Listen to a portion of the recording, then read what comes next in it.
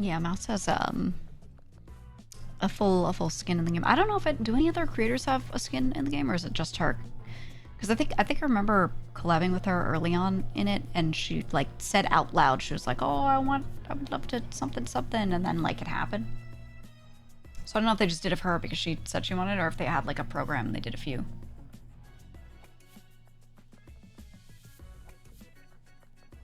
I don't know. I'm just formulating some tweets. I was gonna tweet something about Streamer University because I've actually been watching. I'm not watching all the content from it because I'm not too interested in just like watching a lot of people try to clip farm over each other.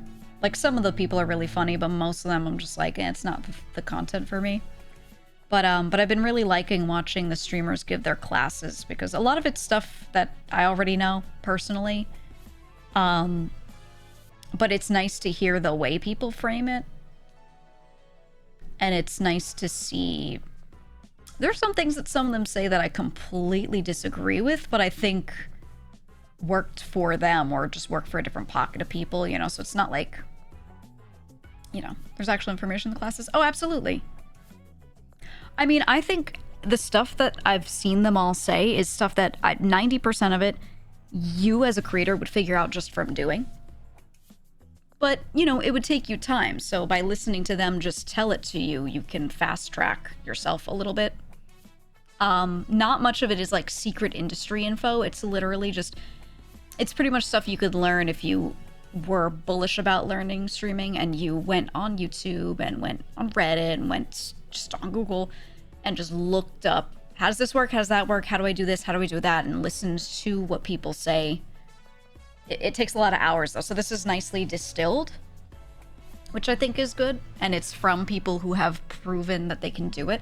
Most content about this stuff is made by people that are not at the very, very, very top. And the way people at the very, very, very top think about this stuff versus the people that are 2 ticks below them is a little bit different.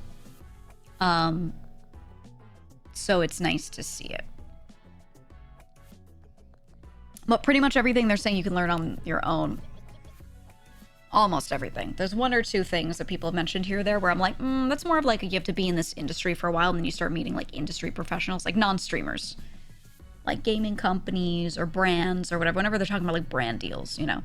So I wanted to tweet something because Ludwig showed a slide where he was showing, he had like example streamers. He was doing case studies, right? Well, more like a user story sort of thing. So he was showing, here's like a 10K Andy, here's a whatever Andy, you know.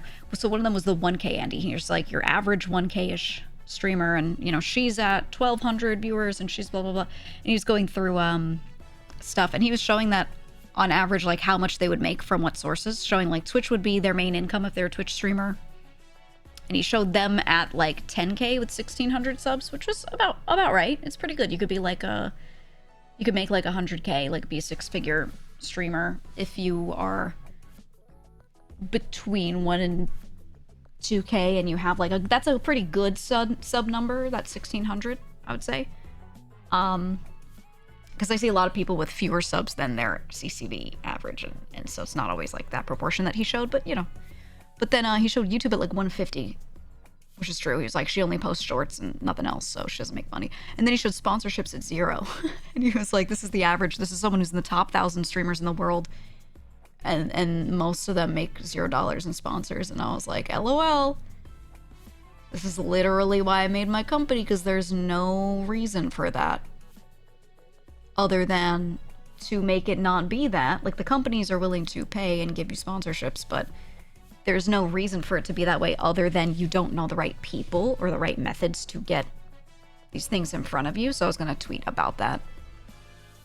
And mention sponsor bot, but just in general. You know. Crazy to have that number be so low. Yeah, and you don't need to take a ton of sponsors. Sponsors pay pretty well, so if you take just a couple and spread them out over time, you know, it's pretty good. You don't need to take 1 million. But, you know, sponsor not getting an open beta anytime soon. I would not say soon. I would love for it to be as soon as possible, but there's a lot of stuff I want to adjust and get right before launching. So there's going to be, I'm going to test it closed. You're saying open beta, which is after closed beta. I'm going to test it closed on my existing people that are in my pre-Giga alpha, which isn't even like the platform version yet. I'm going to have a closed alpha for them first, for the people I already work with who are already in, you know, working with my company. And then I'll do a closed beta where I bring some more folks in, and then I'll do an open beta, most likely. Not 100% set in stone, but that's what I'm thinking so far. But yeah, I wanna make sure I'm rolling it out bit by bit. I don't want to just like the moment something is like really workable, just send it, because I think I want to be able to iterate on it more. And I personally hate launching something that you've built when you know it's nothing like what it's going to be in a little bit. I'd rather, you know, iron all that out with the people who understand the stuff well that I already have on the list. Maybe before 2030. I mean, I think, you know, I'm personally targeting like end of year if I could, or before I should say before the end of the year, like within this year, to have something that more people can use. Just depending on speed, that could be closed or open, and I don't know. I don't know yet, and I refuse to crunch time my people. I refuse to crunch them. I just won't do that to them. So I'm having them work at a very normal pace, a normal number of hours that a normal worker should work.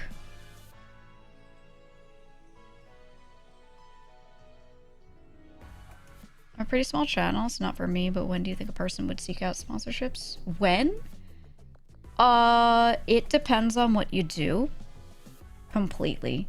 If you are variety, or you don't have a really strong niche. If you don't have a super strong niche, you're gonna need a couple hundred average viewers before you can like very regularly get sponsors, but you could seek them out well before that. I think if you're partnered, you could try. Not many people will take you, but you could try and get the occasional thing. But if you're around that size and you're very niche, like let's say you're like only in horror content is a good one. You could absolutely get sponsors for horror games because you're super niche, because your audience comes to you for that thing, not just for you, but for that thing specifically. So those companies I'm talking about gaming mostly, they would be more interested in you because they're like, okay, well, even though your chat's smaller, like they really, really, really will take interest in what you're showing them. So it really depends on the streamer and what they do. So that's why, like right now, with the way I onboard people to this, it's very personalized, you know? It's not just like, okay, just slap yourself in, right? Oh, let me just throw every single sponsor at everyone. It's not like that, because I don't think that does right by anybody. But yeah, I'll stay live for a few while I'm working on this.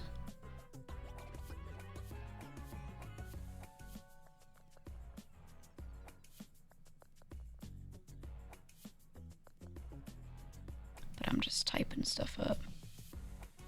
But yeah, I mean, like he showed like $0 for someone who's about like at like 1,200 viewers. That was his example. And I was like, and that person was only making 10K a month, right? Which for a normal job is really good. But that's assuming they're above 1K viewers, which is very few people. And it's assuming that they have 1,600 subs, which is not every streamer above 1K for sure. There are people that have way fewer and way more subs than each other.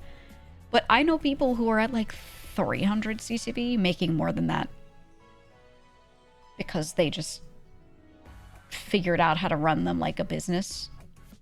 And that's without like, that's not even at the expense of their community, like putting their community through shit they don't want to go through. You know what I mean? Like it's just them being smart. It's hard to do that. It's hard to figure it out, and there's no good guide on that, but it's doable. So yeah, it's interesting. But I liked that he taught this. I think he probably looked up how to teach a college course or how to get good presentations, because he definitely did it structured in a way that I would have done it too. So it was nice to see. And then going through the user stories was very helpful for the students in the class. And then I wanted to watch some of Ray's class, but I was in a collab. Even Luds, I didn't get to watch all of it. I just kind of like visually was checking on the side, but Yeah, I think the professors would be good. I also watched all of Agent. Agent did one yesterday, and I watched that, which I thought was pretty good. But you can really tell that he comes from the side of videos over streaming. Like, he's a streamer too, but he's coming from someone who's giving advice on growing in ways that have to do with other platforms really heavily, to the point where certain types of creators, they won't be able to do that as easily. So, but I thought his class was still really good. Are they actually available to watch in their entirety as a VOD? Yeah, all the professors are streaming their classes. And there's only 12 of them. So you can go look up who the professors are, go to their channels and see. And each time they do a class, it's just like an hour or so of them talking. It's not really anything crazy.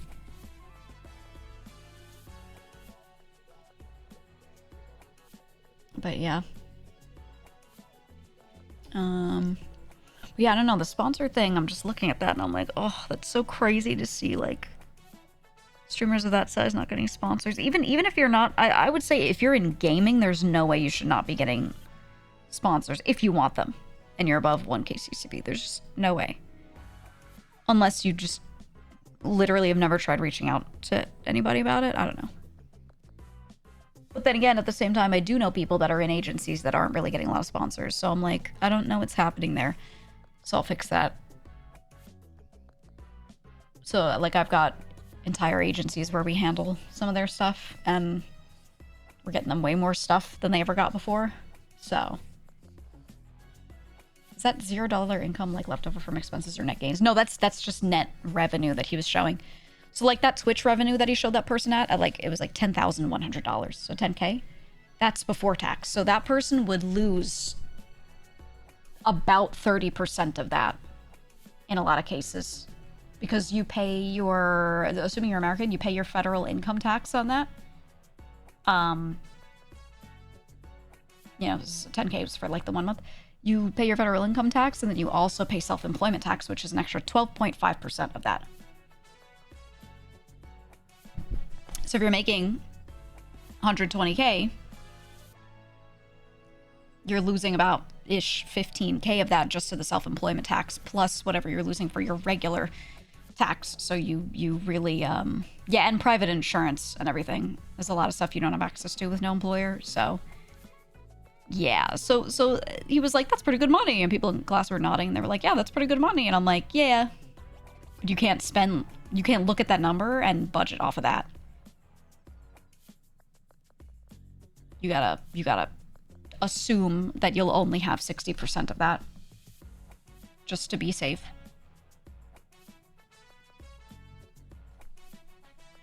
But yeah, which is just bad for growing no matter what. Yeah, I even tell people, like, do as I say, not as I do. I'm a good example of someone who, like, has done it right at times and also totally does not do it right in a lot of ways. I'll spend a lot of time streaming, and then I should stream realistically half the time and then put that other half the time into every other type of content creation. And I should be streaming, and then at the end of the stream, I should stop and immediately grab everything I can from that I can then edit and repost elsewhere, or if there's nothing good, go record something else. Like, that is what I should be doing, by all means. I've been trying to, like, change my brain. I have a hard time changing my workflow, so that's just a me thing. But I'm super aware of that. But a lot of people aren't super aware of that, and they actually think that, like, instead of streaming 4 hours, I'll stream 8 hours. I'm grinding. No, like, it's just such a waste of time. So, I wonder if slow growth is part of the nature of the content. What, me, or just in general? What do you mean by that?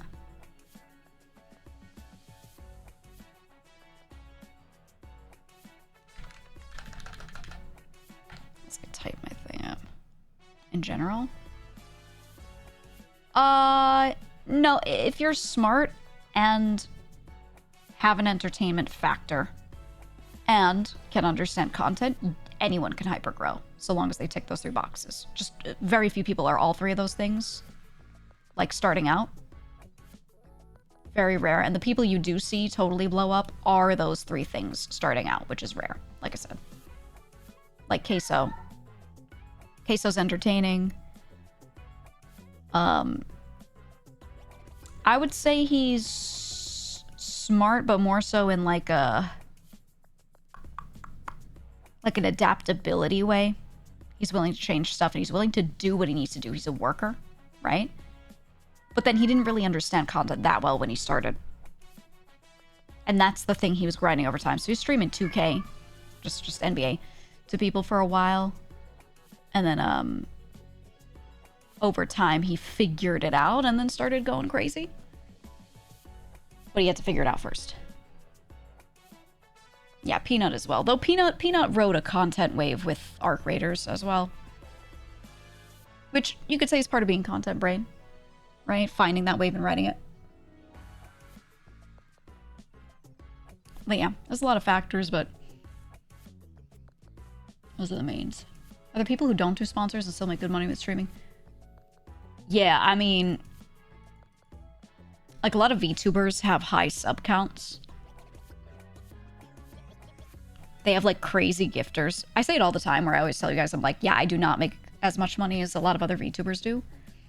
Because a lot of them get so much more from their audience. They just have like people that gift a shit ton. And a lot of them don't show their sub count on the screen, or they just show daily or whatever, so you don't actually know like what they have total, but a lot of them have multiple thousands and they're making like 15K per month minimum off of just subs. That's not including like the overall Twitch revenue, like the ads, all the other stuff. Some people have like 1 or 3 guys who drop a couple $100 every week or two.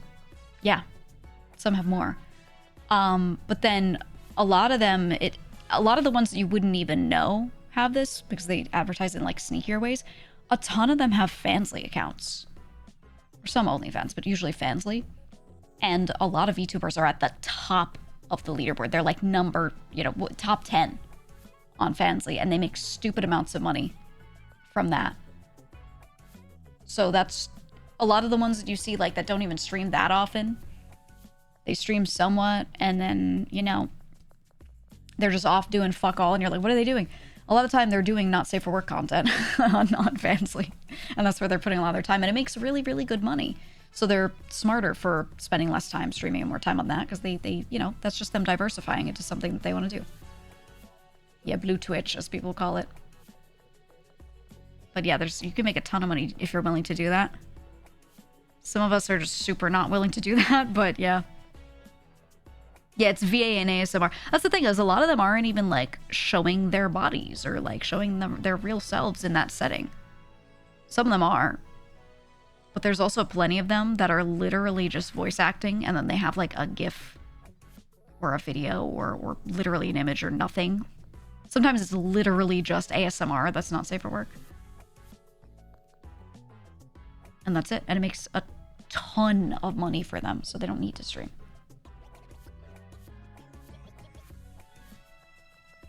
But yeah, that's a huge one. That's why a lot of VTubers kind of coast at like 1K plus, and then they just like don't have to do much else, which honestly is nice. Like they're still doing other work, but I think it's good for them. Gives you the heebies. Me too. I can't listen to any even say for ASMR. I have like a hard time listening to it because I just get like, ooh, the sounds, man.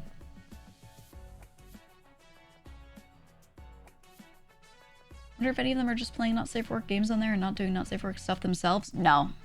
no, they're almost all doing full not safe for work content. It's just some of them are just doing voice and some of them are actually showing themselves in some way, shape, or form.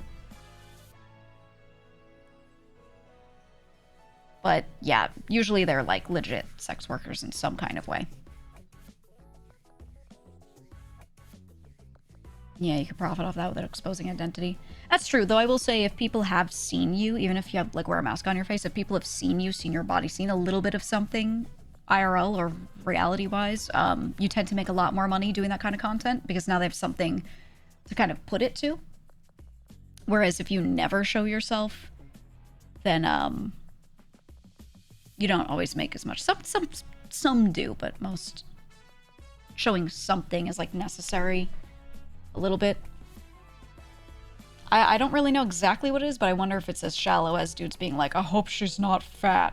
You know what I mean? Like, and then you show like, this is kind of what I look like, sort of. Here's my outline, and then like not much more. They'll be like, oh, thank God, and then they keep buying your fans. I don't know. It might be stupid shit like that.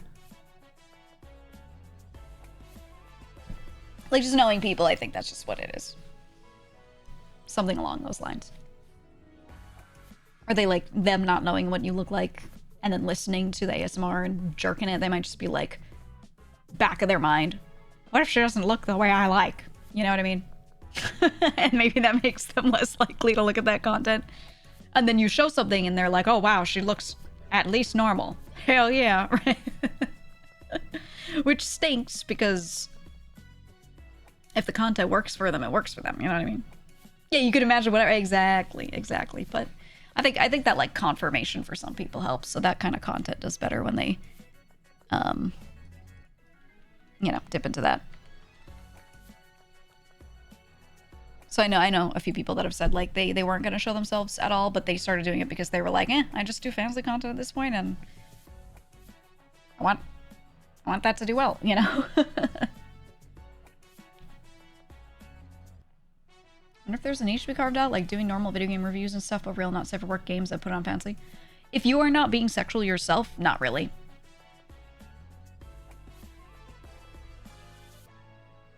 Like, even if you're not doing anything crazy, like sometimes you'll see a lot of YouTubers that like get hit in a game and then they'll like basically half or full moan when they get hit, like it's a damage sound. That style of content goes crazy, and some of them can't overdo it on Twitch too much, but they'll do it on Fansly a bit more, you know? So it's still not safe for work, because it's the kind of shit where, you know, if you put on the TV, your coworkers would be like, what the fuck are you watching?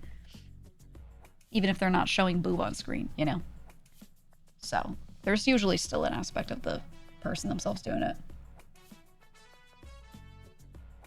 But for those of us that don't like to do that kind of stuff, a lot of us will focus on products or gaming or whatever for sponsors to try and catch up money-wise, at least make enough so that you're making something for your future, since it's not a forever job. And because you get taxed out the fucking ass.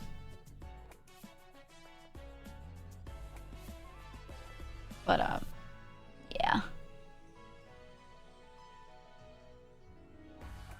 From what I've seen, I've heard, when a VTuber who is fat shows themselves, they find an audience. Yeah, which is good. I mean, there is an audience out there. They just have to be in front of them.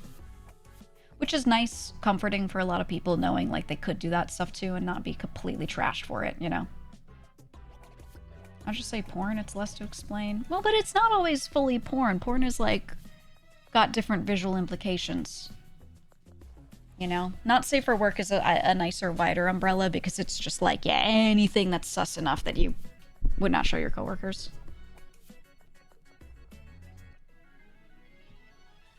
Because stuff, I think content that's really borderline not safe for work, that makes you kind of like, yeah, it's not safe for work, but it's not like full porn. It should be in the same umbrella as far as like what sites you can do it on, right? Because like we got this site, we got 13-year-old kids on here, you know, and they're allowed to be on this site. And if someone's playing a game and every time they get hit in game, they're like moaning, and you're like, well, it's not porn, you know? You know, it's one thing if they're like, if like the sound is a little sus, but some of them, like, they'll go to Fansly to do like full on, you know, like that should not be on here. That should be over there, right? That's the kind of stuff I'm saying. Well, most of them are pretty good about it. Most of them, the worst they do on Twitch is like stuff that's kind of sus, but not like crazy, or like one sound comes out maybe a little crazy, but most of what they're doing is not that. So most people know how to hold it back and not be weird. If the intent is sexual and it's just not safe for work, yeah, exactly. Because if the intent is that, and you're like, well, there could be, you know, a 14-year-old in my chat, well, maybe we shouldn't do that, right? So, though you can mark your content as 18 plus, or you can, it's like content tagging now, it's a little different. So you can say, yes, there are sexual themes in my content. And if you play a game that has those types of themes, it'll auto tag it, but you can also just tag you're just chatting or like anything else. If you yourself do that kind of stuff, you can tag your stream as that. And then if someone clicks on your stream, they have to age verify. But age verify just says, are you over 18? And they go, yes, or no. So it's not really that good, but it at least gets advertisers off their ass.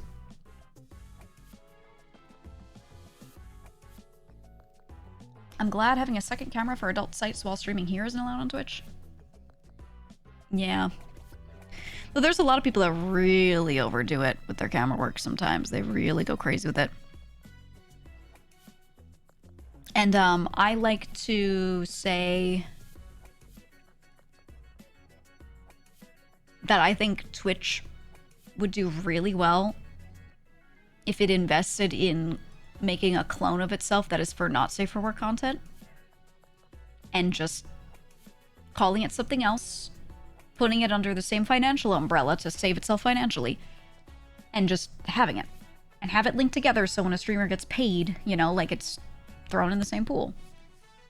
Make it so it's really easy from the not safe for work one to kind of tag over to your safe for work site, and then just, you know, you can't really go the other way too easily because advertisers would hate that. But I think because they have the infrastructure, they should just make it. You've got other sites that allow streaming of this and they make tons of money. There's nothing wrong with the type of content, you just can't do it in a space that's housing kids, so they should just make one, in my opinion. I mean, you just clone your site. Clone your site. You could even use some of the same servers, probably. You know, like reuse a lot of your infrastructure. I think they really should do that. But I don't know if like they're thinking about that. I don't know if Big Papa Amazon says no. I don't know if they think it'd be a bad look for them. I don't know. The world is very anti-sex work, so it might be something that actually would be a problem for them to do, but I don't know. When I worked at Twitch, we used to joke about launching Twitch. Yeah, I really think it'd be good. Yeah, I've called it like After Dark in my brain. I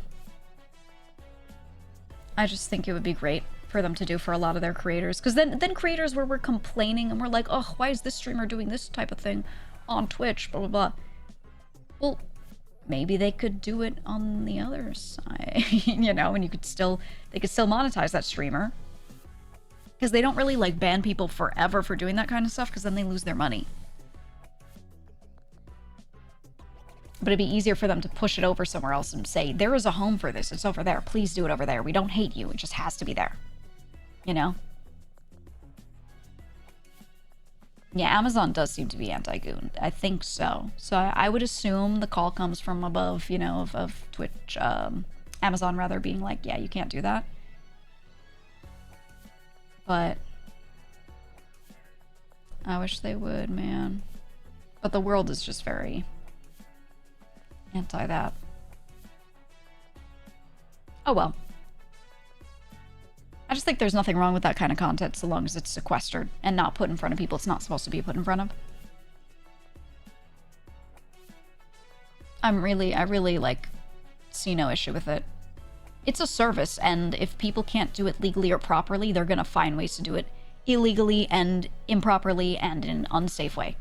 That is the way of the world. That's the way it's always been with that kind of stuff. So, yeah, the payment processor issue. And that's the thing, is there are sites trying to get around that, and there are sites that are getting around that. And there are also other payment processors out there that will allow this shit. So it is not a problem if the website uses a different processor. It's just hard. Smaller ones are a little tougher to work with. But I don't know. Oh well, that's my rant on that. Well, the rest of us who don't do that kind of content, you know, do like normal sponsors and things, and that's how we make do. That's how I'm able to like pay my team. That's how I'm able to have a team so I don't go crazy. Is by having sponsorships. Like, I don't even take a ton of that home. It goes to other people that I hire that help me with shit and keep me sane. And then anything I do manage to take home, I just savings every time. I don't have like a huge team, but you know, sometimes I'll have like a month where I do a lot of sponsors at once, and then you'll see I like don't do a lot for a while. They kind of go up and down, but if I even it out throughout each month throughout the year, it's enough to like cover my team usually. Somewhat. So yeah, I take just what I need to make sure that I'm like doing that. Get your bag and retire early. Yeah. Yeah, I've been thinking about like what to adjust with the way I do shit. To get there. For sure. And for me, the answer is definitely not take more sponsors that are like out of left field for me. I'll only take more if I still feel like the games that they're about or the things they're about still make sense. So I'm like, well, I gotta do other stuff then. You know? I just have to do other stuff. So, we'll see. Win the lottery.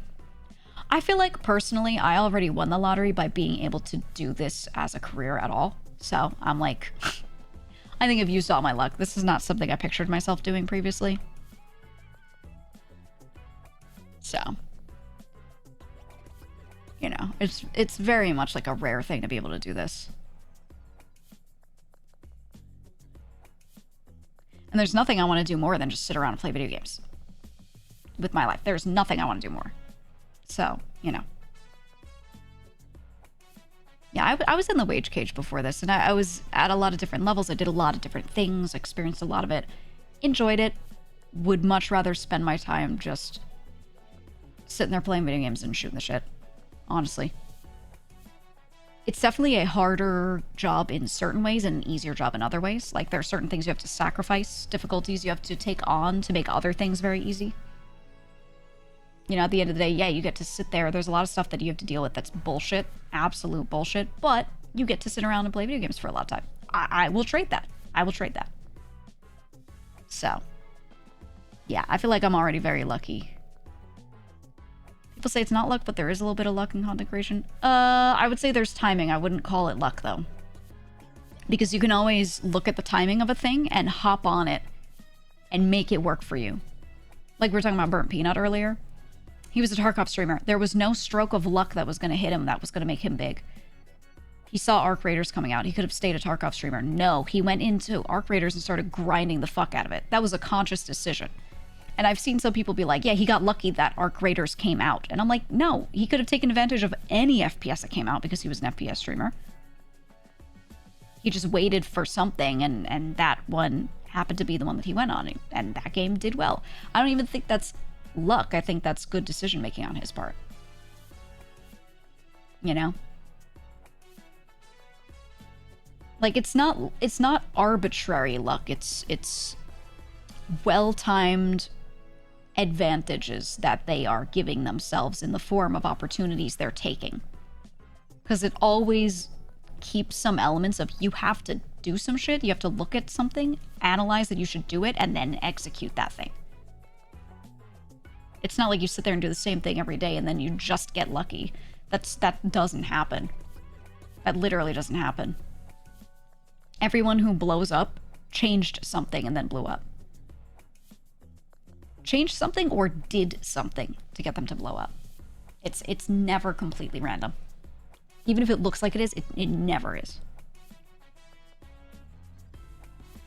So I hate when people call certain things luck because they're imagining it being arbitrary and magical, and it just happens, and the only thing that changed was it was a different day, but that's not it, man.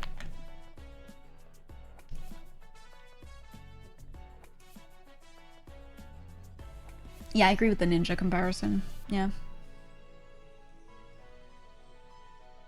Try enough times, you only need one to succeed. Everyone else will think it's luck, not knowing how many times you failed. Yep. And every creator who's big and has, like, gotten there will say that same thing. I was trying shit, and I was trying shit, and I was changing shit up, and I was trying shit, and every opportunity I saw, I was throwing myself at it, and then one worked out. They weren't just sitting there like sludge and then magically blew up, you know? So it's not... I don't like to call it luck. There's always something active you're doing. And if you want to have that whole nuanced take put into the word luck, and that's what you think when someone says luck, then it's fine. But most people, when you say luck, they don't imagine it like that, you know? You have to give them the whole preamble. I don't know if I want to retweet or tweet this image about this thing with just like a little tweet or like a longer thing. I've been sitting here writing versions of this tweet. I don't know. I never know.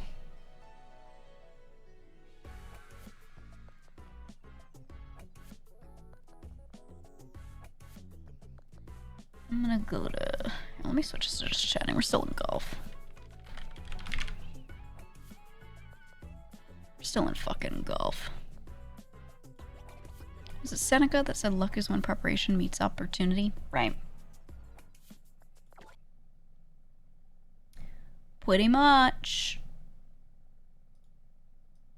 Here, I want to listen to one of the classes. Who else is doing classes today? Let me see.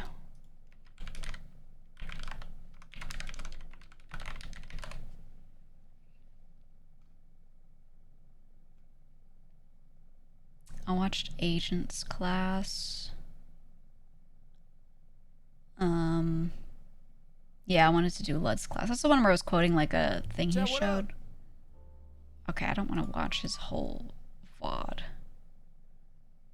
He sat there and prepared the presentation on stream for like 30 minutes and then ate breakfast. As you do.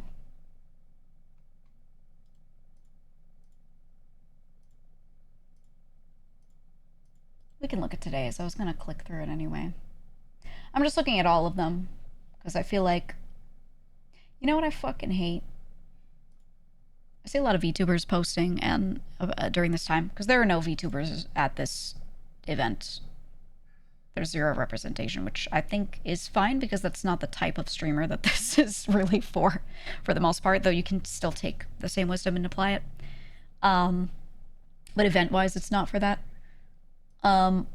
I keep seeing people posting stuff on Twitter where they're like, oh, Streamer University stinks, and they're like shitting on the types of streamers that are there, or a lot of gaming streamers as well are like, oh, there's not really a lot of gaming creators here, it's all just IRL, you know, dickheads walking around, blah, blah, blah. I see that kind of stuff, and I'm like, do all of you hate looking outside of your own bubble, man? That sucks. Get out of your fucking bubble, and even if you don't like the content, watch shit that other people like. Because you're a content creator and you have to keep your brain fresh, man. You know? Okay, this is him going, this is him preparing his shit. He was at, is this Ray's class? What was she teaching? I didn't get to see it very much. Should have gotten Squeaks to teach streamers how to be funny. You can't teach that. You cannot teach it. Because your brand of humor and your ability to be funny and what you find funny is a culmination of how you're raised, all the people you've been around your whole life. You literally cannot teach that. You can teach people to be better at improv, and you can watch someone stream and go through their VOD and give them little pointers, and then they have to like slowly implement that over months. You know what I mean? Like, you can quote unquote teach to be funny, but you couldn't do it in like a little class like this and have anyone really get better.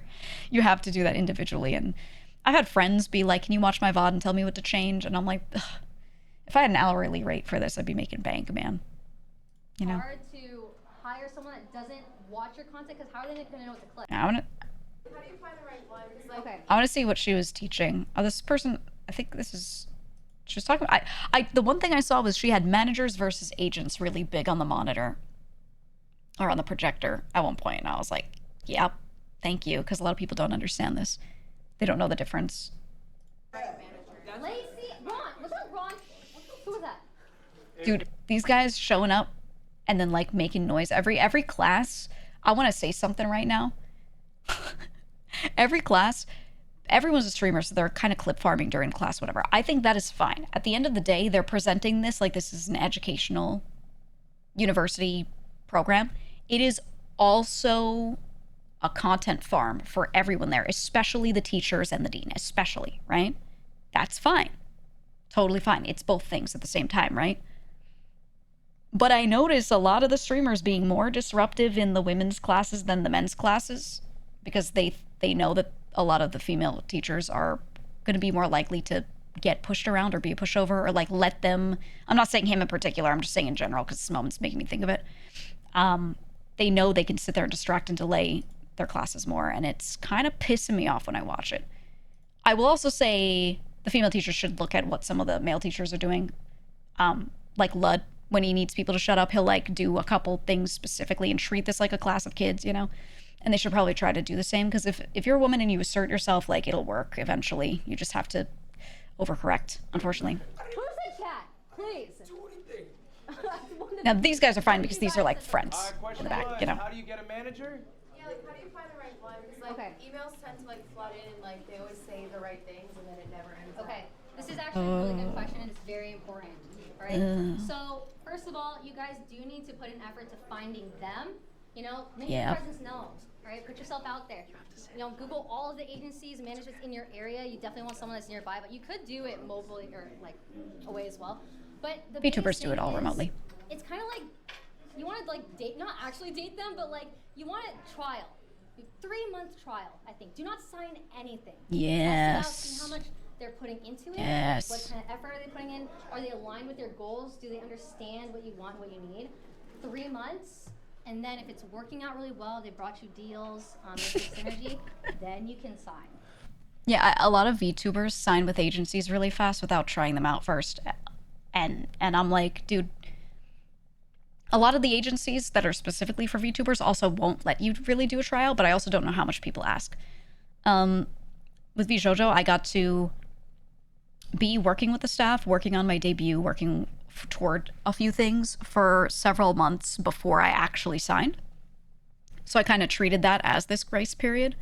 But I only got to work with a few staff members, so I had a really good impression of those few staff members that I was working with. And then, you know, I didn't see a lot of cracks until I was fully in there and then was working with all of the staff and then was like, oh, there's a lot of people in here that I don't like how they work at all. So yeah, but with like a manager, it's just one person, you know, or agency, they just assign you one agent. It's a lot easier. Are they trying to make you sign off the rip? No. Fire them. They're done. Also, let me tack on to that. I'm sure you've done this. If you want someone who's good at something, you should be poaching. Yes. If you want a great editor, find a great channel and try to get that editor. If you want a great manager, pay them find more. a great manager, get that manager. That's true. You kind of like see who's doing a good job, and maybe you can offer them a better deal. You can offer them a much better deal because you want them more. You respect their time more. Like they will. I won't jump let and do anyone that have job. any of my Find staff. Talent and respect that talent. There are cameramen in this room who are good at their jobs. If you want a good cameraman, you can poach them. Yeah. What? Ray's in charge. Next question, Ray. You got it. Yes. Thank you, Led, for loving women. So should content creators at first clip their own stuff, or should you think investing into clippers is important, or where do you find good clippers? Because there's like clipping agents. Oh yeah, IRL streamers all like hire tons of clippers. Streamers that got really good clippers, and I'm trying to have those. Okay, yeah, don't go to a clipping agency.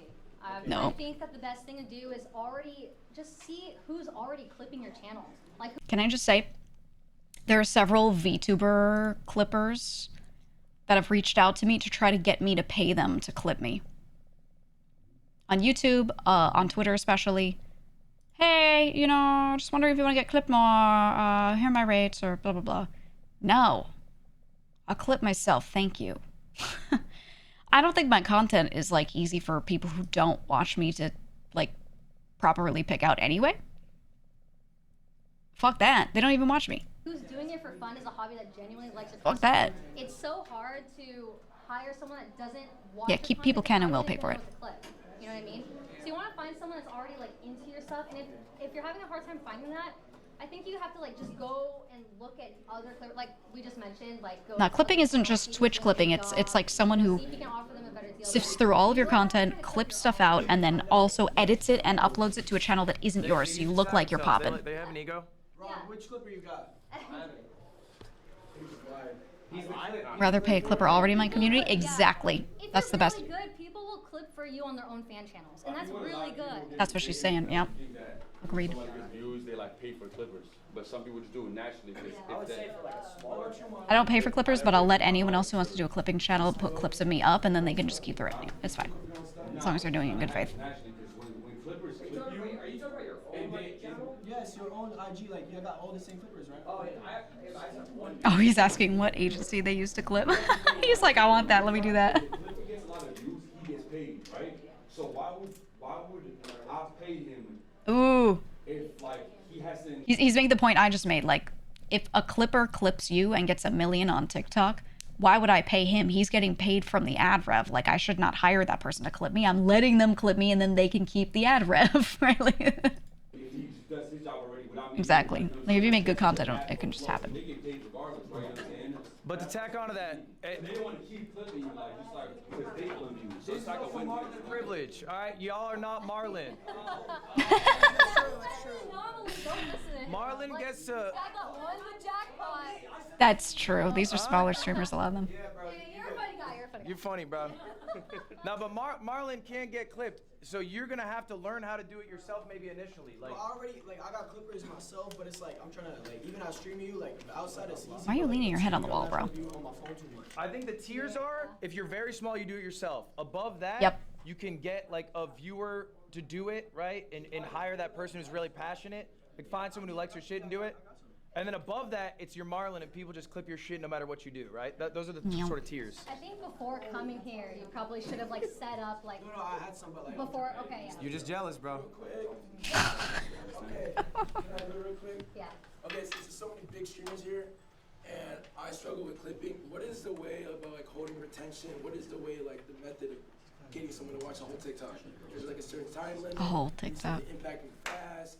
What Yes. is the right way to He answered his own question. It needs to be impacting fast. get like the method you want to see? Are you worried more about like getting high viewership on a clip, or are you more worried about like actually getting a new follower who will watch you? There's I a feel like difference. 'Cause anyone here can get followers. yeah, we all can get followers, but I guess mainly like getting that connection that make them want to go to your Twitch. Authentic. It sounds so like simple, but it's the truth. It's So like you don't have to. Yup. do it. if you're like running around doing bullshit, everyone in here can run around and do bullshit. You know what I'm saying? It's like if you do something that you would actually enjoy and what you would watch, you're gonna find people eventually who share the same thing. These kinds of words are so true, but it's hot air to people that don't like have content brain. I don't know how to describe it. It just sounds like he's saying a lot of nothing, but then I who have more content brain, I hear that and I'm like, yes, exactly. And I can imagine what that looks like, but I think he needs to give an example. Because these people like are trying to build up their content brain, you know? To me, that's like 3 seconds, 5 seconds, and it's like good clips. You know, it's like don't search for like, oh, is it 15 seconds? Just do it. You know, just post something. If you want, it's kind of like they have to choose you. They have to follow Yeah. up with your personality. Thank you. but if you want specific info on like efficiency of clips, RADS, Radstats, RADSTADS. Oh, his channel's Radstats good. Has a guide on this. I So think it's let really Ray good. answer. Check it out. Yes. Rad Stads, RAD. She's not trying to answer, so. Yes. Hi. W plug. Oh, thank you. But I do want to say that this is my third day streaming. I'm third day actually a streaming. rapper from the Bronx. I do music. Yes. But I just started streaming, and I'm really trying to understand it. And I feel like there are so many big streamers, like you said, in this room, and I feel like I want to know how do you go about like picking mods and just picking a clipper, like the same thing that he said. But, like, Picking mods. Is anyone doing a class on community, on like how to build a community? That's something I noticed. There's a lot of huge streamers that like don't need to think about that, because if you have a lot of people coming, you just get the community you get from the people that show up. And you can't really do too much to steward that community. You can do some, but when it's a huge streamer, like, you know, it is what it is. But like for these people who are smaller streamers and eventually are just, I mean, they're going to be getting good viewership right now, but after this, it's going to be like a low level grind, right?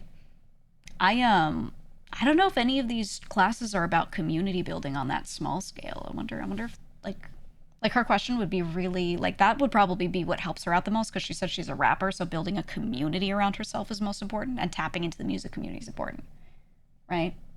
I'm just getting introduced to this world. It's my third day, so I find it a little. It's her third day, damn.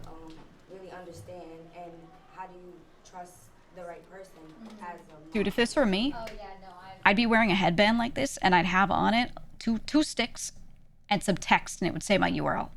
It would say my username right here. I'd get a temp tattoo of it on my damn arm, you know? Put on my fucking hand, put it in everyone's camera. I have experience in that. They could take that for free from me. I've literally caught a mod talking shit about me in a Discord before. Mood. So it happens where you will trust someone. Dude, I had that. I had to throw out a bunch of folks a long time ago. I didn't even hate them. They just created a friends club that didn't have me in it. You ever have people make a group chat with everyone but you? It was kind of like that. Kind of, sort of. And they just, like, I don't know. Most of them were fine, but a couple of them were, like, speaking up on some negative shit. And then the rest of them all did nothing to stop them and just kind of slowly, like, it poisoned their minds, you know? It was just kind of slowly they started to, like, either agree with it or just be like, yeah, whatever, and, like, fence it and not tell me about it. And then something kind of broke the camel's back. I don't know what that straw was, but something did. And person A told on person B through F to me, right? And then person B told on person A and C through F to me, and then person C told on A through B and D through F to me, and like half of them ratted each other out, and everyone who ratted someone else out also was a rat themselves. And I was like, okay, well, cool. And I did a little cleaning out. And be betrayed. It happens. It sucked because So I liked a lot of them. I liked all of them, I actually. think it's gonna come with trial and error. Until that, but, you know, really I liked just all of have them. to vibe out. Someone that's That in sucked. your community often, like talking often, is someone that you probably want to mod. You can also pay for loyalty, like actually pay them like it's an actual job. Yeah, it happens to small be streamers a there lot. every time They think they own you. and to do a good job. And they think they own your community. Who is, you know, And like they think they can volunteer, push you who to do wants what to they do it? want because you tend to be very collaborative when you're small. Like, I don't know how it works. And then also it's like, how do I figure out what should be my content on there? Like, because I know a lot of people like play games. I don't know how to play games. And So like, you said you rap, right? yeah. So You like, can I do make music. Yeah, you just can, music like, stream, just rip girl. some stuff. People stream music. not a lot of female streams all the rappers. time, you That'd be know, good. you definitely want to show your interests and like the type of streams that you do. You're gonna start building that type of audience. Paying for mods Like, after 40 for for small me, streamer? I No do one pays for gaming mods, not even first big and I mods. do gaming Big streams. streamers. Very few. Hi, Adapt. What's up, Ray? Hey, you're so Hey, Adapt. How you doing? Good. Late as fuck. When's your class? How do I adapt? Or when? What time? He's professor. I know. I want to go see it later. Yes. So I got a question because, like, I'm in a relationship and we like stream together and shit. Should we have our own streams too? Wait, who in a relationship? Oh. And we do. Ludwig smiling. He's like, me too. We have one account, two separate accounts, or three accounts. What's three? Or What's three? 3 accounts. What's the third one? A group channel. And separate. Yeah. And the third one is us together, or They should do separate That's accounts a really good and collab all the question. time. he's like, yay. Interrupting the student. I know you're not interrupting the student. Okay, sorry. Ooh. new to Twitch, and we originally come from OnlyFans. Throw a brick at him. And that's okay. They come from OnlyFans? Yes. What should we do? So it depends on the type of audience you want to curate. Okay, if you do couple content, y'all are locked in for a long time. Okay, people are gonna be parasocial. If you ever break up, all right, you're gonna have to like announce that, right? So it kind of depends on, you know, how We should involved do you want separate people in ones your and just relationship, collab. Maybe do a content group YouTube. that's out there, right? So also you have to manage. Like, I don't want to be a therapist or whatever, but like, you're gonna be spending a lot of time together. Are you gonna be okay with that? That's a lot. Like, work and relationship together. It's a big thing. So. We used to just now we just try to. I think streamers should never date other streamers. I think they should all have a normal person in their life who does not in any way have any parts of their mind beholden to an audience. That's just my personal opinion. If you're already there and it happened, it happened. But if you have a choice, you should be with someone who does not have any part of their brain worrying about what an audience thinks. I think that's really good and healthy for people. I get that streamers, like, that's who they meet. They meet a lot of other streamers, so, like, it happens. But, yeah, if you could pick, man, oh. If you do, Say no. if you do couple content, And then people get so if you do parasocial couple about their content and relationship. want to do separate content, then you can make 3 channels. Crazy.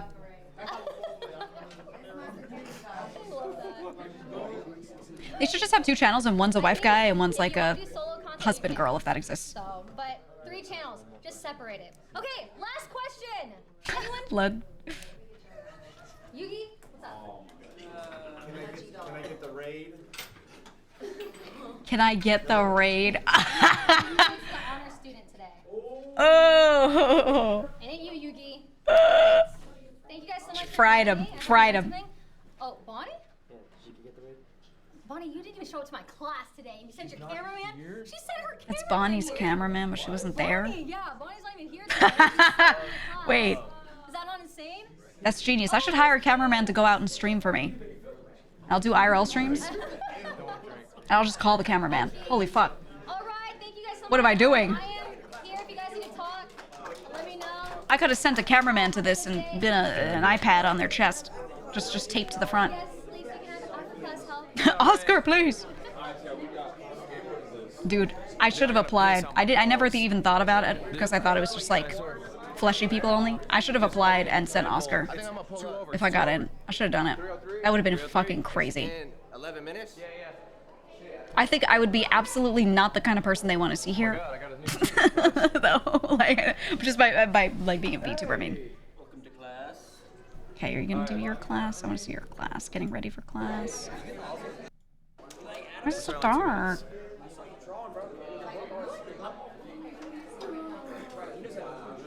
Oh, Rob, haha, JK. I've actually never met Rob, I don't think.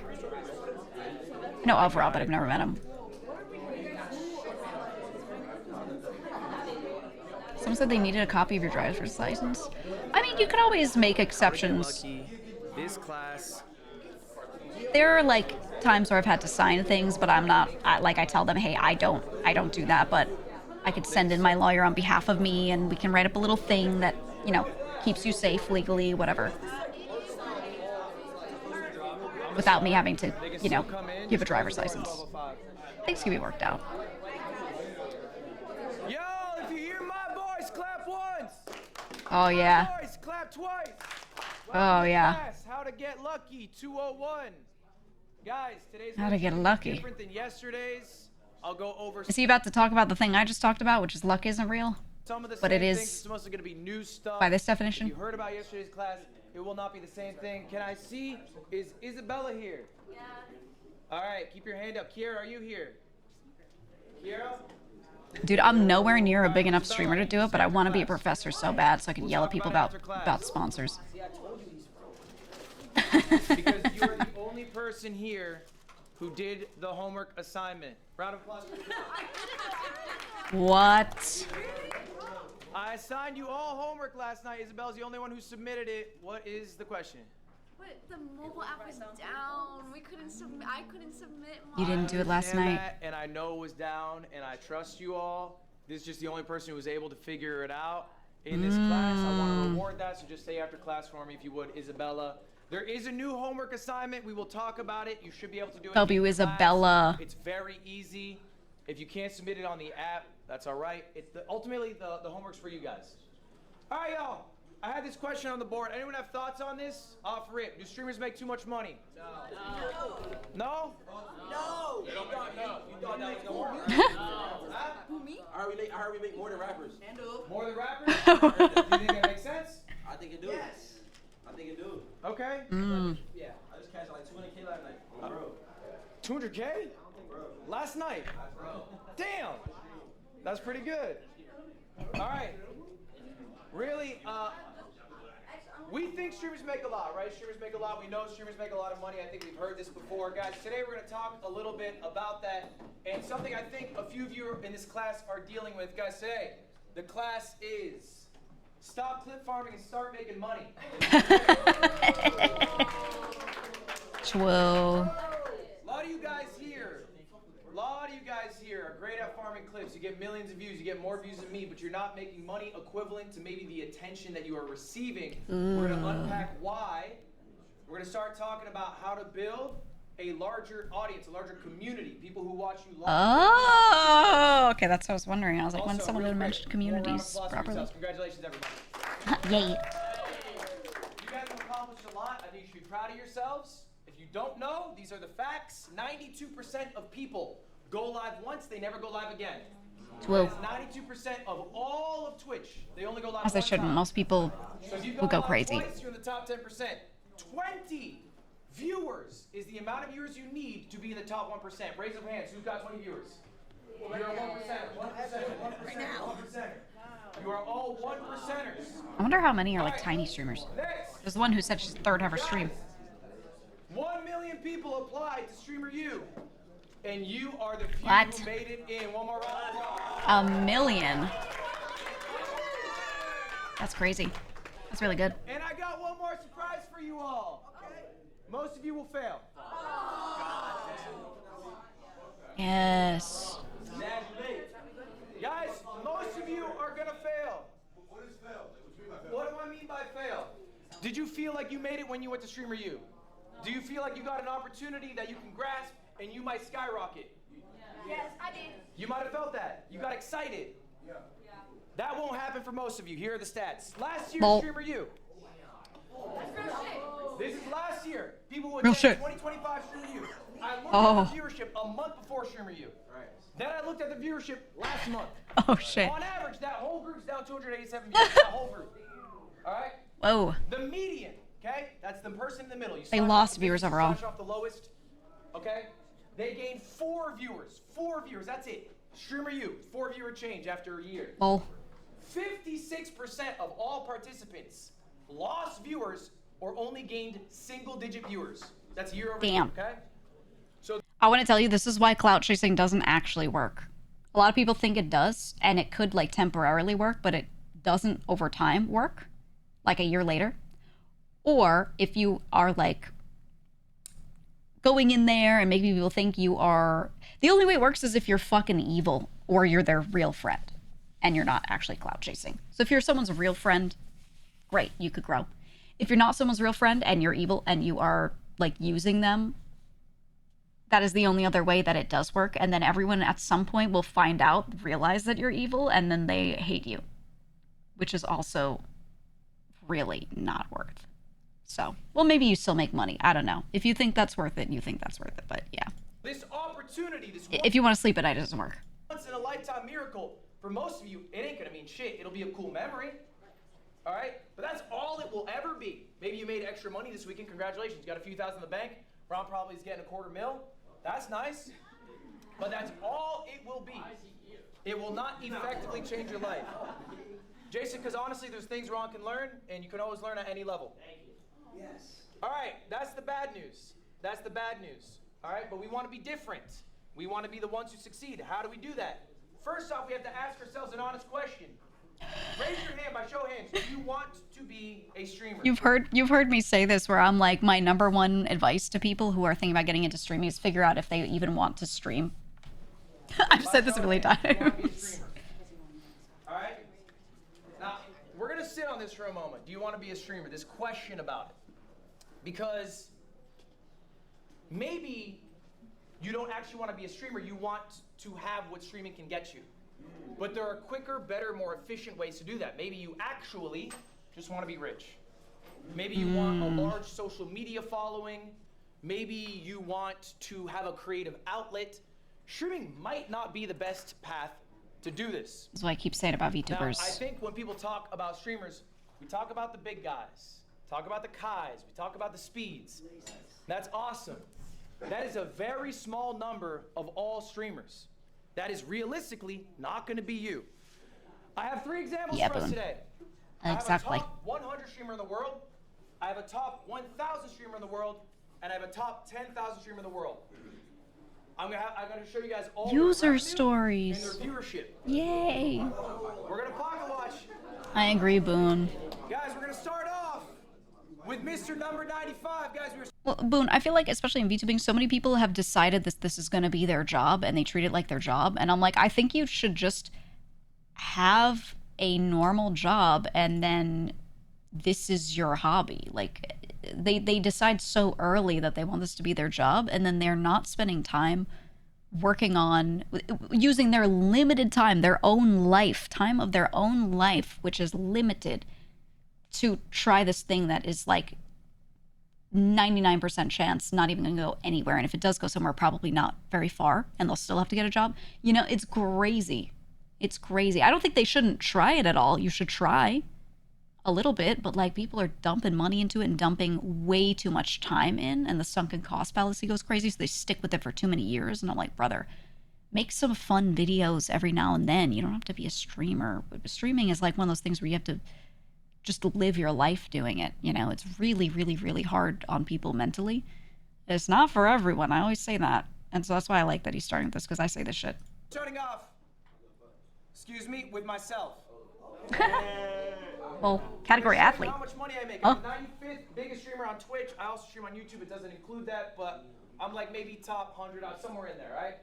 These are my metrics. If they line up with yours, okay, then your revenue will probably be similar to mine. I don't stream nearly as much as some other guys. I have 9,500 subs. All right. Yeah, 90's kind of low for a month. Okay, we're gonna go through some expenses that I have. Here's my expenses. This is just the month of June. Everything here is for the month of June. Payroll. Oh. $25,000. Makes sense. That is for the 50 employees that I have. Next. 50. Travel. $55,000. That's a higher number than normal. I ran an event. I had to fly a bunch of streamers out. That's that travel expense. Next up, events. That is the production of the event. Nice. Yep. Next, marketing. Again, similar for the event. It's another $10,000. Yeah. Final total for the month of June is just the expenses, what I spent. Yikes. $359,000. Wow. That's why I said Ember. I was like, athlete. June, yes. Question. That's exactly what a 9-to-5 would make in a year, but yours is good. That is way more than most 9-to-5 makers in a year, yeah. Alright, now's the fun part, guys. Now's the fun part. How much do you get to make? How much do you get to make, y'all? Alright, this was the event that I did, by the way. That's my Oh, that's what it was. I actually watched some of this. There's Feinberg. Look, everybody, can I get a thumbs up for Feinberg, my boy? We just played Mecha Chameleon with him. We love Feinberg. MCSR is Minecraft speedrunning ranked. MCSR is a thing that's gotten really popular recently, where you can go into a server, do a speed run, it calculates your time, and you can rank against other people. So you can not just try to get the fastest time and be like, oh, I hold a world record, but you can consistently see how you do, and that consistent time you get is your rank. You know what I mean? So he got into it a bit and then started doing some events in it, and that's what he's talking about. I did actually watch some of this. I watched Feinberg POV of all of it. Payroll's normal. I did an event called MCSR Ranked World Championships. It's a Minecraft speedrunning event. Anyway, let's talk about how much I made. How did I pay for all of that? Well, good news for me. Merch sales. I got $7,800. I just gotta say, whenever chat is like, I'm sure you could make money by diversifying into merch. This is the shit I'm talking about. This is Ludwig doing an event. Only 7,800. And then he had to spend all that out. This is why I keep telling people, I'm like, so much of this shit is done for the love of the game.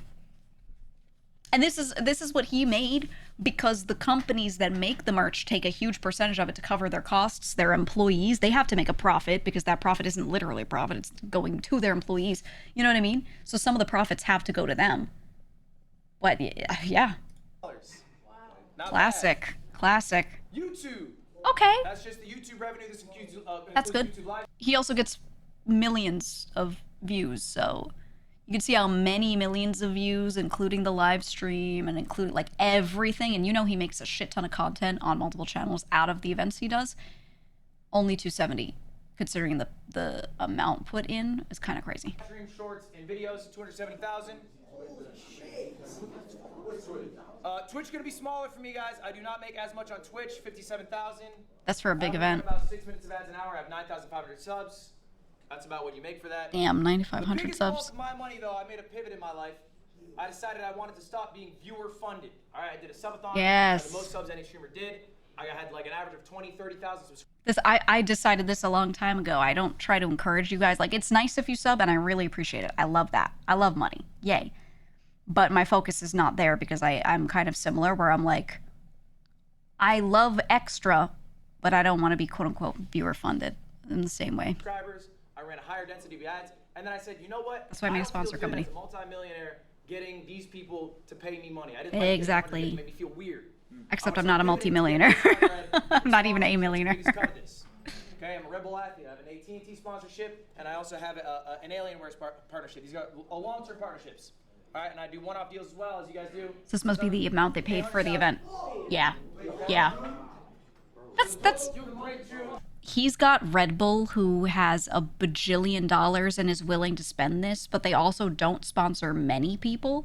So they spend a lot on the few people that they sponsor. So this is like not typical unless you are like literally Ludwig or bigger.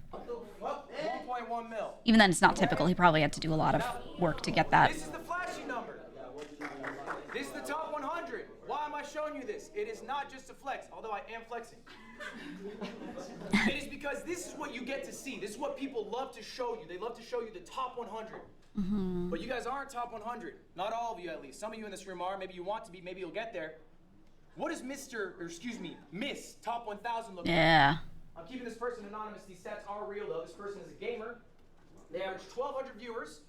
All right? They stream 130 hours. Their sub count is 1,600. And if you go to Twitch Tracker, you guys can all do this later, by the way. TwitchTracker.com. 1,600 is a lot for a 1,200 streamer. I'd say most... I think VTubers are pretty good at having more subs than their average CCV.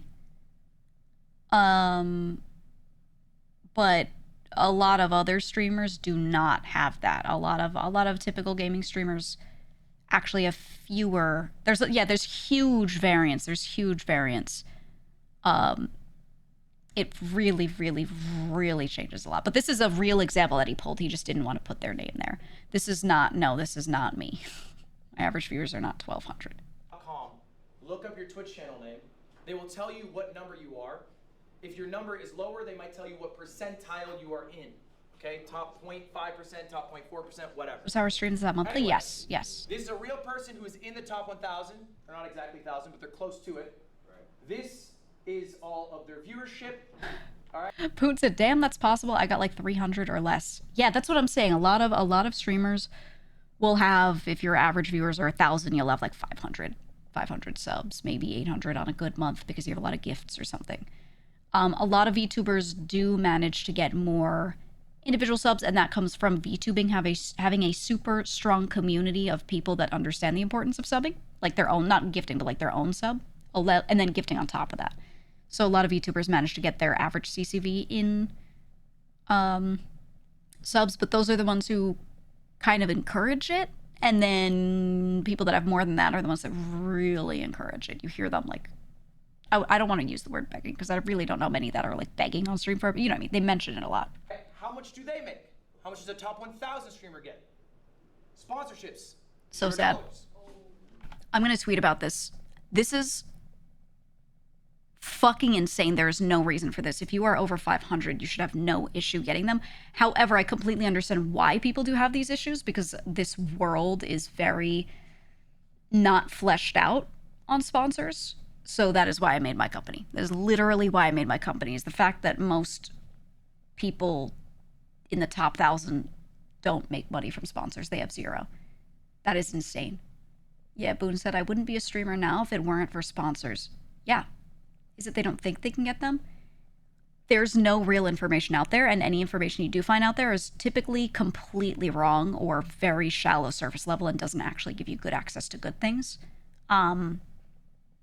That is just how it is. There's very little info. So my goal, the reason why I made a company to do this with software as help is because the TLDRs, the way things are done are people get agents. You almost always need an agent to get good sponsorships.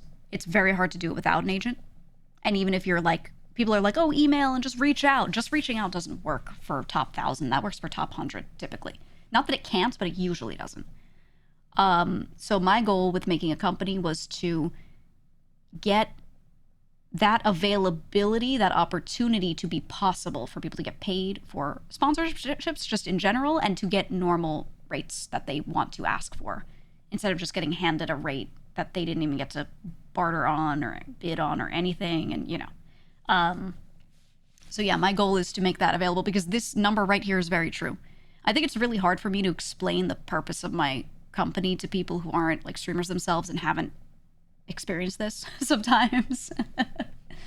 But yeah, this is the reality of the world of sponsorships right now, is that the vast majority of top 1,000 streamers don't have any access.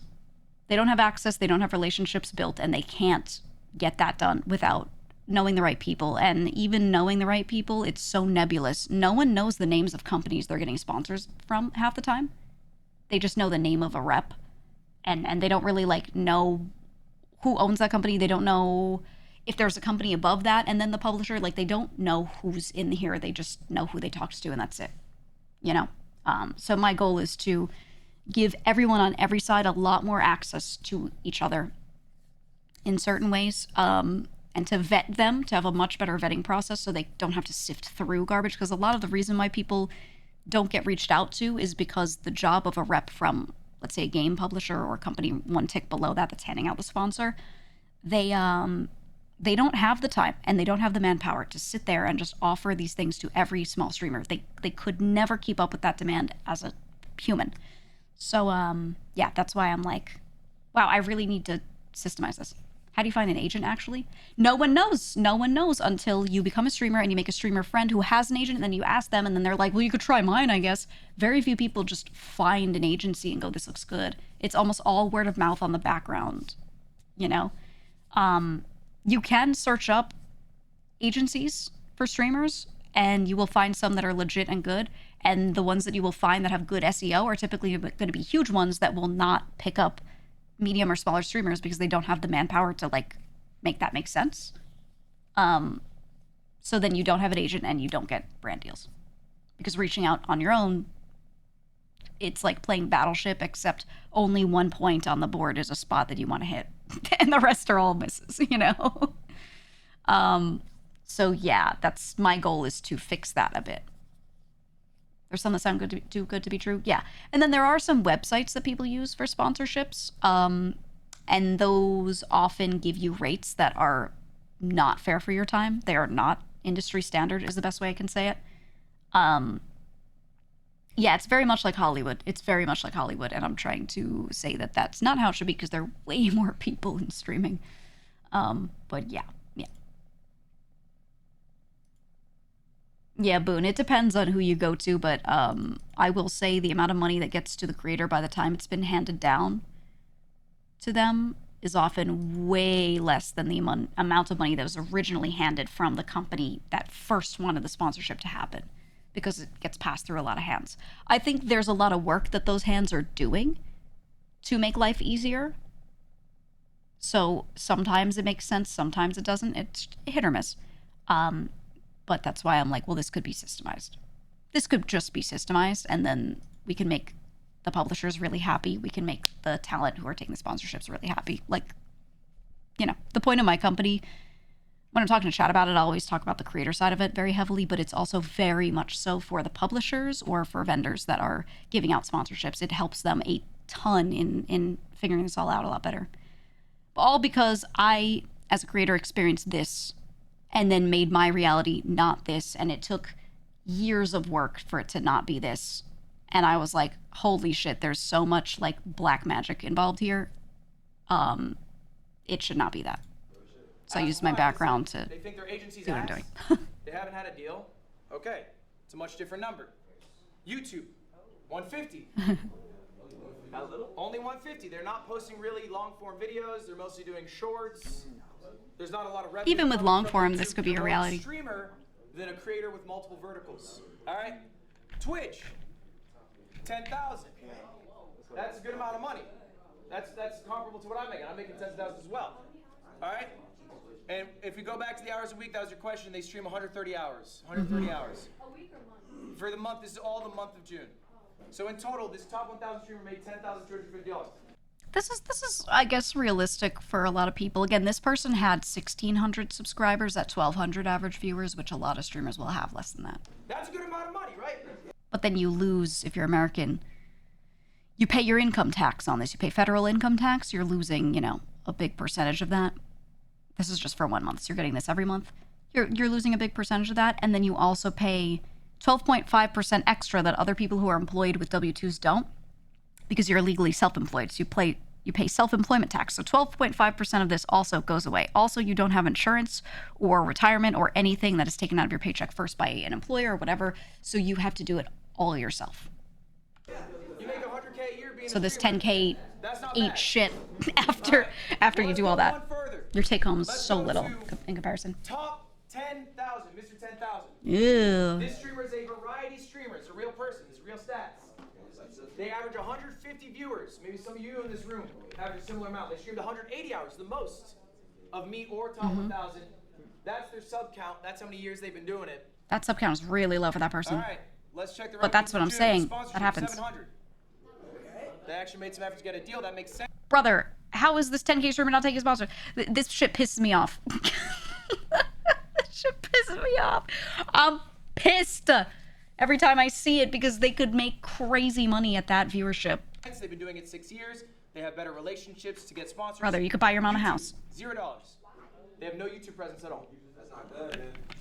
Twitch, $3,000. Grand total, $3,700. My God. All right. Now. So I think he chose Miss 1000, Miss 1200 CCV as like an example of here's someone with like a healthy community who makes money. And then this one, here's someone who gets a lot of viewers but has done nothing to monetize or get themselves paid. Therefore, they make so little compared to how many people are watching them. I need you to put this into perspective. This is real. That is a top 10. Oh, no, it's 10K rank. Oh. Oh. Is it? Oh, okay. I was going to say, though, number one, this still happens at someone who's 10K for the sponsored YouTube because this is choice.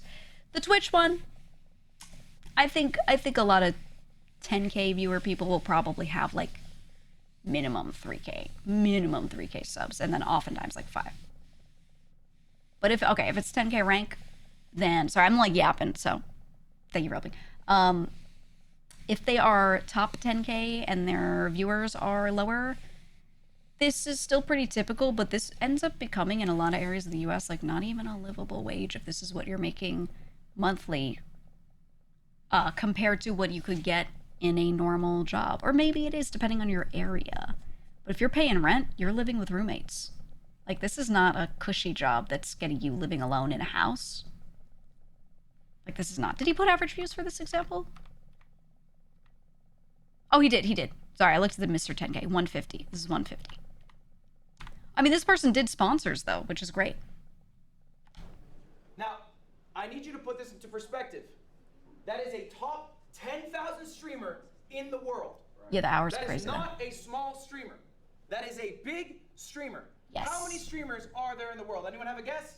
Millions. A couple million. Guess, 100,000. Million. Just in the month of June, how many people went live? 5 million. Just on Twitch. 5 million? 2.5 mil. It's not a bad guess, Jason. You're wrong. Fuck. Shit. What the hell? I guess global. That guy is better than 6.24 million. Top 10,000.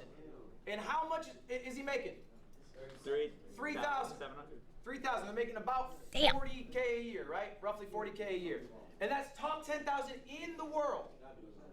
Okay? The numbers aren't wrong. People trick you. They say stream makes a lot of money. It does. Right. For me. But this whole streaming system is rich gets richer. The top makes a This fuck is ton. true. When a sponsor wants to do a deal, are they going to small streamers? No, they go to top guy first every time. They're trying to hit up iShow speed, then they go, that's out of our budget. And then I try to say, you don't need to only go to the top ones. Here's a wide display of all these people. Hey, here's some small ones who really fit your niche and will be so much better for you. Maybe do one of those big ones, but how about these small ones too? Ooh, right? It's a big part of what I'm doing. And it works. Budget, then they go down the list. They go down the list until eventually they're stuck with me. All right? So I just need you guys to internalize this. I'm going to ask you one more time. Do you want to be a streamer? Are you happy with the lifestyle? Let's say for the rest of your life, you are a streamer who's the 10,000th biggest streamer in the world. That is a successful streamer. So after Sponsor Bot gets going, you should definitely apply to teach a sponsorship class. I don't think I'm a big enough streamer for this, even if I have the credentials on the company side. But also, I think these people won't be that benefited from a lot of the stuff I would say because you need to get to a certain point first before you even gotta worry about that. Like, that's not what they should be thinking about. They should be thinking about really low level, simple, let me get a creator code with this thing. You know? Unless, I mean, some of the people in the room are bigger streamers and actually it would help. It would help. But I could teach them all that, but at the end result is just going to be like, anyway, join sponsor bot when it's up.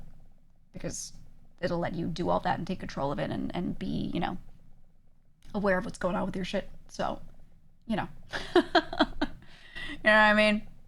Like, I could do it, but I would be willing if asked. But there's a lot to say about just join my shit, you know. But yeah, you need to get somewhere first. That'd be some kind of conflict of interest. Maybe, maybe not. I mean, I'll be clear. I mean, maybe eventually, but right now I haven't taken a dime. I haven't taken a cent from my company. I have not made any money from it. I'm not taking money at this moment. And I don't plan on for a while. So I guess, but like also I'm not like they join and then I get 10% of their thing. Like, it doesn't work like that. We don't do that. You know what I mean? So I wouldn't make direct money off of that creator like that, you know? But also I could still talk about it. I don't know that there are many content creators that are qualified to talk about sponsorships to that depth level, because almost none of them have also been an agent or have also gotten other people's sponsorships like this. I really think it might be just me and like maybe 2 other people that have done this to this degree, you know? So. You're making $4K a month. Can you do a class on the topic of sponsors and post a video maybe to be more informative to the space? I could. I don't want to until my shit's out. And I can point people to it though, because no matter how much help you try to give people, at the end of the day, if they are a small streamer and they're not using a service like mine, they're not going to be able to get a lot of the stuff they want to get. Because there literally is no good way to regularly get this stuff. Unless you either know who to email, you have relationships, which is not something I could teach them. What, I just give them a contact list? You know what I mean? Like, I couldn't really teach them that. So yeah, I would have to wait until my shit was available, because it'd be one of the only ways to actually, like, build relationships for them. And that's what it's all about, you know? Are you happy with that? And fuck no. You're saying fuck no. Okay, but what if that's the reality? Is it only worth it if you're top 100? Or are you happy doing the act itself? Is what you are actually Steffi, we make money from other sources, not from the streamers. Or do you enjoy streaming so much that regardless of the amount you make, you would love to do it for that amount of income? Is it enough that you are full-time, or do you want to hit these higher pursuits? And is streaming actually the path you should take to do that? That's what I'm asking you. But TLDR, we are profitable. In 10 years, who's making $5K a month? That's the question, and I don't know the answer. You got to ask yourselves. There's some people in here who are streaming for the first time at Streamer U. Maybe they're trying out. You don't have to be a streamer, yo. I know it's the buzz, but like, there are a bunch of other paths. You can be a YouTuber. You can just be a short-form creator. Yeah, man. You can be just a social influencer. You could be a real estate mogul if you want to make money. Like, there's a lot of other paths you can take in life. You can just work a 9-to-5 as something you're passionate about. I think a lot of the VTubers that are really good singers should just like not really stream, just do music and be YouTube creators. Does this sound like you? I want to see hands if at any point I'm talking about someone or something you're dealing with. Some kind of do? Not enough, but yeah, for sure. Juggling clips and YouTube and streams. Hands up if that sounds like you. Keep your hands up. Yes. Keep your hands up if you guys don't understand how YouTube works. Alright? Put your hand up, keep your hand up if this sounds like you. My clips do really well, but I don't know how to convert to long-form viewers. I should see more hands up because I looked. 9 of the people in this class, I looked at you guys. You're averaging around maybe 100 to 300 viewers. Your clips are banging. You guys have hundreds of thousands of followers on Instagram. You got millions of views. You got more views than me on your clips. But they're not converting. Okay? Have you ever wondered why? Yeah. Okay? Let's hear some theories. Who's got a theory? Why are you not converting? Why are you getting all this success on IG, TikTok, but not on long form? What's up? At least in terms of streaming, sometimes I feel like I don't see the personality of a streamers on the, like their personality on long form versus short form. Like they're a completely different person when it comes to long form streams, so you don't really see their Yes. I think that's a really good point. The shorts don't represent them. I'm gonna repackage it in a different way. The expectation of the viewer is not met when they go to the long form content. Managing expectations. I remember this from the workplace. All right. Now, before we jump into that, I have a question for y'all. What is worth more? All right, there's a little quiz time, pop quiz. Is a TikTok follower worth more, a Twitch follower, or a YouTube follower? Twitch follower. Twitch follower. Oh, they all said YouTube. By show of hands, who thinks Twitch? Like 1, 2, 3. By show of hands, who thinks YouTube? He's a yes, sir. Applause for Valkyrie, only one who got it right. That's right. That's right, girl. It is Twitch. It is Twitch. Why is it Twitch? Because the high buy-in. Why is a YouTube viewer not worth more? Jason, what you want? I feel like a student. Jason, what's your answer? Because Got his collar popped. No. Why would that make them more valuable? If I have a follower on Truth, Look at her confused eyebrows. Because Twitch is easily monetized. Twitch is easily monetized? Okay. Why? Because people, there's just a lot of ways people can. It's because they have to sit there and interact with you more. I think because you could still earn revenue on YouTube even if you don't if they don't follow, they're still. I'll tell you my answer that I think this is. Because on TikTok, it's a super useless follow because it's so easy for them. It's easy for them to not care and still hit that button. On YouTube, it's a little harder to get someone to subscribe because you're asking for a little more of their buy-in emotionally, mentally, socially, whatever, to get them to press that button just a little bit. For a Twitch viewer, you're getting a lot more. It takes a lot more for a person to want to click follow on Twitch. They have to sit there and listen to you for a while live, and oftentimes they like interact a little. And then they hit yes. And it's just like, overall, it's a bigger buy-in for that person on Twitch. Yeah, a bigger commitment for them to press the button. Therefore, that's a more valuable person to have, or a more valuable follow from somebody than the same person's YouTube or TikTok follow. If that makes sense. YouTube? Yeah. Okay. I know. You said YouTube is wrong, right? YouTube is wrong. I believe Twitch is the correct answer, and I'm down to be debated on this. I think if you were to have 10,000 followers on TikTok, 10,000 followers on Twitch, and 10,000 followers on YouTube, you'd be making more money as the Twitch streamer. Okay? That's true. Yeah. And ultimately, the reason why is the viewer buy-in. Oh! Is going to be much more engaged That's what I said. as a Twitch follower than a TikTok follower. Mm-hmm. If you think about a TikTok follower, it's pretty straightforward. The whole room goes, They probably see 30 minutes of your face in a month. Total. All right? A YouTube viewer, how much are they seeing your face in a month? It's going to be more, but there's edited videos. How many videos are you uploading? They just leave a comment. That's it. Twitch viewership, they might spend 30 minutes in one Twitch stream. And you can Yeah. easily pump out stream a day if you really want. You also have a better relationship with a live viewer. Yeah, it's than you do with a community. YouTube commenter. It's the easier way to say it. They're not always commenting. Most people don't comment, and you're likely not replying to all the comments. But in chat, you're always talking to chat. You got chat on your phone right now. Chat's probably saying some shit right now. You probably looked over and read them. Has anyone read a YouTube comment while I've been here? No. Has anyone read a TikTok comment while I've been here? Yes. So if you need to sell merch and you have 100 Twitch viewers, or you get a 100 view YouTube video, which one's better? You're trying to push merch to someone. Probably the Twitch follower. They're probably more likely to go buy that. Lacey, why are you disagreeing? What's your point? No, I'm not disagreeing. The followers, yes, but YouTube has a way better system of getting recommended. So even if you have if you have 100 Yeah, but that's followers the on new Twitch, people. you're not gonna. There's no really chance to get 1,000 viewers. What he's saying is correct, but it's not the value prop here. Like, the idea is if you want someone to come back to you, getting the Twitch follower to come back is a lot easier because they follow you, they see you on the sidebar, they've thought about you, etc. They know they can just go and interact. On YouTube, you probably get recommended videos from channels you're subscribed to all the time and then just easily don't click on it, right? There is no discoverability. That is correct, but that is a different question. The question is pound for pound, which one's worth more? Worth more money, not just worth more money, correct. All right, guys, we're gonna tackle your problem today. My clip's too great, but I can't get a lot of viewers. Here's the deal. You cannot always be the clip.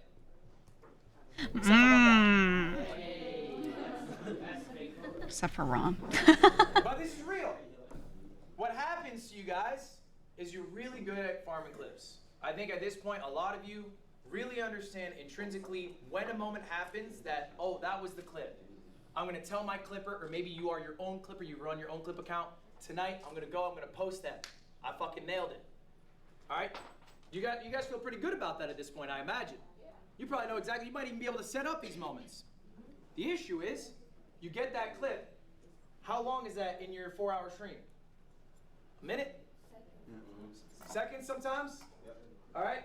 So then what happens? That person sees you on IG, you had an awesome clip, they go to your stream, and what are you doing? Are you farming a clip at every moment?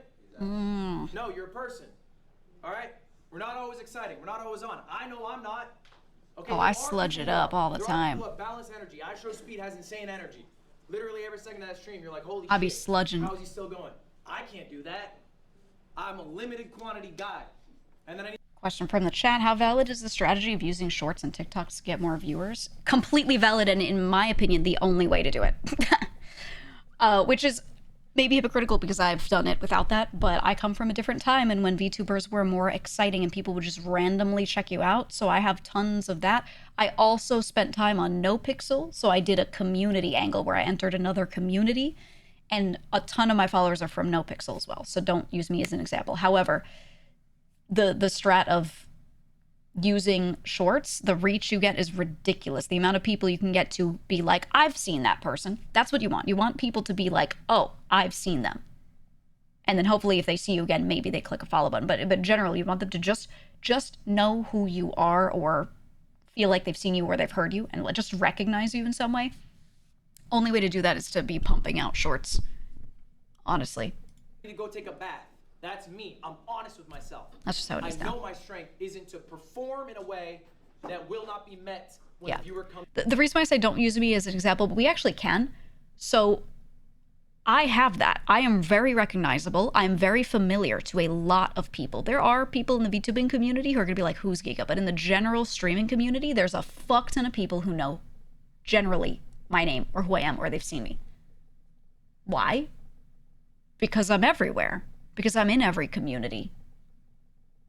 I was just in a collab earlier with yesterday with a bunch of Minecraft YouTubers. And I was the only well, I guess Kara's not exactly like a Minecraft streamer. She's like kind of half and half. She streams a lot of variety, but she's still like very much in the Minecraft community. Me as well. I do Block Wars and now a lot of those people know me. I don't make Minecraft content very much. I'm not in that community like that, but I'm in there. Yeah, I'm Mr. Worldwide, right? Like maybe not to the level I would like to be exactly, but there's a lot of people. I was in a collab with the guy on the screen. Multiple times. We've been in a Block Wars team together because of our mutual interest in Minecraft. And I have this magical, I would say this one's almost like luck-based. I've been friends with Northern Lion's wife, Kate, for well over a decade. Who's NL friends with Ludwig? So there is crossover there because Kate will invite me to a thing. And then she'll be like, let's get Lud too. So I was in a thing, Lud and Squeaks were there. We were playing Mecha Chameleon. Woo, right? That's not really a thing you can make happen. Oops, my more than a decade friendship turned into this. Not really a thing. I didn't even hit her up for the first couple of years that I was a creator. First 5 years almost. Because I didn't want to make that happen. I was specifically rejecting that and making sure that that didn't happen. And then I didn't reach back out as a creator, not just as a friend, until recently. And actually she reached out first for collabs. I just mentioned to her, I was like, I know you're VTubing now, and if you need help, let me know. That's literally all I did. And she was like, that's right, you're a creator now. Wanna stream together? And I was like, okay. I didn't even ask first. That's the sort of stuff you can't really generate that. That's a rare freak occurrence. For the most part, with everything else, I just talk to everyone and I'm nice to them. And I take interest in a lot of things and I try a lot of things. So you could say that it's almost the same as if I went out there and I was creating a bunch of shorts. You'd see my face, you'd hear my voice, and random people who normally wouldn't see me, the algo would just feed me to them and you'd be like, oh, I've seen this person, right? Instead, I have that, but just kind of on Twitch, which is different people pulling me into different collabs or mentioning me or something. And now they know who I am, right? Like, I've never done a collab with Moon Moon on stream, but I'm friends with Moon. And I go to his chat. I got the VIP badge. I talk to the dude way more off stream than I ever have on stream. And his chat knows me, right? So that's like my version of shorts, I guess, of just getting familiarity, is that I have that. That being said, with me, it's very organic and because of friendships, and you can quote unquote network, but you really can't force that. Okay? So if I have a friend who I sit in VC with in a group of friends multiple times a week, hanging out, just shooting the shit, just talking as a person, you know, that's not networking. That's like having real friendships, you know? So it's like, yeah, there's that.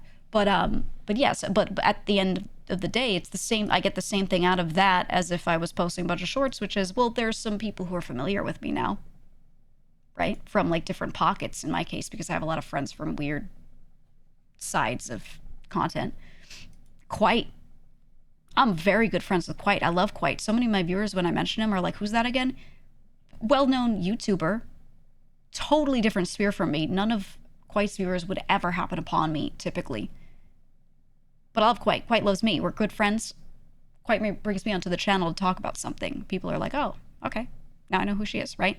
Stuff like that. So, at the end of the day, the thing you're trying to get is notoriety or familiarity. And that could be measured in followers, that could be measured in viewers, it could be measured a lot of different ways. The quality of them could be measured by saying someone's a follower, then they're a subscriber, then they're someone who buys merch or whatever, right? Like there's different tiers of this person's very engaged if you want to break it down to like numbers like that. But at the end of the day, familiarity is the thing that you're really trying to think about, if that makes sense. And that's why shorts are so good. To answer your question of like, is the shorts and short form strat to getting people to watch your streams like valid? Yeah, because the hard part is getting people to even ever see you. To see me. I have to be authentically me at all points. You need to be authentically you at all points. The person they should see in the clip should be the person that they experience in the live stream. All right? Otherwise, they're just gonna get bored and leave. Whoa. You're not the clip you in every waking moment. It's never wrong. I think community is important too. Why did I show these people? What's special about these people? Any guesses? I don't really know who they are except the one on the right. Kind of, but not really. They've grown a lot lately. They've grown a lot? That's true? Oh, they were last year's Streamer U people. Grows themselves? I like that. So their online and offline personalities are Or 3 of them. So these 3 are 3 of the 5 most successful streamers from last year. These are who you should aspire to be this Yeah, they were from last year's Streamer U. Right? Okay. These people have all increased by, I'm telling you, like 5,000 average viewers. They all That's went crazy. With hundreds. They now have 1,000 viewers. Okay, they're now doing amazing. Okay, I think they all have different strengths. I've seen the girl We're around, gonna go all but I through didn't one watch by last one. year's Streamer U. What did Tota do at Streamer U? Built probably the strongest relationships of anyone at that event.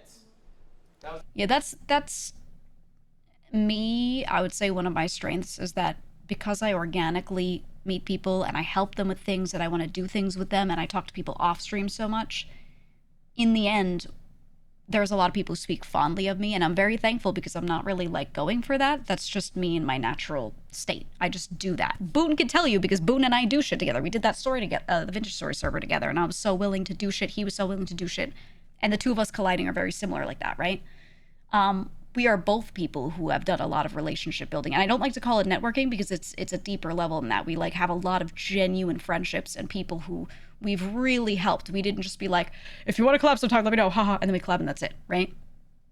So that's like a huge, huge, huge thing. And me too, Boone. I just, I'm a social person. That's all it is. I'm a really social person. A lot of streamers are introverts, and a lot of them, when I hit them up and I like want to get to know them, they're like, wow, I never would have asked you because I'm nervous, so that's why I end up doing that more than a lot of other VTubers, is because they would just never ask. That's all.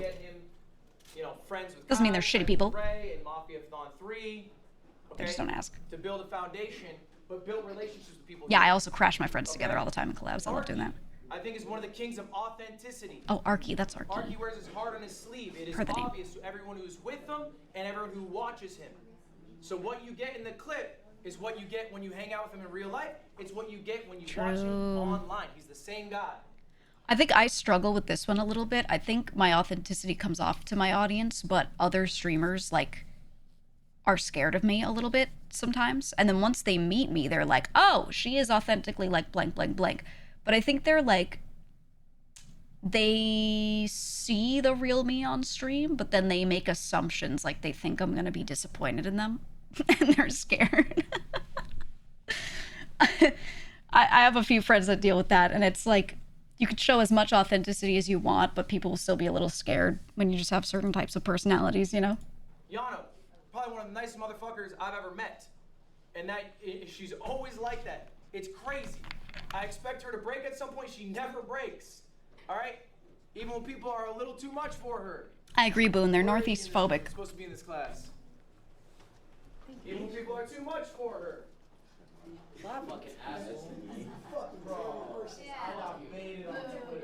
So anyway, ultimately, guys, look. What I really want you to take away from this is it's all right to farm a clip, but you should be farming it as you. Okay? Don't, have a burst of 1 minute of energy and then you're back to being somebody else. Dude, this is what I tell, but this is why, like, I won't go and try to be extra crazy exciting. I'm a chill guy. I'm a chill person. And I can have moments where I'm a bit more, I don't know, bombastic or whatever the fuck. But, like, I'm not a person who screams all the time. I'm not going to go out of my way to try and scream for the clip. Because if I clip that, and I put it somewhere, and then someone comes to my stream and sees a chill guy, they're going to be like, this isn't what I wanted.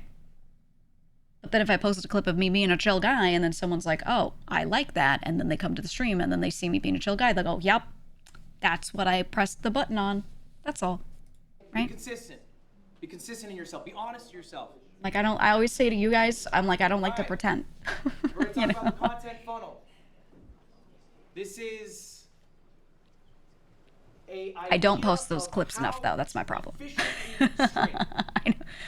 Right now, when you guys stream, what are your strengths? Getting a couple clips. Nice. Nice. You can do better. Nice. I want you to start shifting your paradigm. Thanks, Walrick. Is now a recording session. Ooh, this is the thing I don't really do a lot of. That I always say, do as I say, not as I do. You should do this.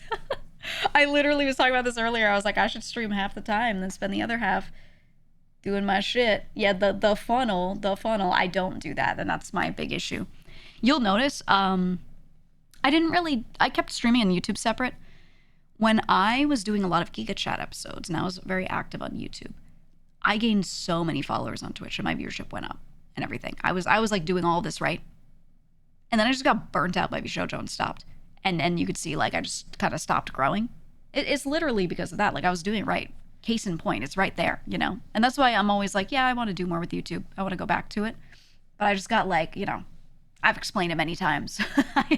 I needed a moment, right? And I gave myself the moment. I was like, I don't mind not growing right now, just to make sure I'm not going, like, fucking crazy over this shit. I also spent a ton of time and effort trying to do everything he's saying here with VShojo and I was basically going to be producing stuff, and I did, and I got a lot of content filmed and set up and etc. And then I couldn't post pretty much any of it. The only thing I really posted was the video I did with Nova, and I posted that on my own channel, not the VShojo channel.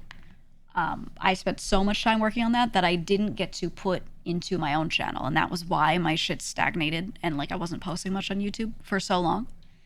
And then for now, just to keep it active, I've had my editor take stuff from stream and put it on there, but I was like, I've been working the past couple months on just getting back into filming stuff for YouTube because that's what I liked doing. That's what worked for me, and I enjoy it. But yeah, it's a good example. Like, you can see someone do it and have it work out well and then not do it and it doesn't do anything for them. That's me, right? Right there. We're not just booting up stream to fuck off for 4 hours, get 3 clips, go home. We're not booting up stream to play a video game for 6 hours and stream, go home. That is a waste of your time. It is a less efficient use of your time. True. This is a recording session. What can you record? I in love a being stream? inefficient. It's my favorite. This is an example of one of my streams. This is one of my best streams. Why is it one of my Thank best you, streams? cameraman. You had fun. Oh. Okay, it's blurry. This is one of my best streams. Why is it one of my best streams? This because of this. No, it's live views because of this. Oh, unique viewers was down. Oh, that means he got a lot of people to return that didn't always return. That's good, right? Like unique viewers is lower. Actually, this is good because this also means a lot of the people that were there stayed, right? There are fewer unique people, but the max viewers are up. That means that they're sitting there and watching for long. The average viewer is sitting there for longer and watching more of it. So you're retaining their attention throughout the stream, which means they really liked it. They didn't click off. They really liked it. So that's good. And unique chatters. That means many of those same people, so we can infer a few things, right? Fewer unique people, but the average is up. So they're retaining. And 305 more of them are chatting that don't normally chat. Yeah, this is all like how you can look at metrics to figure out the quality of the stream. That's great. Also, followers. He got almost double the number of followers that he normally would get from, you know, his last stream. That's great. That's good. You had fun. No. I said because you had fun. No. No, I do not have an event. The title is Games with Friends. CoffeeZilla video later. Authentic. Authentic? No. No, not authentic. I got a video? A good video out of it. Every second. I got multiple videos. That's true. From this one stream, it was 6 hours. Okay, I was going somewhere 3 else. separate VODs.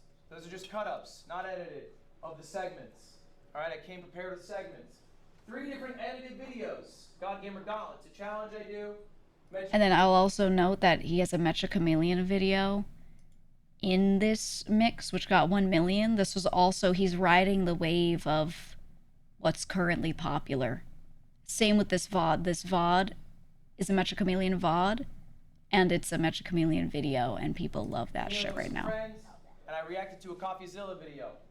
Then I also had a couple clips love out it. of it. Okay? That's all from one stream. That was 6 hours. I recorded all that. Just for your information here, I didn't put it in this slide. The streams, they made 5K. It's pretty good. It's pretty good, yeah. All of these together. I would love to make that in a day. That's crazy. They made 25K. Oh. Okay? And you're able That's to nutty. get all this out of one stream if you just spend the time to plan out what you are going to do on stream. Raise your hand. Mm-hmm.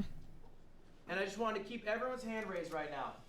And I want you to only put your hand down when I say, I'm basically trying to find out how many hours you stream. So everyone's hands up. Do you stream at least 1 hour? Hands up. Do you stream at least 1 hour a month? Hands up. Do you stream at least 1 hour a month? All right. This is good. Do you stream at least 10 hours? Keep your hands up if you stream at least 10 hours. All right. 50 hours. Hands up. Do you stream 50 hours? At least 50 hours. Okay. If you put your hands down, you're not streaming enough. Do you stream at least 100 hours? 100 hours. This is where people should stop, is at 100 to 150. Are you streaming 120 hours? That's a good spot. 120 is great. Hands are still up. 150. My hand's down at this point. 150. All right. Some hands are still. We got 3 hands. If you're gaming, 150 is good. And then beyond that, it's like wasting your time. 220. How many hours are you streaming? Hashtag subathon. Around 200 hours. Your hand's still up back there. 250 hours. What are you streaming, bro? 300. What the fuck are you streaming? Is he doing a subathon? It's monthly. Yes, it's monthly. What is it? What the fuck are you streaming? Yeah, Truman Show. Truman Andy over here. What the hell? Is it 300 hours? That's how many hours you stream? Not possible. Why are you clapping for yourself? Stop. Someone goes, that's not possible. What are you, sleeping on stream? Guys, You listen clip up. farming? If that 300 hours is true, you're making a mistake. You're making a mistake. Thank you for saying You if. said 200 hours? Hi, y'all. That is still too many hours in my mind. I think you guys are streaming too. He's probably got a subathon that's been going on for like 500 months because people don't figure out how to do timers properly and like die on stream. Stupid. It's just dumb. One streamer I like streams once a week and chops that stream into segments, which she uploads every day to YouTube. She gets like 2K viewers, which is huge in my language, though. That is huge. I think that's huge anywhere, in my opinion. But she doesn't stream just whatever she feels like in the moment. She prepares those segments in advance. She's able to work full-time this way and do streaming on the side. Yep. I think pre-preparing stuff is great. I don't do it super often, and I should do it more, but that's when I have like collabs. It's something that was prepared beforehand. But more so when I do, oh, let's do like a review of this, or oh, I'm going to watch the Nathan's hot dog thing, which I can't repost that because it's ESPN. So that's really just for the fun of it. But like stuff like that, you can tell like I set that up because I wanted to do it. It doesn't take that much time, but it takes some. And I find a lot of people don't want to put that some in, just a little. Much. I genuinely believe that. Just a little. Actually, if I don't have anything prepared for the day and I'm not feeling like sludge, I'll actually sit down 30 minutes before my stream at my PC. I mean, I'll probably be seated before that, like getting shit done, but I will give myself the 30 minutes before stream as a buffer to think about, is there a topic that I want to talk about? Because I do a lot of chatting.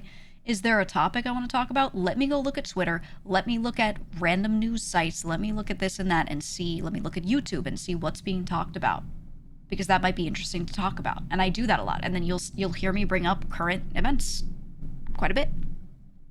It's not super hard. As a chatting streamer, I just need to talk about things, but I need to like know what's going on. So I'll just look it up. And in some cases, the other day, it was a Brian Johnson tweet.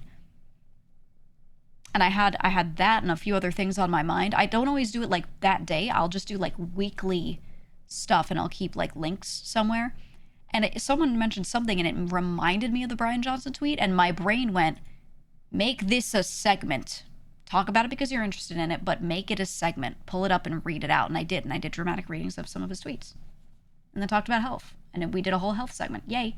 It was like 80% organic, 20% I pre-read about some of it, right? Should be. So you don't have to like outline everything, but like, I think that's like the perfect. You can bullet point stuff, which is what I do. Right? Some of y'all need to do more. I've looked at your stream hours. Some of you guys aren't doing enough. I think some of you guys aren't sure if you want to be streamers. True. I think some of you guys are still exploring that. That's fine. But if you want to be a streamer, I think at least 100 is right. I think anything over 150 is a waste of your time. You're just being less efficient. Okay, why? Because you're not getting the value of each of these streams, right? Your 6 hours don't look like this. Mine definitely do not. What do you show for? 4 Instagram clips? Okay. How much did that make? I will say, actually, my hours do sometimes look like this, and we're putting videos on Geega Plus, but that channel is a lot harder to grow than my main channel. So we are putting stuff out that is like, here's a segment from a stream. But it's also a bit less edited than his stuff. He has more money to pay more editors. My Geega Plus channel is it's a lot less on the editing. It's just cuts for the most part. But we are kind of doing that because I started that the last couple months. I was like, hey, I'd say it's more of like almost like NL's YouTube, where he just does a thing and they just segment out a good part of the stream, and it's usually like a longer chunk. That's what we do for Geega Plus. It's like that.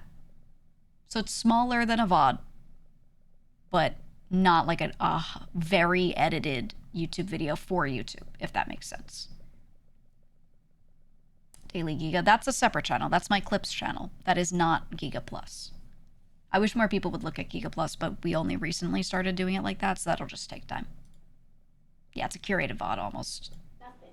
It's just a video. All right. Not highly We're gonna edited. do a little exercise right now. And this is an exercise you guys should be doing every single day. Oh, God. Say that again. This is homework today.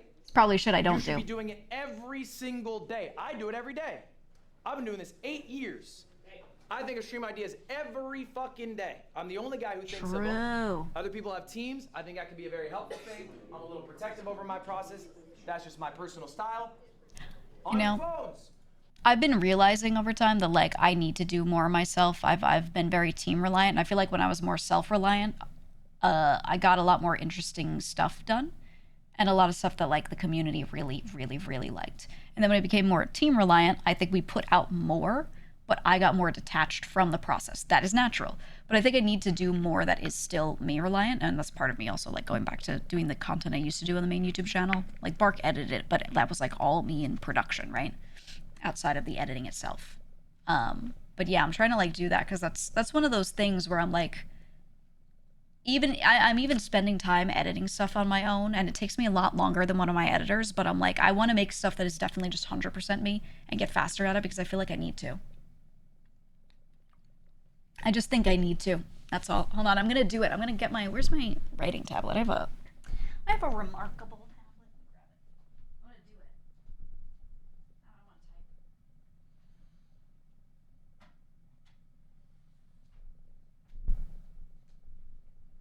Okay, I've got it. I'm gonna handwrite it on my.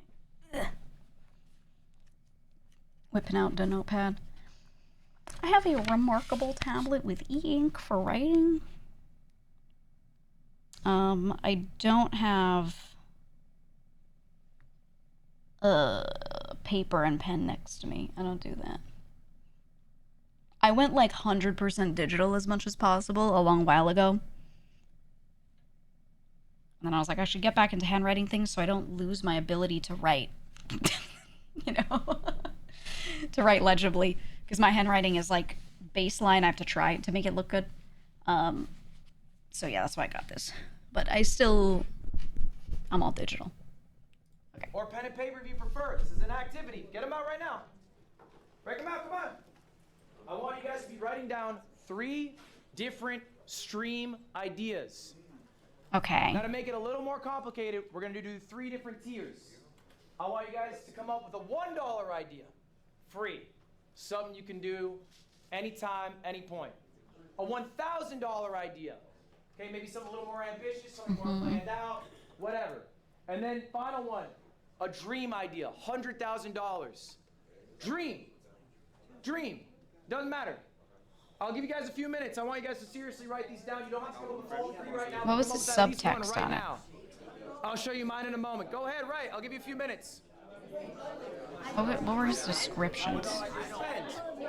This is your spend. Okay. Let me see. Do they zoom in on it ever? Zoom in on it. Who is this?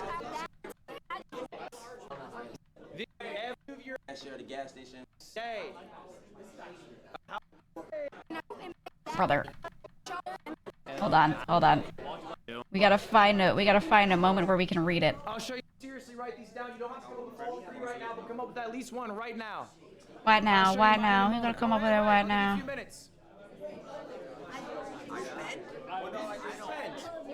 Alright, here's the Oh, well so far. Yeah, you good. How many people we Speed. turn away? Only like 2. Late? Were they sad? speed even more. That's fair. That's kind of you. I just want to see if he ever zooms on it. Alright, that's fine. What was your name? Shook my hand. That's kind. That's kind. We're gonna go to some students. Okay. Alright. Let's do it, chat. $1 idea. Thing I could do right now, and all I would spend is $1 or less. I'm thinking, well, I'm doing it right now. He said it could make you as much as a $10,000 idea. Yeah, Streamer University's poppin'. Streamer University React with some rants on the side. I could get, if I did this on my main channel, especially with my model, I could have gotten probably like 4 different videos out of this on these different topics, where I might have to record some different anecdotes on the side extra. Or if I went into it with the mindset of this was for a video, I could have said more on certain things. And then I could get a lot of shorts out of this stuff. Easy. Right? Like every time one of you asked a question and then I answered it, I could have made that a short. That's my $1 idea. And then he said, what was the other one? A $1,000 idea? $1,000, I get a friend local to New York, so like Mike or someone like that, and I send them out to do a day of IRL streaming just for my channel. I pay them, and they're my cameraman, and I sit with them on stream, and we walk around. And, yeah. It's just a VTuber IRL stream. And then while I'm there, ooh, you know what I would do? I could do this for 1,000. I also pay a cameraman just for the day to follow around. So I have a friend standing there holding me on an iPad and whatever. And we go around with the IRL setup for VTubers, and we go and ask people on the street, what do they want to ask me? And then make a billion shorts out of that. I guarantee they would go crazy on TikTok. That's my 1K idea. And then $10,000 idea. 10K. It's kind of hard because, like, as a VTuber, you already spent 10K. You know what I mean? Oh, it's 100K. 100K. Oh, if it's 100K, con booth is no. Honestly, yeah, it actually is. Like, if it's 100K and you put it into a crazy con booth and then you pay people to sit there and make content out of it while you're there, that's crazy. But that wouldn't be my dream idea. I already do booths. Song production, I don't do music, so it doesn't apply to me. Which is crazy because I love music and know too much about it. I just don't sing. No Idol Live, none of that shit. It has to be a realistic thing that I would do. Make a new game show. I actually know what I would do if I had 100K, but I don't want to say all of it because that's not... I need to hold some of it back. I'll do a different one. Now, game show is less than 100K. That's less than 100K. I've done game shows before. I think a game show is a 1K idea. I've done that before. And he did really well. Everyone really liked it, and I should do it more. I think for 100K, I would just buy a bunch of optical cameras to get the greatest 3D tracking in the world. But I don't think I would be able to turn that into an event with just that 100K because most of it would go into the cameras themselves. It would be doable. I think I would do... Yeah, Delta, I was actually going to say, I would spend the 100K to go fucking crazy, to hire a whole bunch of people to go around in this server that I'm going to talk about as camera people. Maybe even pay some creators to come into it straight up. And I would do a Minecraft Civilization event with only streamers. Instead of those ones that usually have like randoms that just like to play a lot of Minecraft that apply, I would do like a 1,000 streamer Civilization event for a week. So that would pay for the server costs because you need really interesting servers to be able to handle like 1,000 people on a server. Yeah, like the itch video. And then that amount I would also put into people who can sit around and watch everything, be writers to get toward the end production of a video like that. And editors, all of that, just to get, a lot of it would be production cost and server cost. That's my 100K idea. I don't think you need 100K for that, though. I'm just, like, really pushing. I have a different 100K idea, but it's not. I'm going to keep it in my back pocket. I'm trying to think about my own personal... Wait. I want you to do the show alone, but with streamers to see which ones get eaten by bears. Oh, yes. ...that I have done, so I can relate to this, and I can better it. So, a $1, probably, like, go outside New York City and just... Yeah. New York City? Show people New York City. I really like that she says New York City. I like her accent. New York City. Some mailbox, shows, come back home, show some merch that people send me. I've done that before. That's a very basic idea, but it is a $1 idea. That's the point. But actually, yeah, you do need data. I'm assuming she already has the equipment. What if she doesn't have the IRL equipment to, like, be out there? That might be a little more. 1,000, I'll do, like, reaction videos, probably. Reaction for 1,000? That's free. Or, like, I would order something from Amazon, like a hot chip. I've done it. Okay. Order something from Amazon, like a hot chip thing. That's, like, $50 maximum. Girl, you got $1,000 on this one. You could... She should have said I would do an IRL stream, but this time I'd hire a cameraman and maybe have a second person and do a whole camera crew style thing so that I have a higher production version of my usual thing and see if it works. That would have been like. And it's like do a bug out thing, you know? Do a bug out thing. You know, wait, you know what I would do for $1,000 if I was an IRL streamer? I'd have a cookout. I'd have a cookout and stream it. And I'd invite a few streamer friends and like some of their family members if they want to come over. And I'd just straight up, I'd have a crazy cookout. I'd stream myself, IRL stream, go to Costco, pick up all the meat, cook all that shit, and have the cookout. That would be my $1,000 idea if I had a corporeal form and I was an IRL streamer. And we do a glizzy contest, 100%. You went to what? I went to the Dominican Republic and I streamed. Okay. Ooh. That wasn't 100K though. 100K? That would make me? No, sorry, that would cost you. That would cost me? Right, but if you imagine... That's not a 100K idea, going to the Dominican Republic and streaming. That's just a plane ticket. And your equipment. Right, so... You get like a whole crew with you, maybe? And I go somewhere. Okay. She's thinking speed stream is what she should say. Like something, like a trip, like a speed stream. Like a travel stream. She just doesn't know how to articulate that right now. As she's like, it's hard to articulate yourself when you're currently forming the thought as you're saying it. But I think that's what she means there, which is not a bad idea at all. I'm sure you guys are still mulling over your ideas. That is good. This exercise is something you should be doing again. How often? Every day. Every fucking day. All right? It's just think tanking. I want to hear a few of your ideas. Which is good. What you got? All right, so boom. I go by Larry King. I'm a cashier at the ISO boom. gas station. So Let's go. a dollar idea that I could do.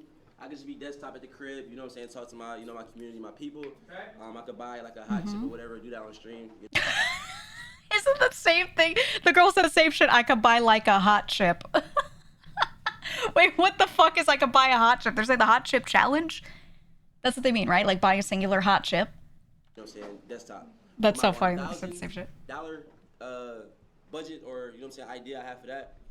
You know what that's an example of? Now they're both competing with each other because they got the same ideas. Uh-oh. Chat, what did I say for that one? Chat, what I say? You're supposed to write it down. Stream at my gas station, you know what I'm saying? I could pay for a tent to sleep inside, like a tent or whatever, because we do have running customers. Ooh. Are you paying for production crew? No, it's just me. What? Then what are you using 1,000 on it? 10? Okay. Just me. But I'm paying for like a bunch of things that we could do in the gas station. Yeah. That's my $1,000. Like what? Okay. What are the things? What are the things? A bunch of stuff we could do. Yeah, I could go somewhere and do some stuff too, dude. Now for my $100,000 idea. I want to know the things. I want to do a gas-a-thon. 30 days.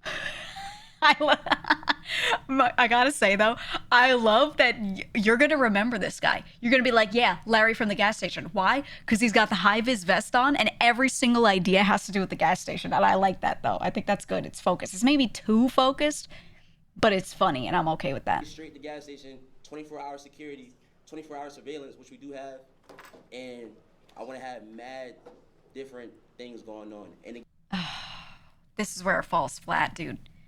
I want to do lots of stuff. I want to have mad different things going on. Like what? You think Kaisenat sat down for his planning of his subathon and went, I want to have a lot of shit going on. Okay, let's do it. Now, he sat down and wrote down a billion ideas. Maybe he think tanked it with other people. Maybe he did it himself. Who knows? But every little thing. I'm going to get the Miles Morales cosplayer to sit there while I'm sleeping and be on for an hour, and then he scheduled it out. Yeah, he just needs to flesh it out to be actionable. They weren't given a lot of time, but you need to be able to do this exercise over and over and over so that you can quickly produce these ideas that are, fleshed out enough. gas station. Okay, I like that. $100,000. I like that. It's one. not All right, bad I just wanna hear your framework. best He idea. just Jason, needs what to you got? get Best more idea. detail going. $100,000 idea. I want to do a boxing event on an island for 7 days. Oh yeah. Okay. 100K might not be enough. Closer to $500,000, but Yeah. I appreciate the enthusiasm of that idea. Yeah. Dad, what you got? $100,000 idea. I'm gonna do National Geographic Part 2 in Alaska. I like it. What you got? I'm Fumi Bean. I really love I like that she goes, I'm Fumi Bean, and that's good. D&D and storytelling, so I want to do a 360 immersive D&D session with Matthew Mercer and a bunch of really fun D&D. Okay. 95K. It's 100K because you got to pay Matt Mercer if he doesn't know you to go on your stream. Lacey, you're excited. What you got? $100,000 idea is the world's largest mukbang. Okay. I like this, but what do you mean world's largest? Are we doing like 50-foot pizza? Pretty good idea. In the back, what you got? No detail, but it's good. Wait, see that? Breaking into a bank? Look at his smile. Look at his face. He's not serious. He knows he's joking right now. Shut the fuck up, man. Just answer the question seriously, please. Breaking into the bank is stealing $100,000 worth of chains. Breaking into the bank and stealing $100,000 worth of chains. They don't store the chains in the bank. Be a good stream. All right, last one. What you got? Casino stream can't leave till you double the 100,000. Love that. Oh, that's a really good idea. You're not going to be able to do it, though, because you're not going to be able to double that 100K. So you're just going to lose it all, and everyone's going to be like, Lamau. That's a good idea. Very life-ruining. But if you're given the 100K from another source, like a sponsor, then it's not your money, so. That's a good idea. That's a great idea. That's All good. right, guys. It'd be good because you could make it just a funny thing where you're in despair from losing, but you could also make it like a think piece about how you never win, to like show things. Maybe play different things and show like your win and loss rate, you know? Really good ideas. Okay? So you can do a lot with that. I want to talk about what makes an idea good. All right?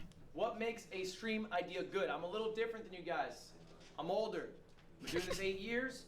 When I stream, He's not that old. I'm thinking about a YouTube video. I'm not thinking about a clip. That's how people do it in modern day. I'd be thinking about the stream, and then mid-stream I go, well, that could have been a video if I thought about that more. Anyway, oh well, and that's why I don't grow super fast. I think we should all be thinking of both. I think you guys are already good at the clip. Don't be me. That's second nature. Let's stop thinking about it. Let's think about the thing that's more sustainable. Holding long-term viewership, making a YouTube video, being authentic. Let's work on 100K idea, go to college. those weak points. They should have just said that. That would be funny as fuck. For me, I had to do the opposite. The YouTube video's easy. How do I get a clip? I'm 30 fucking one. I don't know what to do. Mood. It's practice. It takes time. So anyway, I'm gonna go through a couple. I'm not a clip farmer at all. Talk about what makes an idea good. Joe Vard. This is what. That's the guy that always kills me in Block Wars, and I always try to kill him in Block Wars, and we don't really know each other. All I know is that we just keep killing each other in Block Wars. Mostly him killing me, though. Idea here. This is a thumbnail for it. It's called Bro v Bro. A lot of people stole this idea. It's a good fucking idea. It's basically me versus another creator. Yeah, Bro v finding Bro out was who the great. better gamer is. We do a best of 7, competing in a variety of. May and I games. talked about doing this. All right, I've been doing this for years now. I know it's a good idea because Ron stole it, Jason stole it, JC stole it. One note on that. When someone steals your idea, congrats, you did well. Do not feel bad about it. Do not be bitter about it. Do not reach out to them about it. It is okay. And here's ultimately the truth. Someone who steals an idea makes you their ceiling. Yeah. They're not better than you until they do shit better than you. And if all they're doing is mimicking you, then I promise you, they will never surpass you. He's right. I do different things. I do different things too. Next idea. This is $1,000. This is an older one. It's called an Amazon stream. Stole that shit. I gave my chat $1,000, and Ron is right. This is a stream that Soda Poppin did initially. Yep. OG streamer Soda Poppin. I took the idea. The only thing I twisted is I gave my chat an exact amount they could spend, and then a time limit to spend it in. So there's a little bit of stress on chat's behalf. Seen Connor do similar? I've done Yeah, this stream, I'm they all not did. shitting you probably a dozen times. It works every time. I've done it for 1,000. I've done it for 10,000. Yeah, those are fun. People like those. Snatch that shit. All I do is I give them the amount of money. I let them send me links. They vote on what they want to buy. Yes, we buy it. No, we don't. Huh? Pills? These are height pills. Yeah, stand tall growth pills.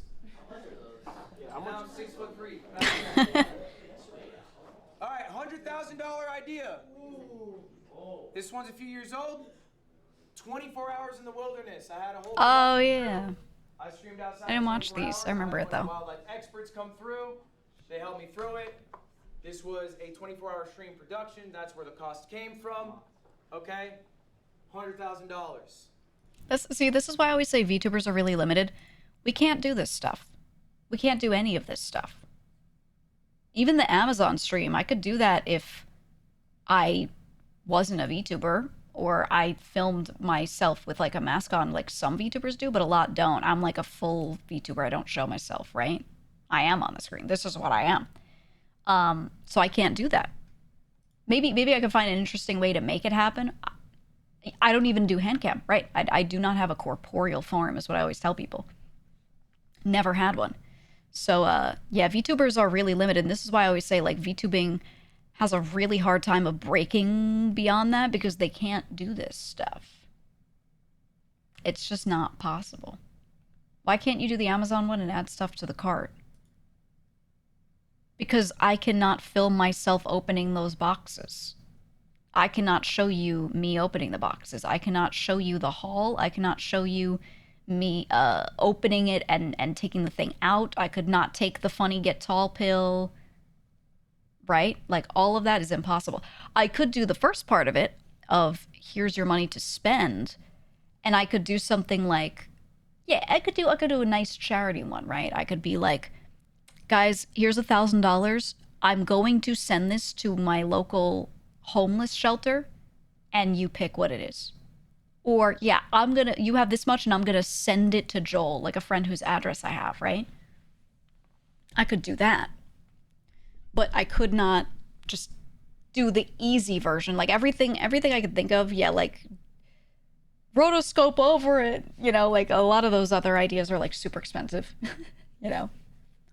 There's no payoff of receiving the item. It would basically be adding to cart simulator. Right. The good thing about that video is that they get the payoff at the end.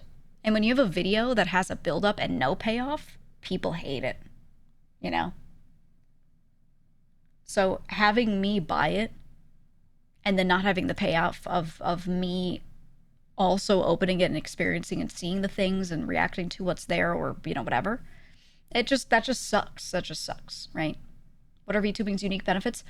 Not much. I actually think it is objectively, if you're going to be a streamer, it is worse to be a VTuber than to be just like a streamer of the face. But it does have uniqueness. So it's easier to get started, but I think the ceiling is lower. The highest you could go is a lot lower as a VTuber. Unless you do music. Unless you do music. If you do music, you can catch a big audience and you can catch a big foreign audience, especially because they do follow people who they don't speak the same language as. There are a lot of people who are fans of JP VTubers for their music especially, and they watch their streams, but they don't understand them because they're roped in by the music, right? That is the only way to get that ceiling to be higher. But even then, like, you can't be putting out regular videos like this unless you have like an in-house optical tracking studio with a production crew where you can make like 3D content. I think 3D content is the only way to break into some stuff that's kind of like this, but maybe not literally this. And that's so costly. So if you're not, you know, let's say you're not putting more than 10K into the whole thing, your ceiling is really low, in my opinion. That's just my thought. Fuck no. And it's a good question. Why not? Because it costs a lot. And you don't necessarily make more. It doesn't scale that way. For me to make that much more, I'd have to have that exponential increase in viewership. I'll say maybe at the time I was averaging like 17K viewers. I think for this stream I might have had like 27K. It's more. Said, what if you took real musicians and gave them VTuber personas for 100K? I don't think that's that exciting. I don't think that's good because I think the audience outside of VTubing doesn't like VTubing. So I don't think that. I know that. They're very negative toward VTubers. So if I took real musicians, it would just people being like, nah, what is this shit? Remember when Kai got a model and like Mouse helped him get a model and then he was playing with it on stream? It was just people like laughing at it. They were like, LOL, that's you. Some of them were like, oh, that's kind of cool. But for the most part, they were just like, VTubers are cringe though, haha. So ideas don't work if they don't have an audience to land in. But it's not enough to cover all the bills. Is the Was it worth TLDR. it? What do you think? With time, it could change. It's gotten better, but it's still bad. Because, damn, yeah, even though you, it was a live stream, 24 hours, right? You could get clips, YouTube, shorts, and it's like so many that you could benefit from just that. I can do that from my home for free. Exactly. It's different too. Adapt? I think now you have the case study of what. We'll see what Adapt says, but I think the important thing with this stream, like what he's the question, I don't remember the exact wording of the question, but I think the important thing is that he's doing something unique that other people can't do, which means he has a prestige factor in that video. And anything that has a prestige factor, people will, it's almost like they'll think more highly of you because you were able to do this like crazy stream because you had this budget. That's how Mr. Beast, like, is Mr. Beast, right? People are like, well, I could never be Mr. Beast because I don't have 500K to put into a video. Right? So it's like very much a rich get richer thing. That much money turns over for content. You know when you can spend that much money, when you should stay at the crib and spend less money, and you know it gives you an idea of where. Yeah, was it worth it? Around. That's true. I think you. He was can asking them if trial this was things. worth I it. think you should take risks. I also think it's okay to have lost leaders. Big ideas. The Costco hot big dog. events. Maybe they don't make a lot, but they mean a lot to the people who watch you. People see the effort that you put in. If you are not doing things that are exciting to you, exciting to them, viewers slip away. There's a lot of competition out there. There's a stat I heard year over year, all right? Your viewers will change. So maybe if you have 1,000 viewers this year, if you have 1,000 viewers next year, 50% of those people will be different. This is true. That's the turnover. 50% of those people will be different. It's not the same people coming in. You don't have this static pool. People got lives. People get older. People stop watching streams when they get 30. They got a family and shit.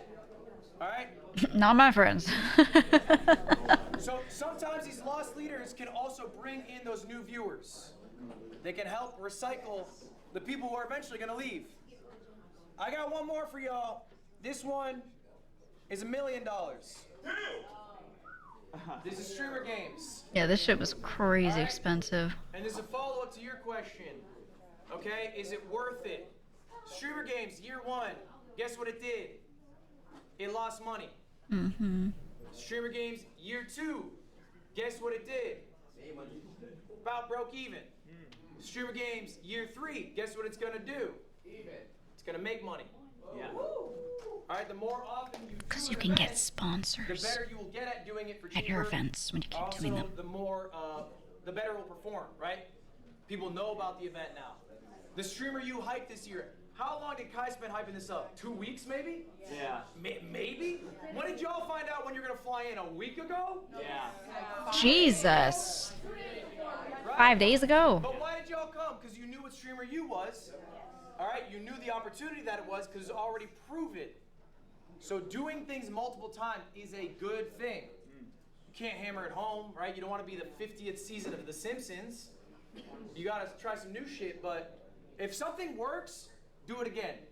This is what you should be doing as a YouTuber, as a streamer, whatever. You were throwing shit at the wall. It's like me and Boone with our vintage Something story clicks, server. Now we want to do more do it servers. again. Right? Don't typecast yourself, though. All right? But we want to Like iterate on on it. TikTok, they got one bit, they do it in perpetuity, and then that's all they ever It's not a crazy event, but it's an You know, event. You should explore new avenues, but if something works, keep doing it. All right, next up. Yeah, I just love server-based stuff. I'm a person who has recently found out about VTubers and have wanted to start streaming as a VTuber in the future. What would you say is the most unique way a person could start VTubing or streaming today or in the future? Most unique way? There pretty much isn't a unique way. Everything's been done before. You need to be unique. Or you need to create a unique experience. That's really hard to answer. I think you need to do all the cookie cutter bread and butter stuff that works, first of all. If you're coming into it like trying to do well. But the reality is you're not gonna be able to do anything unique at first because you need to get all the bad ideas out of your system. You need to try shit out, figure out if you even like this. You need to get up there and just try it for a while and suck until you are better because you need experience, and the experience is going to be put It's going to be gotten from time put in. Unless you come from some sort of performing arts already, or you come from something where you've socially, just in general experience-wise, where you've already built that basis, then you might start a bit more ahead. But most people have not, and you have to just spend time doing that, honestly. Yeah, you're going to suck, and you have to let that happen. In VTubing, in particular, I would say there's 2 routes. I never recommend that people spend a bunch of money up front to have a unique design, unique VTuber, unique everything. Because a lot of the time you're going to find out you don't actually want to stream, or it's not going to work out for you, right? But let's assume you have a bunch of money, and that's not an issue. You have unlimited budget for your model and whatever. Hire a character designer that is in any way known, in any circle already known. 1, because you can vet that their work is good. 2, that you can vet that their work lands with people. If they're known, it means that people like their work. Not just you, but people who are not you, which is who you're trying to appeal to. So that's good. So hire one of them. Same thing with an artist. You don't need to hire the biggest artist ever, but hire an artist where some of their work has been liked by people. It doesn't have to be that the biggest VTuber ever has the same artist as you. I think that's too much, too expensive. But, you know, maybe you've seen a few VTubers around. Maybe look into one of their artists if you have liked that model and other people seem to like it too. Overall, just kind of try to follow that path. And then when you work with a designer on a design, I think biggest number 1 mistake VTubers get into when it comes to getting themselves set up with all their initial shit is they just don't pick a good artist. Their design is confusing. Sometimes the artist, actually a lot of the time, I think the artist is good, but their design is confusing and not good. You need to get a character designer, because if you go to an artist and you draw out your own shit yourself and you're not really a good designer to begin with, they're going to have to interpret what you just put in front of them that is like really probably not that great because it's not what you're experienced in, and try to make it look good. And a lot of models just come out confusing as fuck. What do you mean confusing? A bunch of design elements that make no sense together, a bunch of things that just, I don't know how to describe this, but they're just not that appealing and it falls flat design-wise. Yeah, a lot of the time people do too much. They do way too much. Or they pick something that doesn't suit them. They'll be like, my character is an angelic demigod with a blah, blah, blah, blah. And then they're just like a silly little person. Why did you pick that type of character if you're just a silly little person? Right? Like, pick something that really, really, really matches you well. Maybe there's gap moe. Maybe you want to go for something that seems super serious, and then the joke is that you're not. Okay, but now you have to lean into that, and you have to be a rodeo clown, you know? So, right? Like, you just have to think about that. What's the end result going to be there? So, that's a big, big, big, big, big part of it. Definitely get multiple opinions on that. And I think from there, you're just a streamer. You just don't go into it thinking like, I'm going to be a VTuber. Because when you try to do VTuber specific stuff, you don't think big enough because this is a small community. It's in a bubble. It's not big. It's not big. And if your goal is to like grow, you need to think of yourself as just a normal ass streamer. Don't think about the model and the fact that you want to be a VTuber. Just think about your content. And that's all that matters. In my opinion, the person who is doing it literally the best, mogging everybody in like the EN sphere, putting away JP because that's a very different audience, in the English-speaking VTuber sphere, is Kenji. That's it. Everything he's doing is better than what everyone else is doing, in my opinion. And he's just mogging everyone. He's winning. That's all. He does have some things, I would say, maybe in certain categories he's not doing better than others, but in almost every category, he's just doing better. He's doing it, quote-unquote, right. That's all. And what is he doing? He's doing everything Ludwig's saying. Literally everything Ludwig is sitting here saying in this class, he's doing like, well, I'd say like 80% of this matches exactly what Kenji does. Right? I've seen the guy use a silly model. Yeah. He had a normal model that he used that looked really good. And then he made a silly model himself, and that was content. It was, what if I make a VTuber model, and what if I learn how to rig it myself? And he made it, and he can't draw. And the joke is that he couldn't draw, and it looked like shit. And then when he rigged it, it was really cursed. And then he kept using it, and his chat kept going, no, don't use it. It looks so ugly. And then he was like, no, I'm going to use it. Haha. And like, And it just became a thing, and now it's like a representative thing of him. And it was this long arc, and there was a storyline to follow, and people remember it. I remember it, right? That's good.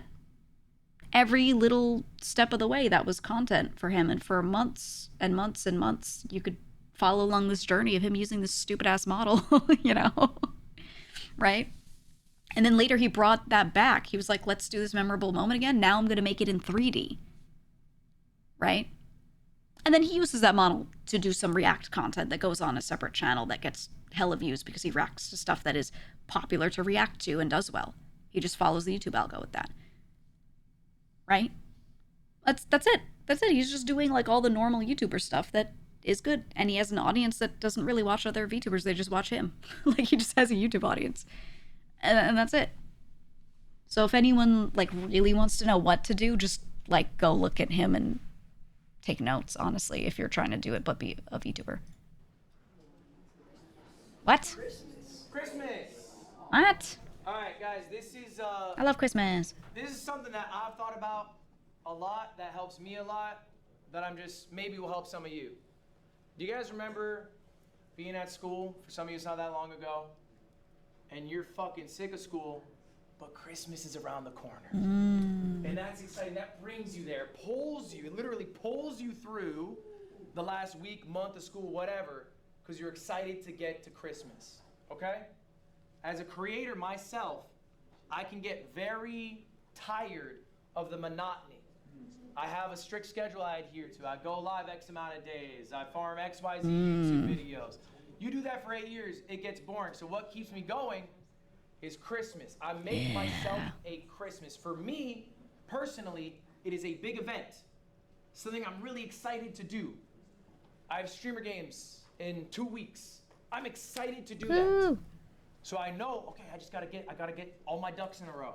Gotta get my YouTube videos out, I gotta get my streams out, I got Christmas coming up. All right, first part of the year, I do this event called Tip to Tip, a motorcycle around the world with my friend Michael Reeves. That is Christmas, I'm so excited to do that.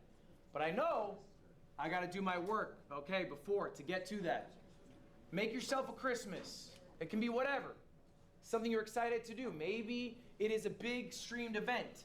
Maybe it is a YouTube video recording. Maybe it's a vacation. That's fine. But make yourself a Christmas so that you can look forward to, you can get through the day-to-day of life. Next up. This is the #1 lesson. This is something Uh-oh. I can't tell you the playbook for how to be successful exiting Streamer U. Because if I did, you would all use it and it wouldn't be successful. Someone here is going to rise above the rest. Someone here is going to offer viewers something unique that other people aren't offering. I'm a small streamer making a cozy environment. Okay, I've seen that. Maybe that's fine, maybe you're happy with that. That's not gonna be the person who's the #1 streamer come out of here. I'm loud. I like being the center of attention. Okay, we have enough of that. You are not gonna be the #1 streamer coming out of here. So what are you doing to be different? What are you doing that people are drawn to?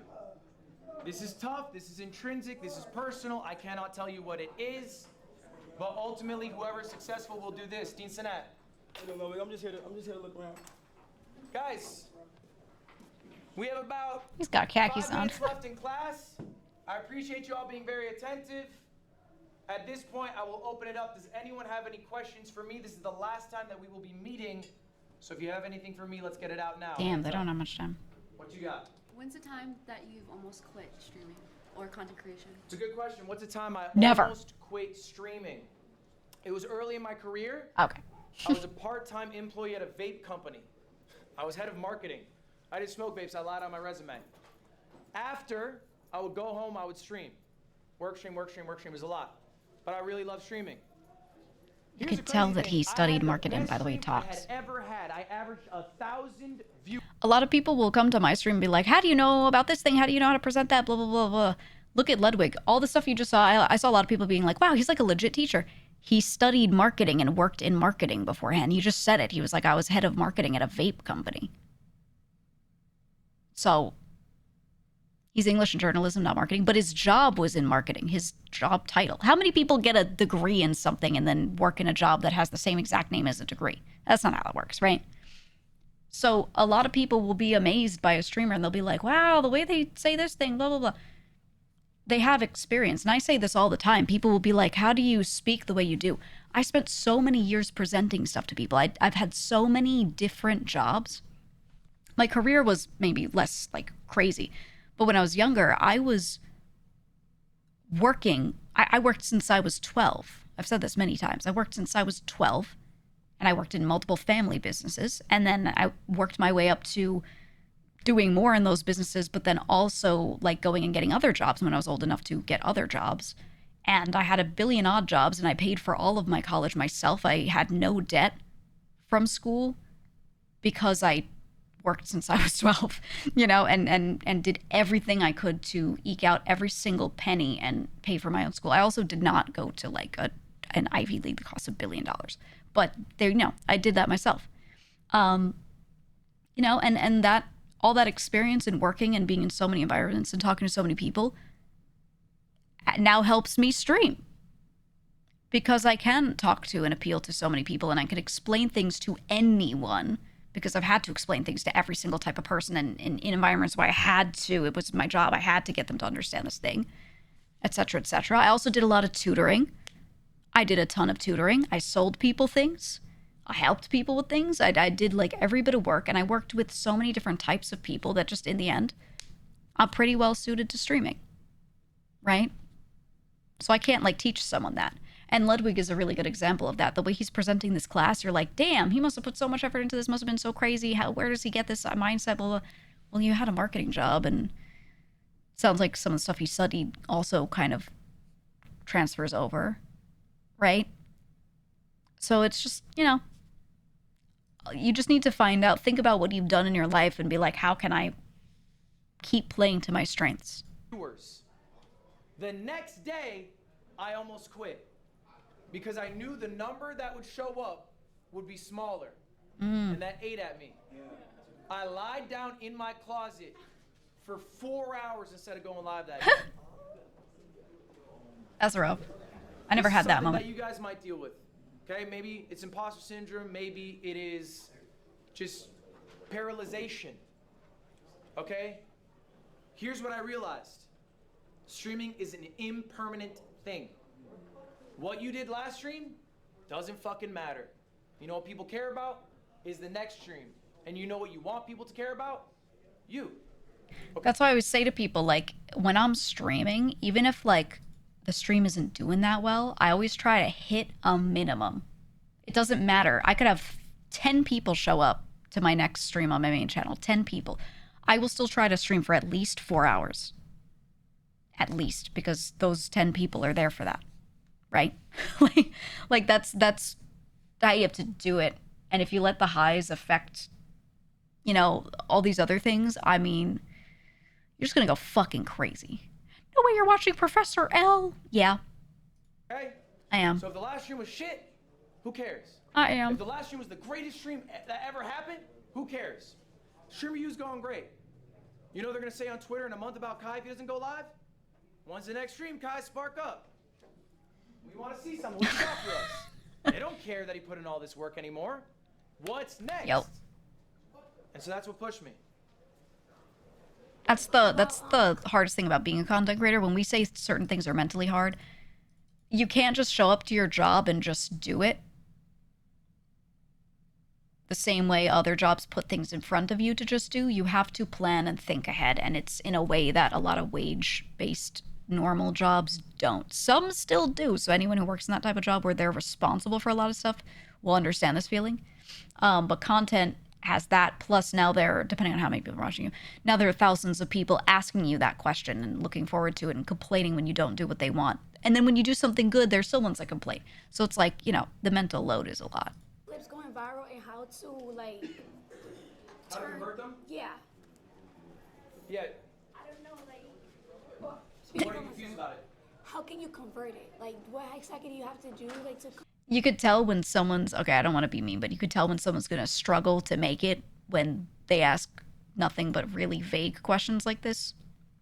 How do you stream? How do you convert people? How do you telling me all this time you've been streaming, you have never typed that in on YouTube and found the tons of videos that people make about it and watched like at least 10 of them and aggregated what they said? Convert them. Oh, there's like nothing that you can really do. The answers already exist. You don't need Ludwig to tell you. You know what I mean? People from clips to long form viewers.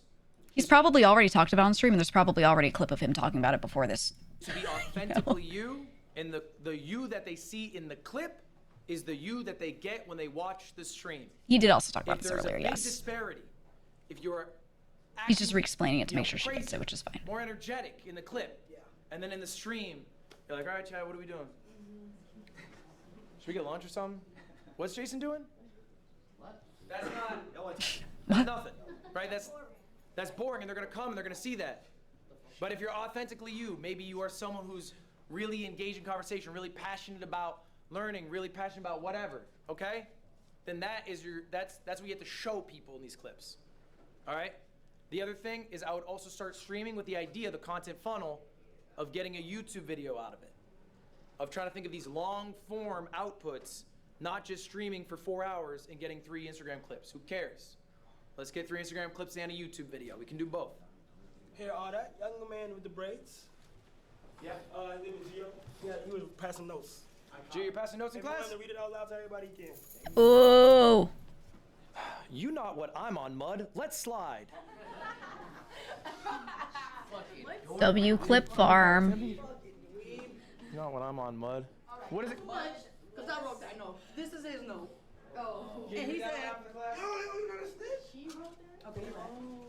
See, that's good. She's making content of like her and him passing notes during the class. That's good. Those two might have more chance of making it than others because they're doing something unique for their own viewers during this to give them an experience that isn't just them staring at Ludwig. Give me that note right now. Right? Give me that note. You already showed it. She just ate it. Yeah. Yep. Dean Sinats, let's go. Now she's getting recommended. Good. Or Dean Sinats, you get to pick. All right, give it here. Oh, I would not touch it. I'm not germophobic. I'm like people's liquids and skin cells phobic.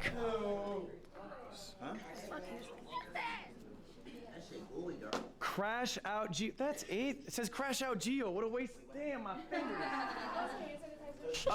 What's up? Yuck. All right, guys, we got a couple more minutes. Any more questions?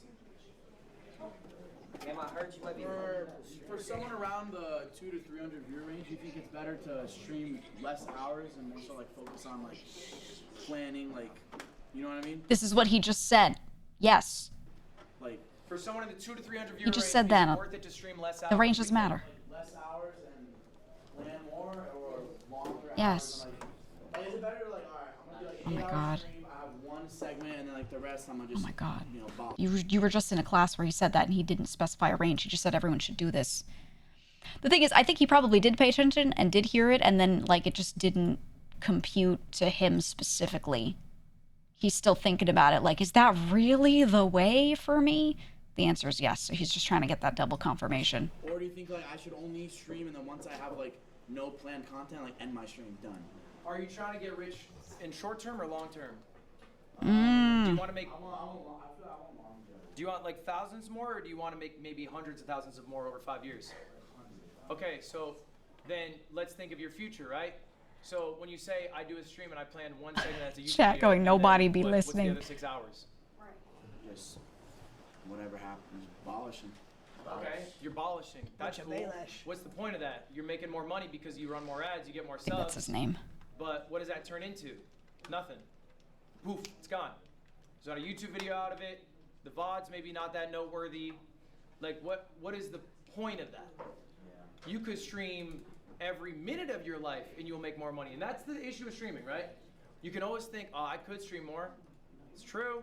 You could make more money if you went live. I love doing that. I love streaming way too long. Worth more of money, okay? That's not, well, I don't think of it like that though, because I've always say to you guys, there's diminishing returns. You get most of your resubs at the beginning of your stream.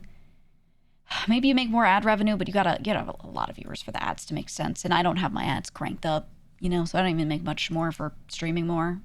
Literally, I'll make $20 more for an extra hour, you know, like it's not like a crazy thing that's worth my time more than like stopping and making other content.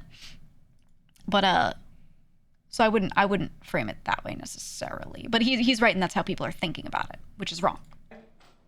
But if you take the time to ideate, if you take the time to elevate what you are doing on the stream, then your streams Guys, make more. you guys are saying 20 is 20, but yeah, that's haha, that's funny. I get it. You're like doing bits. It is dinner. But at the same time, the point is, if I spent $20 is how many subscriptions? Right? All I need to get is 4 more people to subscribe for them to have spent 20 on me. It would probably take more subs than that for me to get that because I'm at 70-30. But if I need, you know, let's say I'm going for 10 more subs, either $20 right now or do something that could get me 10 more subs, I would go for the thing that might get me 10 more subs because that means 10 more people who might stay for more than a month. So I might make more than that $20 back, right? Etc., etc., etc. is the point here. I showed you that graph, all right, of my stream. It made $5,000. The $20 does sound great, but the other streams made the YouTube videos made 25,000. I didn't make that 25. you gotta think like a business, They had to be edited. not like a hungry person. Even though you are a hungry person, I'm a hungry person. I need to eat after this. Overall, I would have made more if instead of streaming 6 hours, I streamed 10 hours, and I played more Magic Chameleon. That's why. But that wouldn't have net much, right? It's less efficient. You are not being efficient with your time. Guys, speaking of time, we are at time. All right, thank you all for being here. I appreciate it. Hey, you're the greatest. That was good. That's a good class. I like how he presents things realistically. Online. I want to see your stream ideas online. We can't. I appreciate you, dude. Thank you so much. Of course. Isabella, stay after still. Oh yeah, is Isabella gonna get something? Hey, is this for his stream? Hey, you got me in streamer games, right? Oh, I like them. Streamer games, right? Yeah, do your homework, bro. Brand deals. Like, get any brand deal. If you get a brand deal for $1, is that your goal? No. So let's be specific. Ron. Absolutely. Absolutely. So that's the person he was saying who's like always the same in his clips versus his whole stream. It's because that's his bit. But it's also his personality. So what the fuck? My Streamer Games All-Stars. You're one of the best to ever fucking do it, babe. Oh my God. I promise you that. And I'm excited to see you there. Ron will be at Streamer Games. On everything, Ron will be. Thank you, bro. I'm engaged. I'm engaged. Oh my God. Yeah. Hey, fuck you. Yo, what are you, a fucking bad boy? I appreciate it. That was Classic. Yeah, I hope you take some stuff away, man. I genuinely was locked. I hope you take some stuff away, man. In watching that the whole time. Fix your shit, bro. You obviously were joking about like. Yeah, I was joking. I've never experienced anything like that in my life. Like that was like a completely out of context clip. The caption was crazy. Like you got clip farm crazy. Like. Oh wait, I think I remember him. He did get clip farmed off of something. Hold on, hold on.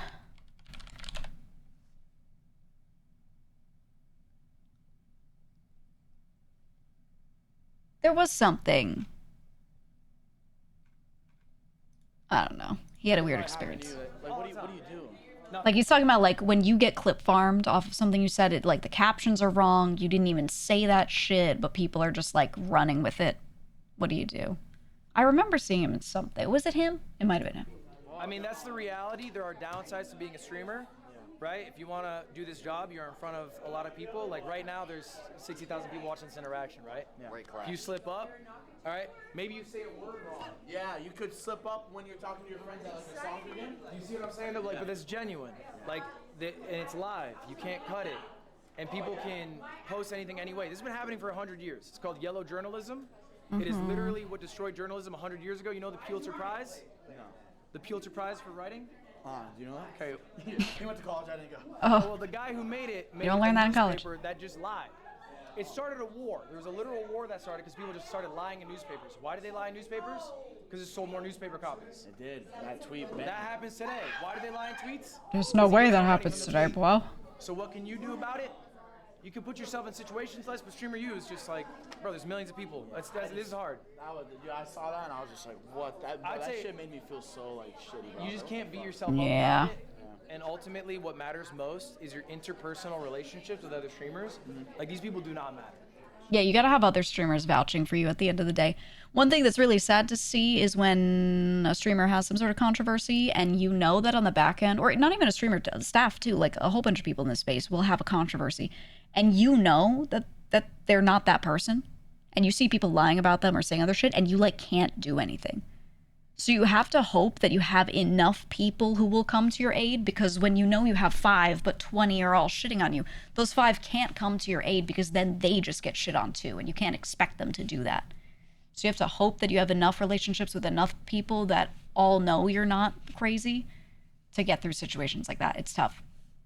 I've had friends or people that I know that have had these moments in public where like people are just shitting on them, and I can't always like do anything about it because of how crazy some of the situations have gotten.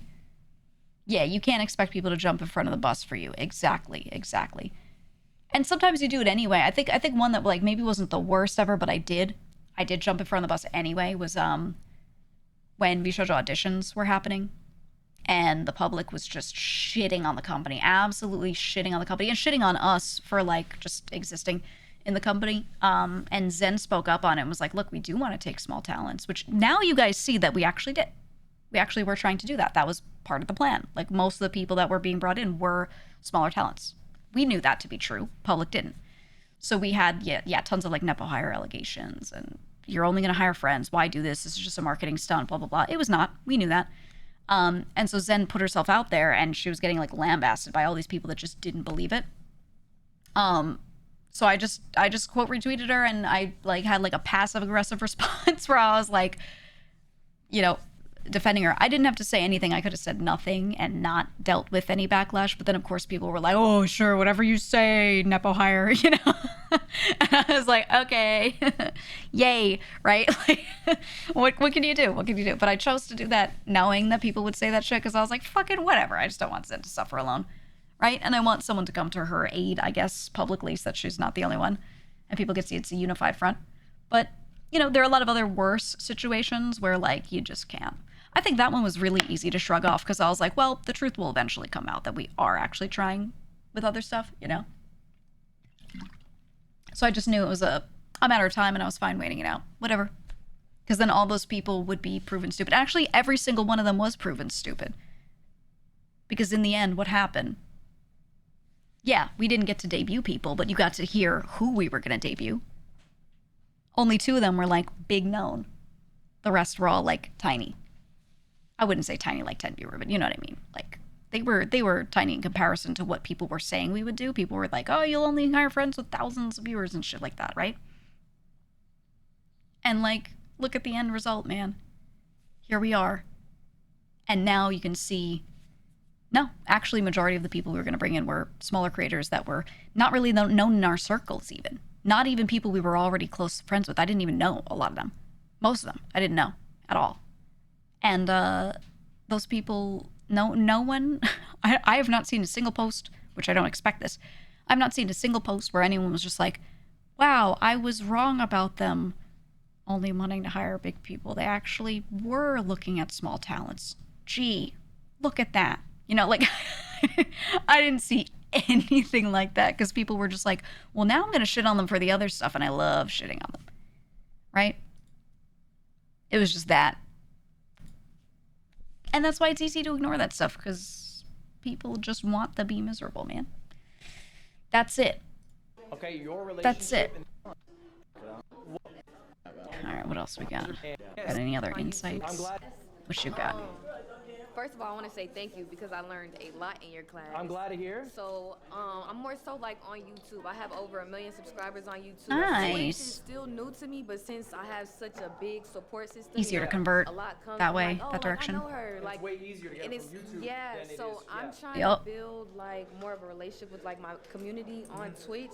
What would you recommend as far as like transforming my YouTube subscribers to being on Twitch? Because I know a lot of people that's on YouTube probably don't watch Twitch as much. So what would you recommend? Because I do have such a big channel right here. Let's look at it. The Maya Nicole. I post a little bit of everything, but more so kid content. Let's pull up in a second. I actually think I looked at your channel. So your question is, I guess first off, what She do you should want? just stream on Do you YouTube. want to be a streamer? When you said that, I was like, but Yeah, because why is she I'm more streaming? so on YouTube, I'm so used to cutting the camera on. Because you talked about segments, which is very important. I know exactly what you mean by plan out your content. second nature for you. Yeah, so YouTube is like I plan out my content and I'm myself or whatever. And If I had a 1 do mil what I can YouTube do to, channel, like, not gaming, show I my wouldn't time. stream. Probably like 30 minutes, an hour. Streaming is just different. Wait, did she say kid content? She did say kid content, right? The kids, actually, that could be really good to do streams because kid content, there aren't a lot of young, like young teens watching live streams. Or there weren't like 5 years ago, but now there are a lot more. And Minecraft community is a really good example of that. She should just stream on YouTube, though. She shouldn't do it on Twitch, I think, if that's who her audience is. Yeah, I don't know if it's children or mom content. If it's mom content, you're not getting moms on Twitch. They need stuff that's bite-sized watchable and they can pause because they are living their lives. But I think she means like maybe it's like gaming or like hand cam stuff for kids. Kids aren't allowed on Twitch. What's your definition of a kid? 13 plus is allowed on Twitch. It's longer, so it's like I'm still trying to get used to that. And like I don't know her audience, so. Ultimately, you get to shape what your life is. So it's like, envision your life.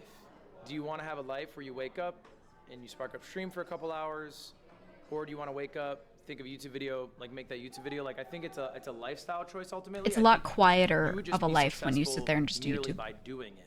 Right. And like I think you know what it takes to be successful on YouTube, and YouTube's much harder. Right. Because YouTube people have to compete against other YouTubers, titles, thumbnails, all this. It's really hard. You know what I'm saying? Like Twitch is not hard like that. Twitch is pulling those people from those sites. Right. So it's like you kind of have it in the bag. I really would just focus on like, what's the life you want to lead? Right. And I feel like Twitch is something I could be good at, but I wasn't more so thinking about planning out my streams, and I feel like that's where I lacked that. But like coming in your class, learning, made me Probably realize, just heard, like, yeah, streaming, okay, you should kinda do it. treat And he's like, okay. YouTube, plan out different me segments. see. That way my editor can go in and upload those same exact segments and make them like YouTube videos, you know? Okay, you're just telling him everything you just said. All right, thank you. I'm gonna do it. Let's do it. Hello. I never checked my Twitch. It's called Twitch Talker. Twitch tracker, yeah. Yeah, I never checked it. Can I check it to see that? And you break it down. Yes, I don't know if my internet is good enough here, but we can try to pull up your Her Twitch voice tracker. is so shot. Is she okay? You want to just type it in here? We'll see together. Hello. Hello. What y'all got? You go first. Oh, well, I kind of wanted to also, hi, Lynn. Hi. What's up? How you doing? I wanted to have like a brainstorming session. I also want to pick your brain. Was there ever a time which, like, because I'm thinking about scaling up, you know, and I want to obviously elevate and be different Scale and do more. is a word people need to learn better. Your core, or you feel like you've just gone a different direction that you didn't find joy in anymore? Like, when have you hit that, and what is? He made a video about that, and it was about him abandoning his Ludwig channel, Ludwin? The one where he just made videos kind of like Moist Critical, where he sat there and went through current events. He's already talked about this. I don't know if he'll use that as an example. How do you pivot away from, like, you've scaled up? Mogul Mail, that was the one. He went to Ludwin and Ludwig only, right? Your heart as a Yeah. Okay, I'll tackle this. Let's go over this real quick. You're 6,055 on Twitch tracker. What does that mean? It just means of all the streamers on Twitch, you are the 6,055th largest. Shit, that's And this is mainly by That's not bad. average viewer watch time. That's bad for money, but that's not bad. And like certain like followers per hour metrics. Like, are you growing basically as a creator? So, I mean, candidly, if I'm looking, like, you're doing amazing. Did you have another platform before streaming on Twitch? Yes. What was that? I want to say something. One of the number one signs that someone's not thinking critically is when you ask them a question and they just answer in undetailed ways. It means that they lack certain like speech patterns that they're used to answering in, and they need to get used to that. So if you ask her that question and she just says yes, and then he has to follow up, what was that? Not good. She should get used to, and this is for all of you. This is for all of you. This is not for streamers. It's just for people. You should get used to, for example, if someone says, do you have any kids? If you went, yes, what the fuck kind of answer is that, right? But if you said, do you have any kids? And you said, yes. I have a 4-year-old named Aiden, and I have a 3-year-old named whatever, right? Okay. All right. right? I'm sure you guys have experienced this a lot, especially with Zoomers. It's partially just an age thing. It's not a generation thing. It's just an age thing. But my God, please just add some fucking detail. Otherwise, people are going to think you're so stupid. Even if you know the answer. Like, I know she knows the answer because you asked a follow-up question and she's telling you the answer. We know she's not like, she doesn't know or something, right? But like, you can give it up front, because when people have to ask you for those details, it erodes their confidence in your ability to answer these questions, right? What I do, I like to like put everything everywhere. Like, I see. yeah, I just don't do one thing. I do it everywhere. You're on YouTube as well? Yeah. And I that's have like live YouTube, gaming. I have different YouTube and I just post stuff. so She's got you've been everything. streaming like not even a year, huh? No, I haven't. Yeah, like, bro. So she's doing great. 6K. Man, I probably streamed like She's like, bullish. a year before reaching Good. the viewership that you started with. You know what I'm saying? You're doing amazing. Okay. Yeah. I want it better though. Like, Yeah, we all do, girl. And you absolutely can. There's one thing I'd let you know about. Do you know about the hedonic treadmill? the hedonic treadmill? Yeah. No. So it's the idea that as humans, we adjust to the environment we are in. Okay. So It's like the new high is you're your at- new normal. What? How many viewers do you have right now? You live right now? Yeah, but it's really Hedonic treadmill. Laggy, so it's not doing Look at his Whatever, chat hundreds of viewers roasting right now. him. 500 viewers, let's say. Right? And maybe you're thinking like, damn, if I'm hitting 2,000, Describing hedonism. Like if my Wi-Fi was good right now, I'd probably be averaging like 5K. okay, yeah, 5K. All right, and like maybe after streaming you want to be streaming 5K, right? Yes. What's gonna happen? Maybe you do achieve that. You're gonna get used to that. And then 3K is now, going to seem when you small and you're go going to 5K, cry. you'll feel sad, and you're gonna be like, okay, 10K, I'll be happy. Right. It's really easy to get into this trap of always setting yourself a number that you're going to be happy achieving, right? And then when you hit that number, you're not going to be happy. So don't be attached. Don't be attached Yes. to specifically the viewership. Be attached to the creative output. Be attached to the community you've built. Be attached to the money you've earned and what you can do with that. I was like, she seems nice and she seems like she has a lot of authenticity. So I think like people probably see that in her. And like she didn't try to sit there and pretend that she's not looking for more. She's just like, but I want to do better, right? And like that's just very real. So I think that's nice. And she's just looking for some reassurance. She doesn't realize she's looking for reassurance, I think. She's looking for like a solution, but there isn't. So he's giving her like just, that. In the form of logic, which will help her more than just being like, you're doing great, haha. Dreams you've had, like that's something that's Or something like that. But like, you're gonna fall off. I'm like, he's here, I It's know. gonna fall off. Eventually it does happen. iShow Speed's it's gonna happen. Yeah. It necessarily will happen. There's no universe iShow Speed is going to be as big of a creator as he is in 50 years. And probably much before that. Not any fault of his, it's just how it goes. Yeah. All right? So, while you're on the ride, enjoy it. Right. All right? And you can shoot for the moon. I'm not saying don't be ambitious. Be ambitious. Be as big as you can be. But like, don't beat yourself up because you're stuck in this hedonic treadmill and damn, now I need to hit this viewership to be happy, this viewership to be happy, this viewership to be happy. Okay. I get it. That makes sense. All right. True. Appreciate you. Thank you. Yeah, she seems nice. I like her. I like her vibe. I think, yeah, you said people would kill for her growth, but she can aim to be better. I understand this because my first year, I was already partnered. I started streaming February 2021. And I had no other channels anywhere. I had no other social media. I had a Twitter that I used to talk to a couple of VTubers, but I had like no followers on it, like sub 1K, right? And then by that October, I was partnered. So that was what? 10 minus 2? Well, just a little over a half year. Boom, I went from nothing to partner. Really easy to suffer from what he's talking about. Of like, keep going up quickly. Really easy for that to be normal. Even the idea that you grow all the time becomes normal, right? But what I kept doing to myself was I kept this, okay, this is just me. I wouldn't say this works for everyone.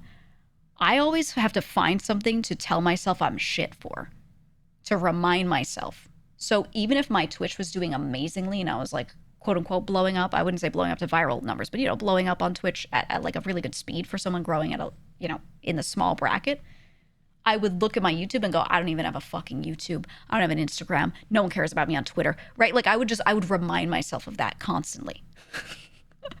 You know what I mean? Yeah, you're doing great at this level, but you're not there. And I would make sure that is how it is. So it's like, it doesn't matter what's my new normal. If I go up or down, nothing matters. I can't sit there and celebrate like crazy and be like, ooh, I've made it. Oh, this is my new normal and I'm doing great, blah, blah, blah. Unless I'm at fucking 10K, you know, and I have 2 million followers. Until then, I'm not allowed to call myself like a big one or the biggest or blah, blah. You know what I mean?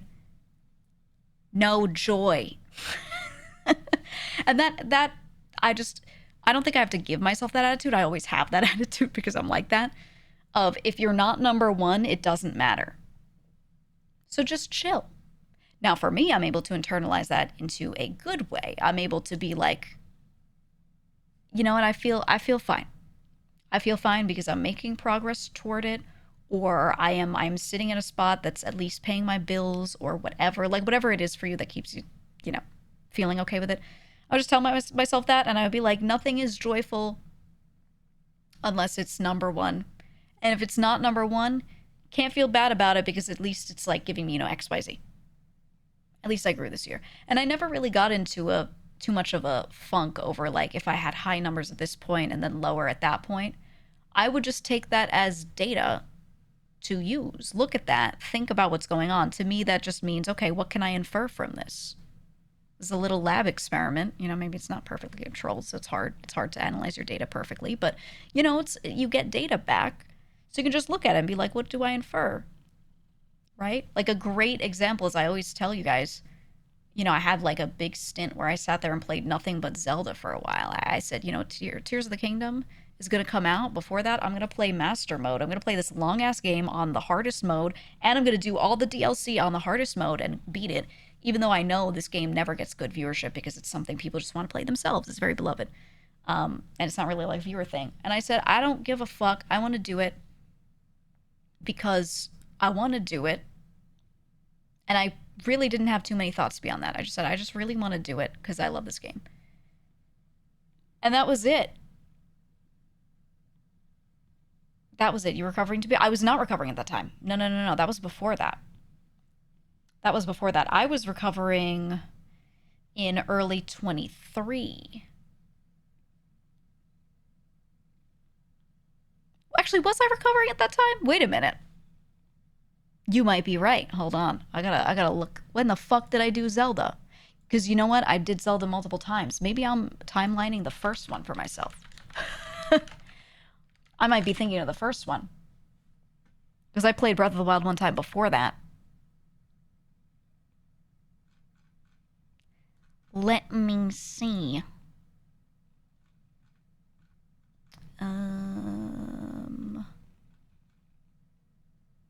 Oh yeah, the Tears of the Kingdom one was... Oh yeah, it was 2023. That was in May. Yeah, I had my surgery months before, and I was still going through treatments and recovery after that for a bit. I did No Life Zelda after the recovery. But even so, I'm going to be honest, I didn't consider that as a really important thing. Or like, I don't know, I'm a no excuses person. Like, that doesn't matter. It doesn't matter if I was recovering. I still could have streamed something more entertaining, is my mindset. Doesn't matter. I'm sitting in a chair talking. I think I had every excuse under the sun right after the surgery, but a bit after that, you know. Logically, did I have excuses? Yeah, but like, I don't know. I just don't like that mindset for myself. So even so. Big Zelda arc was post-V Shoujo or post-V Shoujo Join? No, it was pre. It was pre that, because it was, I was actively going through contract negotiations and talking to them about joining and preparing stuff at that time too. So May 2023 through June 2023, I had a full month and a bit over of just like a ton of Tears of the Kingdom streams. Other stuff in between too. But I liked it, so I did it. I didn't give a fuck, you know? And it's just kind of, I don't know. I just liked doing it, I just liked doing it, so I did it. And I think it was important for me because I didn't do it for this reason, but looking back, it was very good of me to establish I'm going to do what I want and specifically not care about viewership. I think some people who have a hard time and like always think about viewership should force themselves to do shit like that occasionally. Honestly. Indie VTuber after VShojo era, are there biggest changes in terms of content and revenue sources? I'd say one of the biggest changes is that my sub count went down. Being in VShojo, you get a lot of people that are like, yay, corpo VTuber, I love anime girl, and they will just throw a bit more money at you. So I had some gift subbers that definitely only cared so long as I was part of a group, you know, the group, right? So I definitely had a lower sub count after. As other than that, I had a way easier time getting more sponsors. All the sponsors I did while I was in VShojo, almost none of them were from VShojo. They were from like my own sources, me getting sponsors for myself. So my revenue between before and after with that was about similar for sponsors, I would say. Todd, thank you for the 5 gifted subs. Thank you so much. I appreciate it. I appreciate it. What I will say is it's so much easier for me to think content-wise. It's so much easier for me to think through video stuff and make changes and adjust things that are going on my YouTube because I'm not thinking about group shit anymore. And I really wanted to think about group shit, and I wanted to do, if you look at what other groups have content-wise, you look at AMP, you look at Core, you look at OTV, you look at OTK, right? Or what's left of it. What they had, we'll say. You look at how they all do content, and I was like really pushing for us to just do more like that. Just do more shit together. Just post videos, make anything, literally fucking anything, do anything. Like, you know, like I was so frustrated. And I was throwing all of my time and trying to make this stuff happen. And how much came to fruition? Very little. One of my ideas did stick. And it was in a different form than I threw it out there. But you know what? Staff wanted to help. Whatever. You do it. I was really happy for the staff that did help because they really were trying to do something for me, you know, and for the group. But the idea that really stuck was just the, what did we call it? The stamp rally. And the idea was, I just wanted to foster more content of multiple of us doing shit together. That's all I wanted. And I was like, something that we always do is we keep doing collabs with huge amounts of the group together, all of us together. And we do them not too frequently, but we do collabs with like all of us.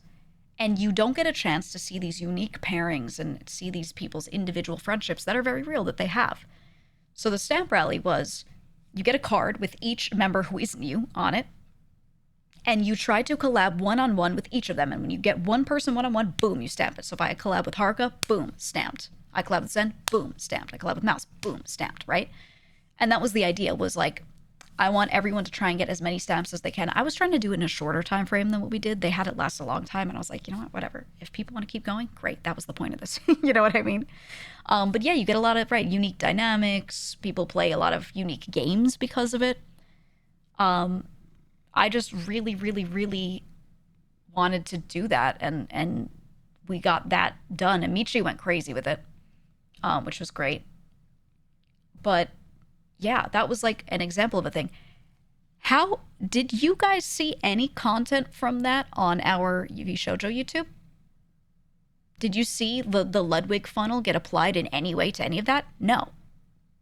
The whole time, that's what I was thinking about. I was like, think of all the stuff we could do with this, all the shorts we can get and put out on our individual channels and the group channel. Think of all the videos we could get long form. Think of all the... None of it. None of it. Which is fucking insane.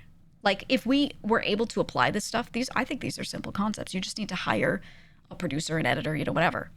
And I was pushing them the whole time I was there to hire people in to do this stuff. The whole time. I was like, you got all these staff, and half of them I've never even seen. More than half of them I've never even seen. Don't even know who they are. Surely you can get rid of somebody who's doing fuck all, because I'm pretty sure a good number of them are doing fuck all, and get a producer. Right? Imagine if we had a producer that did what Ludwig has been talking about this whole time. with that group, it would have been so different. Yeah, unfortunately they're playing Fortnite, right? But that's you know, like, imagine. I was spending all my time trying to fill in and be that person and arrange things and get stuff done. And then I ran into the wall of, cool, you go do that. You have to fund it. What?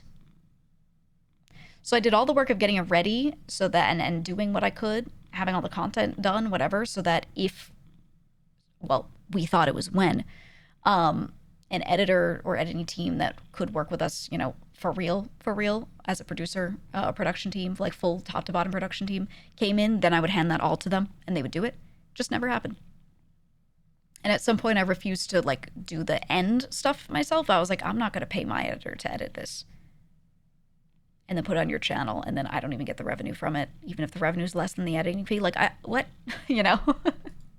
But it was all these concepts here.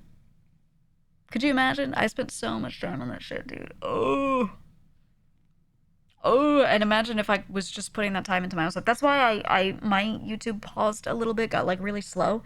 And then even after leaving, I like wanted to kickstart it, but it took me a while to really get in like the mindset. It's just because that shit, I don't know, it like became a wall for some time. I was like, holy fuck, man. It was crazy. But I loved that at least one of my ideas did kind of get done. Even if we didn't get the ending content out of it that I wanted, we did get the streams, which was really, really nice. And I think a lot of the community, like, they just watching them live, watching them be excited for the next thing. Ooh, who are you going to collab with next? When is this duo going to happen? Oh, that day? Ooh, like they were so excited for that. And I loved that. I thought it was really, really, really nice, you know? So I'm just glad it happened. And I would go back and do it again, even if it was fucking annoying. I would do it again because I do, you know, want the good out of it anyway, but Jesus Christ. Because you're asking about scaling up, which is different, and then you're also asking about pivoting. How are you going to scale up if you're thinking about pivoting?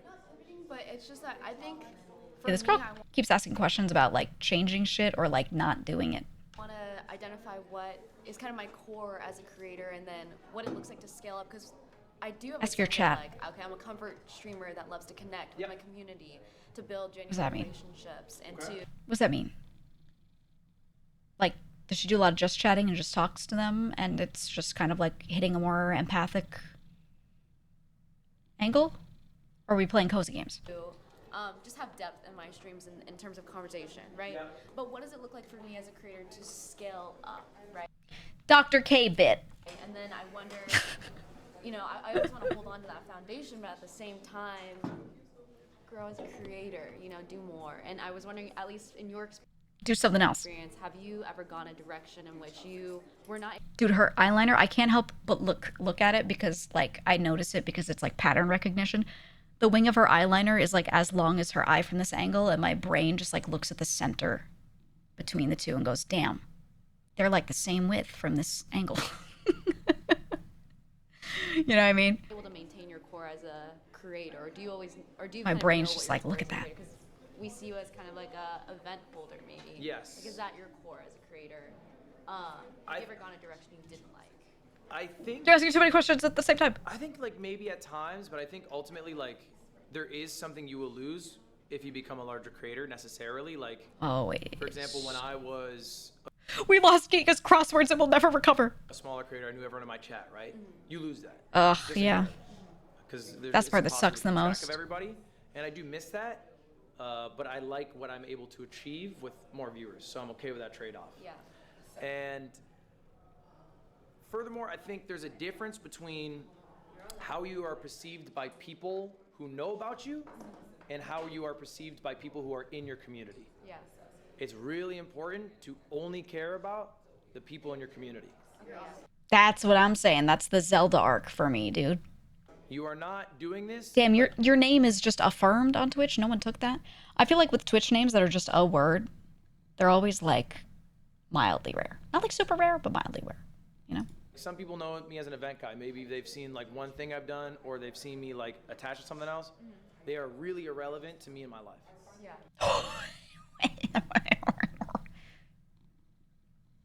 I described this way to a friend once because she was talking about like how she gets lots of shorts views and then she doesn't really get like people converting over to her streams. And she was like, how do I appeal more to those shorts people so that they come over? And I was like, well, first of all, her shorts content was completely different than her stream content. So I was like, why do you give a fuck about them? The people who show up every day to your streams, which are the thing that you have told me you want to build. That's what you told me is important to you. Well, then that's who you care about, dude. And you do what they want. Genuinely irrelevant. That's it. They will not think of me when I die. I will never think of them until I die. All right, so what matters is like me doing things that are authentic to myself, that the community enjoys. And I think I always retain that. Okay. Even if the community gets larger, ultimately, my thought process is, if I like the thing, if I think it's cool, someone else also probably think it's cool too. You know, be cool, and I thought of, and I never pulled the ripcord on it, but I think about it all the time. I have an editing team already, so I don't like need it. But I think if I were starting today, and I had a, you know, medium-sized community that I had built up, let's assume I'm like pre-V Shoujo and pre-having my my editing team. We'll go back like a bit before that. Like just imagining I don't have my editing team yet. What I would do to make content and to have like a storyline that people can really follow, I would make a channel, I would make YouTube and I'd start approaching my content and I would have my chat and my community make all of the content with me. So what I would do is I would crowdsource the ideas for the stream that day. I'd use a Discord or a subreddit or something to get people to throw out ideas. And then I'd put up votes and we vote on what I'm doing. And then I do it. And then I have them clip during it. And I have people emote react to the different clips. And whichever ones are like the top 3 most emote reacted to, okay, we're going to get those edited. We're going to post those. What should my title be? Have them come up with title ideas. I would just do it like a workshop with everyone just for fun.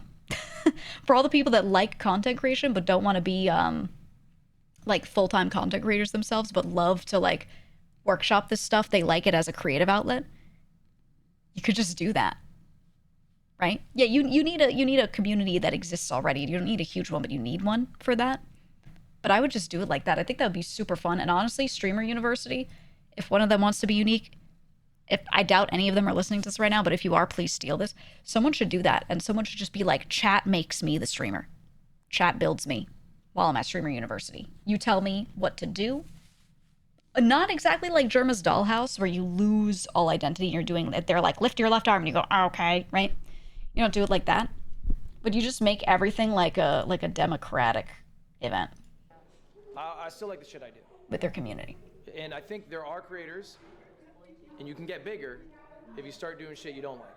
I don't think Brent Rivera wakes up and thinks like, fuck man, I want to bury myself in a billion Orbeez, or you know, whatever Brent Rivera's doing. Yeah. Right? But it works because he caters to a younger audience, and I think he's happier with the capital he's able to achieve doing that. Yeah. That's just something I've personally decided. Okay. Thank you so much, Sonny. Hey, no worries. Have a good one. What is your name again? Ludwig. Yeah.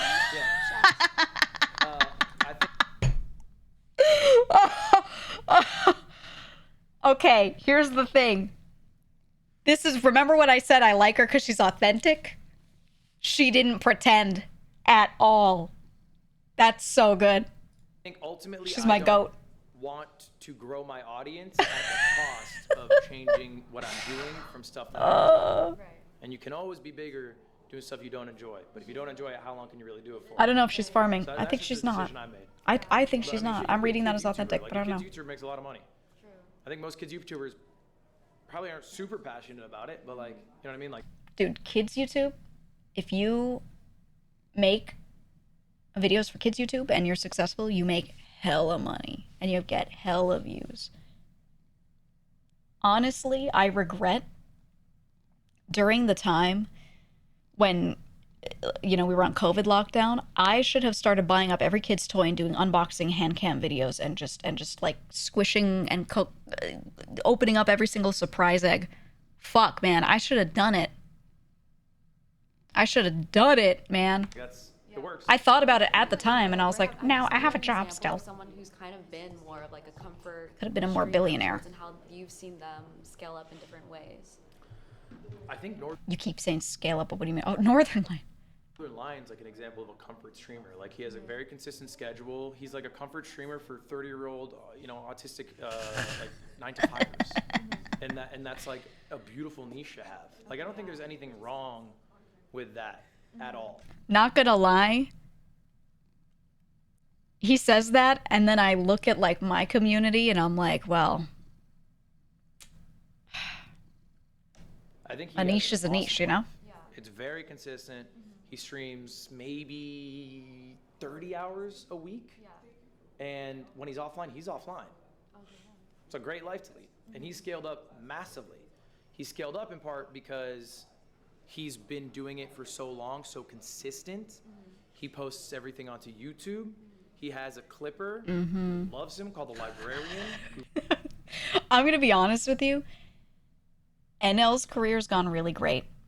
It would not have gone nearly where it is right now, in my opinion, if it weren't for the Librarian. And he would not be keeping it up to where it is if it weren't for the Librarian, in my opinion. Not to mean that his quality would be any less, but that upkeep on the outside of the streams is hard carried 90% of the way by Librarian. Okay? And I pray every day that someone with that level of beautiful content sickness gets attached to my stream and wants to do that. And if someone does that and they do it well, I'll pay that person to keep doing it. But like Librarian's just really talented at it. Or I wouldn't even pay. I would just say, you know what? Do it, keep the revenue, and you can just tell me if you want to clip something before me and I'll let you do it. I'll let you do it so you get the revenue. You know what I mean? I'd probably do it like that. Because I'm pretty sure that's how NL and Librarian do it. If they do it well, they'll just crush on YouTube anyway. That's what I'm saying, right? You don't even need to pay them. You just give them the guarantee that they can make money off of your stuff no matter what, and then they could just do that. Brother, I wish someone would be such a sicko that they would like want to clip everything like that and keep track. You know how many long bits I have where I reference a bit from 9 months ago very vaguely, and like 3 people in chat are like, I remember that. If those were turned into clips every time, because I had someone like with that level of care sitting there and writing down these things and going, oh, let me get that clip from 9 months ago where she mentioned this thing, we'd have a Librarian channel. I just don't think any of you are like unwell enough. Or actually, you know what? Plenty of you are. You just also don't have the time. You guys just don't have the time, which is fine. But if I had someone who sat there and archived stuff and then pulled up the old stuff when I reference it, it would be crazy. It would be crazy. It's so rare to have that. And he's so lucky to have Librarian, genuinely. A lot of us lost the ether because it isn't streamed, lol. That's only RP. That's only RP. Puts in overtime on Twitter and YouTube as well. So it's easy to scale up. Do what you do. You can absolutely do it. You just have to find those people. Find your goats. I wish people didn't use the phrase scale up, because I think it gives people the wrong mental image of what scaling means in like a business kind of way. And I think it's very important for people to try to think at scale when they're trying to become big creators. But then when you keep using the phrase scale up to just mean level up, like go you but more and a little bigger, I think it doesn't really fully represent what scale means. I would love to do one day a class on what the fuck scale means to creators. That'd be a billion allegories in an hour. I would do it. Find your goats who are already scaled up and then try to emulate that. There's a lot of talk about authenticity in your lecture. Yeah. Do you think that in this kind of day of brain rot and clickability, that there's going to be a kind of pendulum swing towards more genuine content? I don't think. No, the kids are cooked. The kids are cooked. Both are just going to exist, and they're going to be for different audiences. There's going to be a pendulum swing. I think there already was a pendulum swing. Yeah. I think this has happened and been happening. Yup. Like, I think there was a Mr. Beastification, and then there was a yearn for authenticity. Mhm. And I think authenticity is also, like, perennial. Like, it never wears out. Okay. It's never going to swing away from authenticity. Even when it was maybe Mr. Beastified. He said perennial instead of authenticity was evergreen. still Wow. doing well. So I think that's forever food. People always like authenticity. Authenticity is forever food. I love It's forever that. food, yeah. I love that. All right, thank you. I love that. Yeah, she just sounds like a comfort streamer. You could just tell with the way she like answers. She's like, I like that. I love that. She's probably very comforting to watch. Like I believe it, you know. The thing is, I've been streaming for like about 2 years now, and I love it. Okay. This is like Okay. my favorite thing to do. Okay, I love that. My favorite thing to do. I like where we're going with this. And I've always wanted to be a content creator, even when I was. Oh, sorry. Let me just fix this. Even though when I was younger, I would like make beauty content videos, and like now gaming has been one of my favorite things to do. She went from beauty content to gaming. Holy pivot. That's great. Beauty content, I think, is still a megalith, but it's hard to describe how huge it was, like pre-COVID. Beauty YouTube is one of the biggest pockets right now, but it was even bigger, 5+ years ago. And it was, I cannot tell you how much money women spend on cosmetics compared to what they used to spend because of how much these influencers have influenced people who wear makeup to wear more makeup, to wear it all the time, to get this product. You can't get that $2 eyeliner from the grocery store, from CVS or wherever, because you need this one that's $50 that you get in Sephora. These companies that make cosmetics have made so much money. Skincare is also up there. Holy fuck.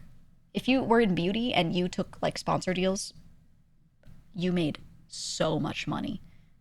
So much money. Yeah, self-care YouTube is big now. Now the pendulum swung back. So instead of beauty in makeup, now it's beauty in skincare routines. And then it became self-help, intrinsic thinking and journaling and eating well for yourself. It turned into like general health stuff like that, but with appearance being a big part of it. So people will be like, glow up with me, and it'll be them taking an everything shower and then like doing like some deep skincare that takes an hour, right? And then they'll be like, I also put a cuticle oil on, and I filed my nails down, and then I did some stretches because I don't really stretch enough, so I'm getting a new stretching routine in. And they'll just do a big video about like, just overhauling their health a little bit and their physical beauty a little bit. And that type of video is like crazy big right now for the female sphere, the female viewership sphere.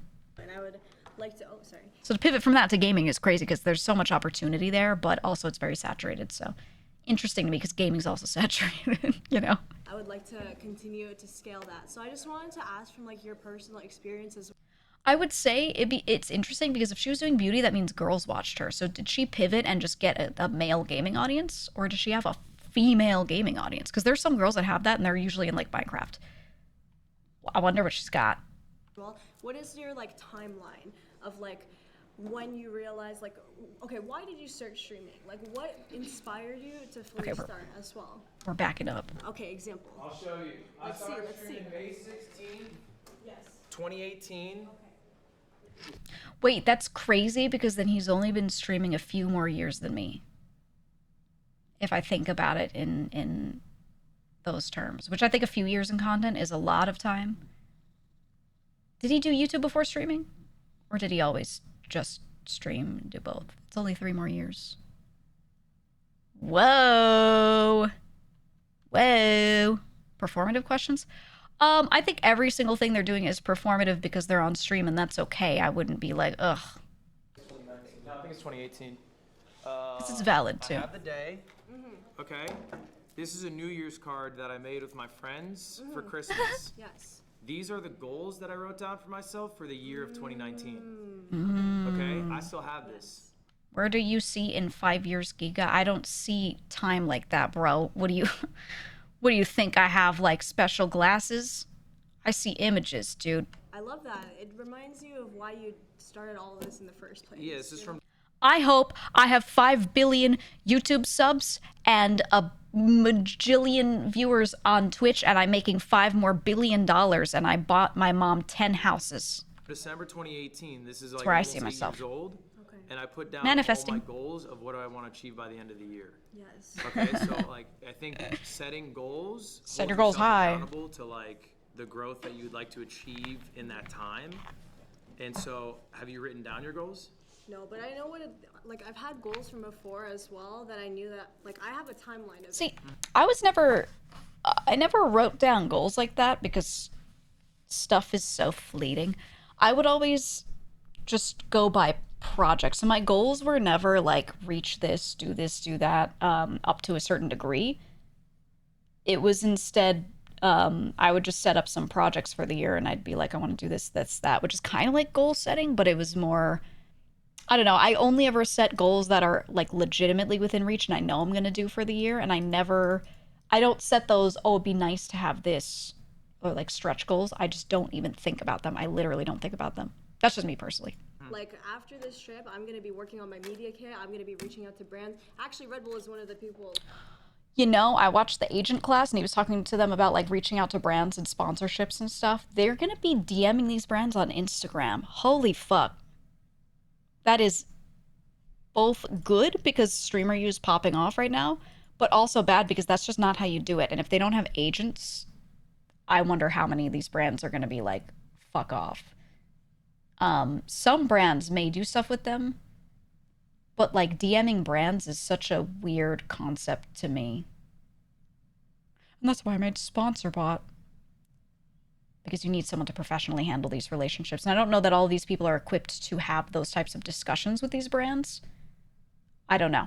I really don't know. Like one of the brands I want to work with, I always like try to get some content from my streams. I'm like, Red Bull gives you wings, and then I'll like put on some fairy wings or something like that. Because that's like. Let's go. I just set smaller goals for myself so I don't get. Was that have to do? Oh no, I'm putting it together. Too scared, and then I have my long-term goals as well, which I think is important. I think write down your long-term goals, and I think don't be scared to be ambitious. Like failing a goal doesn't mean you have to quit. Failing a goal just means you have to reassess what you are doing. It's just data collection. Yeah. So like. Ooh, Metamucil sponsorship. Ooh, fiber. I should do like a fiber. You know, sponsor. I don't achieve every goal I set out to do. Yes. It's like, okay, why didn't I achieve it? For and health. At certain points, like I literally told myself if I wasn't able to hit these, I'd quit. Yeah. So I did set a little bit of pressure on myself. Mm-hmm. And I think that's necessary. Luckily, you know? it worked. Yeah, I think it's honesty with yourself. Mm-hmm. Like I think that's most important. Like if something's not working, fundamentally you are doing something wrong, or maybe you aren't getting lucky, and it's like, okay, well, what's the life I want to lead? Is this like gonna achieve that? Yeah. So yeah, I'd say write down your goals. That was my damn homework yesterday. You didn't do my homework yesterday. Well. Oh. It's funny. Someone in chat said Red Bull sponsor equals small goal. LOL. Red Bull's not gonna sponsor anybody unless they're huge, or they have something to offer that Red Bull wants. But what could Red Bull possibly want from anybody? Red Bull's so huge. They have so much money. They already get crazy views on their own YouTube channel. So you being like, oh, I could get you views on YouTube. I mean, what? They're in every store. It's a huge brand. So it's not like you can't aspire to that. But peel back one layer. Peel back one layer. You know? They sponsored the streamer games because Ludwig was doing this huge event, and he's Ludwig, and he's been known as an events guy for a couple of years now, and he's just one of the biggest names on YouTube, right? If you're not like one tick below that, if you're not like close to that, you're not in a range where you feel like you could aspire to that, I'm not saying don't try. Like, these people should try. They should try everything, yes. But they should have some other brands in mind too and be like, okay, if Red Bull doesn't respond while I'm here at Streamer University, or honestly, they shouldn't even wait for a response. They should email 3 different drink brands. Boom, off the bat. Different ones that they like. Surely you guys like more than one drink brand, right? 3 different brands, and then be like, let's see who responds. Who responds quickest? Maybe, boom, engage them in a bidding war if they both really want you. You know what I mean? Like, there's a lot you could do. Maybe you don't engage them in a bidding war because one is just one that you really want. Yeah, Monster would be great. Monster works with gamers all the time. They're very much in gaming. She said she plays games. She could go for Monster Energy. They're also huge, though, right? So who knows? But she's at Streamer University, so it's a great time. Maybe she could hook in a Monster sponsor that she might not normally get because of this timing, and then maybe they stick with her. Maybe that's just a gateway in, right? Yeah, Rockstar drinks. The Rockstar is also huge. But yeah, My goal is right down here. Also, submit it today. Do your homework. I'll do my homework. Do your I'll do my fucking homework. But what would you say? Like, when did you decide to kind of branch out more? Like, that was something that I wanted to ask you. I feel like I'm very community driven. I love to make connections with people. I like to. What do you mean branch out more? Like, I would say, like more YouTube. Hold on. I don't want to be mean, but I have to point something out. She was talking about being a beauty influencer before this, but she didn't blend her foundation down her neck that much. I see patches of it, and it's not on the underside of her jaw. Are you kidding me? Like more YouTube, more into content. I feel like I'm more so like I stream. Unless it's the lighting. So like a streamer than a content creator. You know what I mean? But I don't know. Day dot, I started doing YouTube. Yeah. And when, Po body's nerfic. Like, TikTok came Po body's out, I nerfic. made it, like I'm instantly. There's no reason, no excuse to not be doing that actively right now. Okay. Exactly. Genuinely no reason. Outside of maybe not knowing how to do it or being overwhelmed by it, but then it's like, okay, well then make Push it your through. goal. Break it down. What are the steps that you have to do? Start a channel. Okay, well how do I edit? Do I need to hire an editor? Should I just upload VODs at first? Like, do something. You know? I'm sure too, if some of these people just posted on their socials and talked about it in stream, I'm sure they could just find an editor to pick up right now if they needed. That would be willing to just do this for now, you know? Her face being entirely different color, the rest of her has been setting out to be. I feel like a lot of girls do that nowadays, and it's not even that like the foundation's the wrong color, it's that they do foundation and then they also add bronzer to the outside of their face and highlighter to the middle. And you end up with like a lot going on, and it's very easy for that to stray from the skin tone on your body, you know, below neck and down. And that's why I'm really not a fan of a lot of makeup on people, because even if it's done really well, now you're inconsistent with the body. You know what I mean? So. No? I was thinking of multi-streaming to YouTube. But I think on her face, hers is done just fine. My VODs as well, Yeah. you know, so Your VODs are instantly there. The finish yeah, looks like nice. once you start like streaming to YouTube, I think that's a good gateway. But I do want to have like an editor eventually, and like a clipper. And Why are you telling him this? That's what I meant by scaling earlier. It's like I'm just me in my streams, and I connect with This is like hashtag ad. What are we asking him? everybody. Are we making him listen then to it? You know what I after mean? I want to like continue to branch out in that way, Yeah. like by being me, essentially. I mean, it's like, I just want to be mean. how do you walk 1,000 miles? Take one Take step. the first step. So I think that's totally Mind fine to blown. just make a YouTube channel and just start live streaming on it, multi-streaming, so your VODs are there. You know the steps you have to take after, but just do the first one. Be happy with that. That's true. And do it now. That's true. And do it early. Don't wait. Especially Holy because crap. you can easily funnel, there's extra tension around Streamer U, more people to that channel, and it would have a nicer bump at the start. Okay, you have more to work with. Guys, I do that on stream. I'm just me. Do it tonight. I just want to be me. Thank you. It was so nice to meet you, by the way. Thank you for all of your wisdom. We appreciate you. Also, You're saying my too much. best friend, Also, she's in you're saying too much! my chat right now, and she loves you.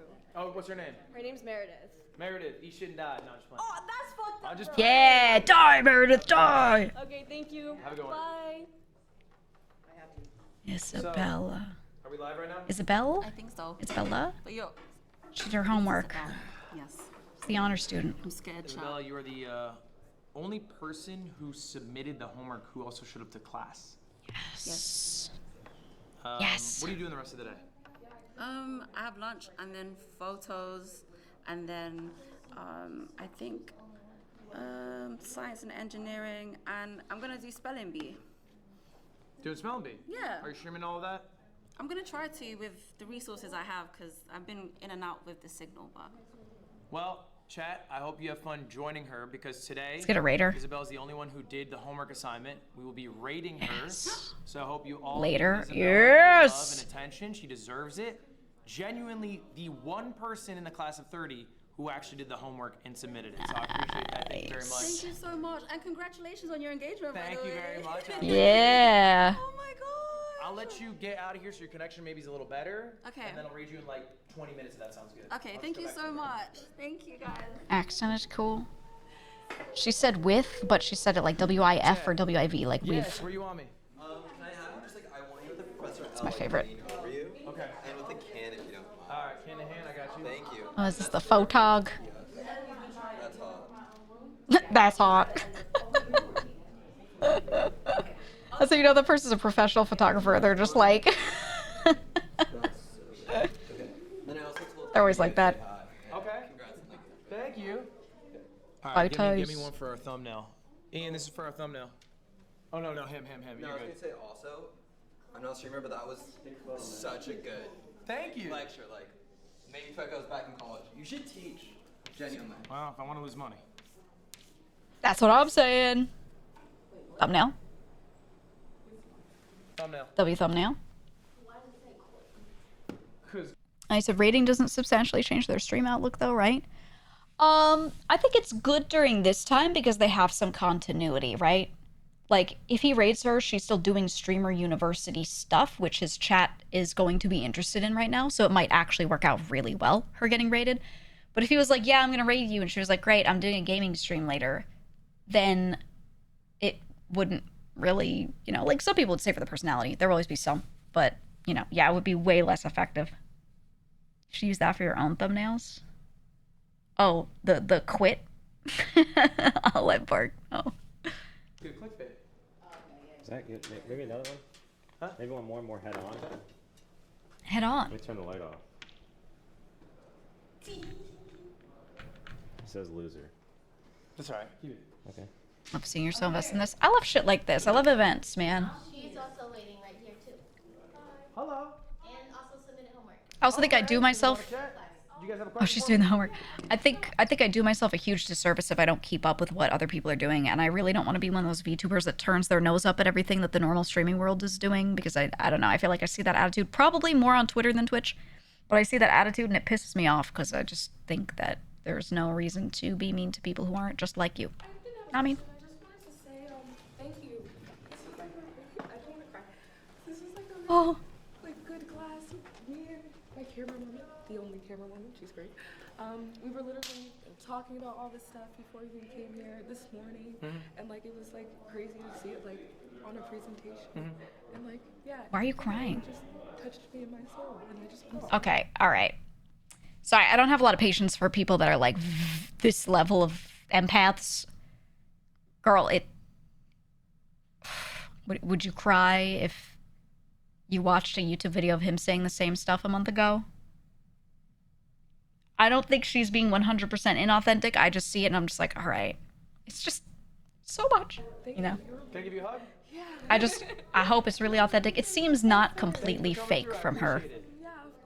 But I look at this and I'm like, I could never be this emotional over this. When you said the thing about like the clip farming, I like seen that a lot, and I feel like I've just came here trying to be myself, not like, thinking about that much. So it's like that. It could also be like big intrinsic moment for her. Maybe he was talking and she was just sitting there like in her own head being like, oh my god. Kind of hit home for me. You know? A little bit. My voice is like high and cracked. I swear I'm normal. I'm No, normal. I totally believe you are normal. Yeah, no, it was crazy. And I did submit my homework. I wrote it on a paper, but it wouldn't upload, so I tried to write it in the description. But every time I tried to upload it, it wasn't. The website is some ass. Yeah, it was a little rough. It is some ass. But What's one of your goals? I'd love to hear it. One was being more consistent with streaming. So I've been creating content since like Tumblr days. Oh my gosh. Yeah. Dang. So like I've been in this like in a different space for a while. So, for the past 4 years, this is my first time getting more into the streamer space and like hosting space and things like that. So being more consistent with that, I feel like I've nailed like other platforms and being able to create constant ideas and creativity and elevate my content. I just don't understand why so many people want to stream over some of the other stuff, because I feel like the streamer lifestyle feels really inefficient to me a lot of the time. But if they go into it with an efficiency mindset, maybe it's still good for them. But I feel like overall, maybe it's just because this is what I've seen. I've seen a lot of people go from other platforms. They're doing great there, and then they become streamers, and then they get stuck. Like, streaming becomes a rut for them. And they keep doing it because they keep seeing people react to them in real time in chats. They feel like indebted, like they have to be there. You do get constant money coming in from streaming. So you feel like I have to be here because I have subs here. Whereas if you have subs on YouTube and memberships, you could upload a couple of videos occasionally, and like those people will be like, yep, this is what I'm here for, right? But it's so much time for streaming. Then again, you could have an audience that was built on you streaming once a week and maybe it works. Usually not. But like, if you come from other platforms, maybe. But I don't know. I feel like a lot of people end up coming into it. It becomes a huge time investment. Their other stuff on their other platforms dies down. And then they're stuck as streamers. And if they're not super successful as that, they made a bad trade, you know? So I always wonder why so many people right now are like into it. I think it might just literally be because of people like Kai. But like switching down You know? to like longer form. One was a 6-pack because I feel like I don't know how well she's doing on other platforms. Like, I don't know her name. I don't know her numbers, you know? Ooh, someone here does. She has millions of followers across damn near all platforms. I don't know if she wants to stream or just grow her audience further, though. I don't know. I mean, I wonder if it's maybe when you grow on other platforms, depending on the platform and how you do it, sometimes you grow how many people know of you and watch your content, but that doesn't mean that you have a solid community. Whereas streamers have really solid communities because by nature, sitting here and interacting with you guys, we're sitting down and talking, all of us, right?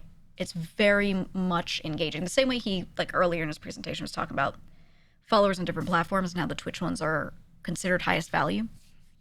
So I wonder if for her and maybe for some others, they're doing it because they see it as like a viewer quality thing and a community quality thing. Maybe. I think that's very valid. Out gives me like mental regulation. Yeah. That was one of the questions I wanted to ask you. Like you were saying, like you saw 1,000 viewers, but you might be disappointed the next day when you were seeing less. But like, how do you keep your mental stable, especially when like things are happening so quickly? Yeah. There's so many different personalities, so many different energies. How do you remain stable within that? Even like maybe you don't, and maybe there's like things that kind of balance you out. But yeah, 6-pack was part of that. That's a long-winded. Yeah. But yeah. Yeah, I think, like for me, You just gotta exist as a person outside of streaming. I have stuff that I don't tell you guys about. I have hobbies or things that I do or whatever that I just will never tell you about, so I can feel like I'm still a person. I did right? the subathon 5 years ago. It's not a lot, but some stuff. Subscribed and most watched person on Twitch for a month, and I thought like, oh my god, I'm in the freaking big times. I'm like Ryan Gosling now. Oh hell yeah! Next month it like collapsed, and it was still like really amazing. Like I averaged 30,000 viewers, but you know I was like from number 1 to like 10th. Yeah. And the next month like 20. You know. And so, and I realized I felt really bad about that, and it's because I put a lot of value into this thing that I didn't have control over. Yeah. And so I had to change what I put value into. And now for me, it's like, what gives me the most value is like being valuable to my friends and loved ones. Yeah. Like being present, being able to help. Like I have a lot of capital. Like, you know, like I was able to hire, this is my best friend, Christian. We grew up together. Aww. Hi, Christian. Because I went to the wrong classroom. He told me you're so sweet. Yeah, he was really nice. Oh, so she read him. Thank you. Shout out to you. Yeah. I had to let you in. Yeah. But like that's things I'm able to do, and those give me a lot more joy, and I have control over. Meaning and right? I can actually make an impact, and I think it's the big thing he just said, like stuff I have control over. So many content creators are sitting there agonizing over things they can't control. Usually stuff that other people are saying about them online, or like opinions of them, or blah blah blah. What?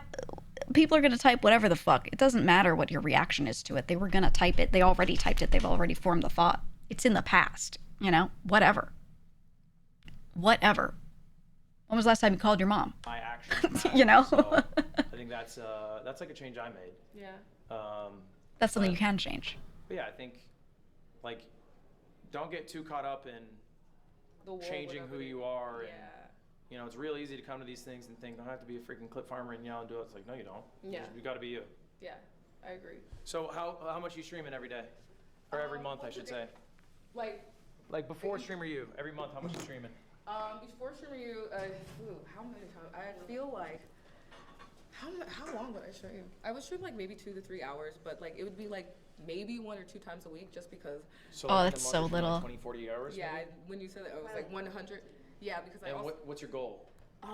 My goal is to just as a like a creator in general, not just solely Twitch, but I want to be a well-rounded creator. So like I do a lot of different things. So like I do some hosting for Netflix. I do like my own like film. Oh. So trying to figure out a way Oh, to she's balance in like cinema, creations together. film I don't kind of think that I'm shit. solely focused on What's her one. name? I Kira, think please, I just want think. to be able to elevate content and share ideas and like uplift the community in a way where you can. Dude, she's got 1 million Instagram, 1.2 million TikTok, 836K YouTube, 200K on Twitter.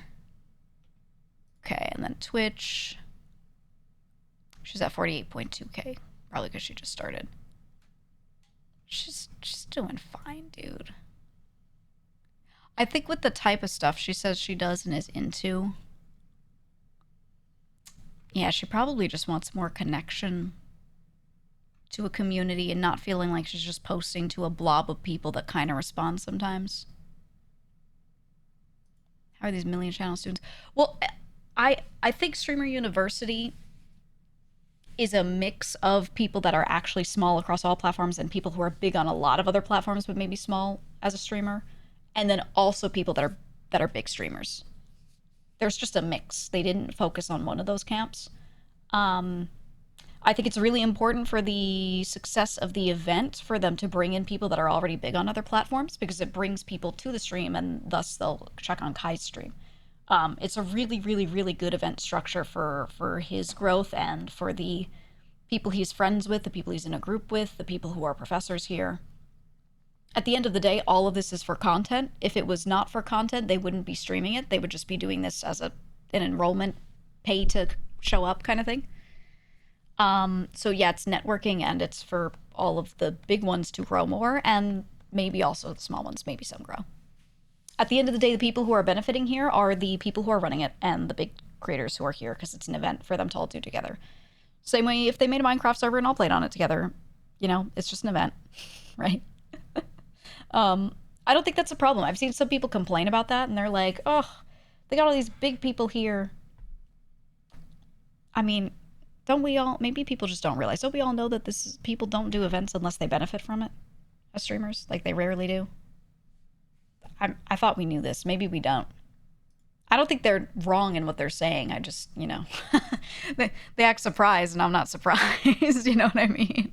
But I think it's fun. It's all for content, and I like the content. I don't like all of it. I don't like every single streamer's content here, but like, I love talking about streaming and shit like that. You know, I love that shit. I've been yapping about it this whole time. I love that stuff. So for me, I'm like, yeah, I'd love to see what these streamers have to say. Woo! I think many people are genuinely that naive.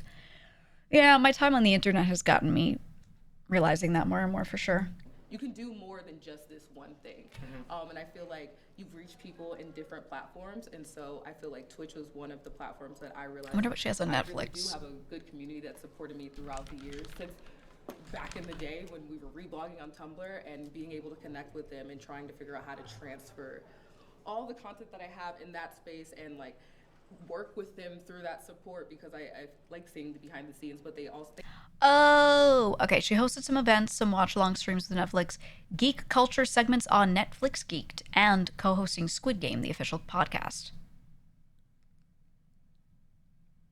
Okay, so she's doing, like, that was also a Netflix hosted and funded podcast. So she's just a creator from whatever platforms she's from, and then has been hustling, getting to know people, and then got into the right circles to be able to land a hosting gig with Netflix, which is good. I don't know why she's streaming, but I'm not opposed to it. I just wonder, like, what the benefit really is for her. Feels like it might just be more of a creative outlet for her, you know? I guess my goal is to like elevate my content. Yeah, just to own something herself too. And like inspiring like up and coming. Are you full? Yeah, she was saying like, I want to own my own content and build a community. I think it's the stuff that I was saying earlier. She probably just wants to connect to a community for real rather than the stuff she's doing. When you do something on Netflix, you don't know who's watching. They don't even leave comments. You just get paid and you're like, God, I hope they like it. So like, that's a big part. And then yeah, owning her own content. It sounds like she does stuff on her own, but also anything she does for Netflix, they own. That could be watchable, and people watch on Netflix, and that's great. And then one day they could be like, actually, we're discontinuing this, and we're taking all episodes off, and now it's gone. Great. What happens? No one can ever see her again? You know, like, that sucks. So yeah, she probably just wants to really, really, really, really have her own shit. I feel like YouTube would be better for her than streaming if she's got a lot of other work that she's doing, but I don't know if she's like actively doing it right now. I don't know what her time is like. Time? Yeah. So how many hours do you want to stream a month? Oh, she's full time. I want to stream, I mean, now 100. 100 hours a month? Yeah, I mean, you inspired me. Okay, put your Oh, Twitch if she channel in. if she's Okay. got the I wanna time. follow you. Okay. Oh. We're gonna check back in 6 months. Chat, remind me 6 months. If you're not doing 100 hours a month, we're gonna have to figure out why.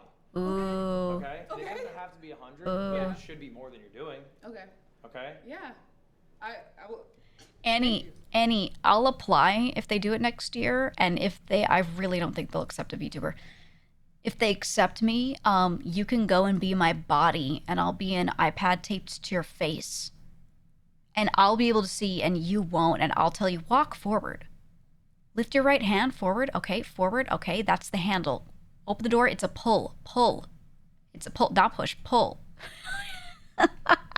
It'd be funny as fuck. Oh, it'd be so good.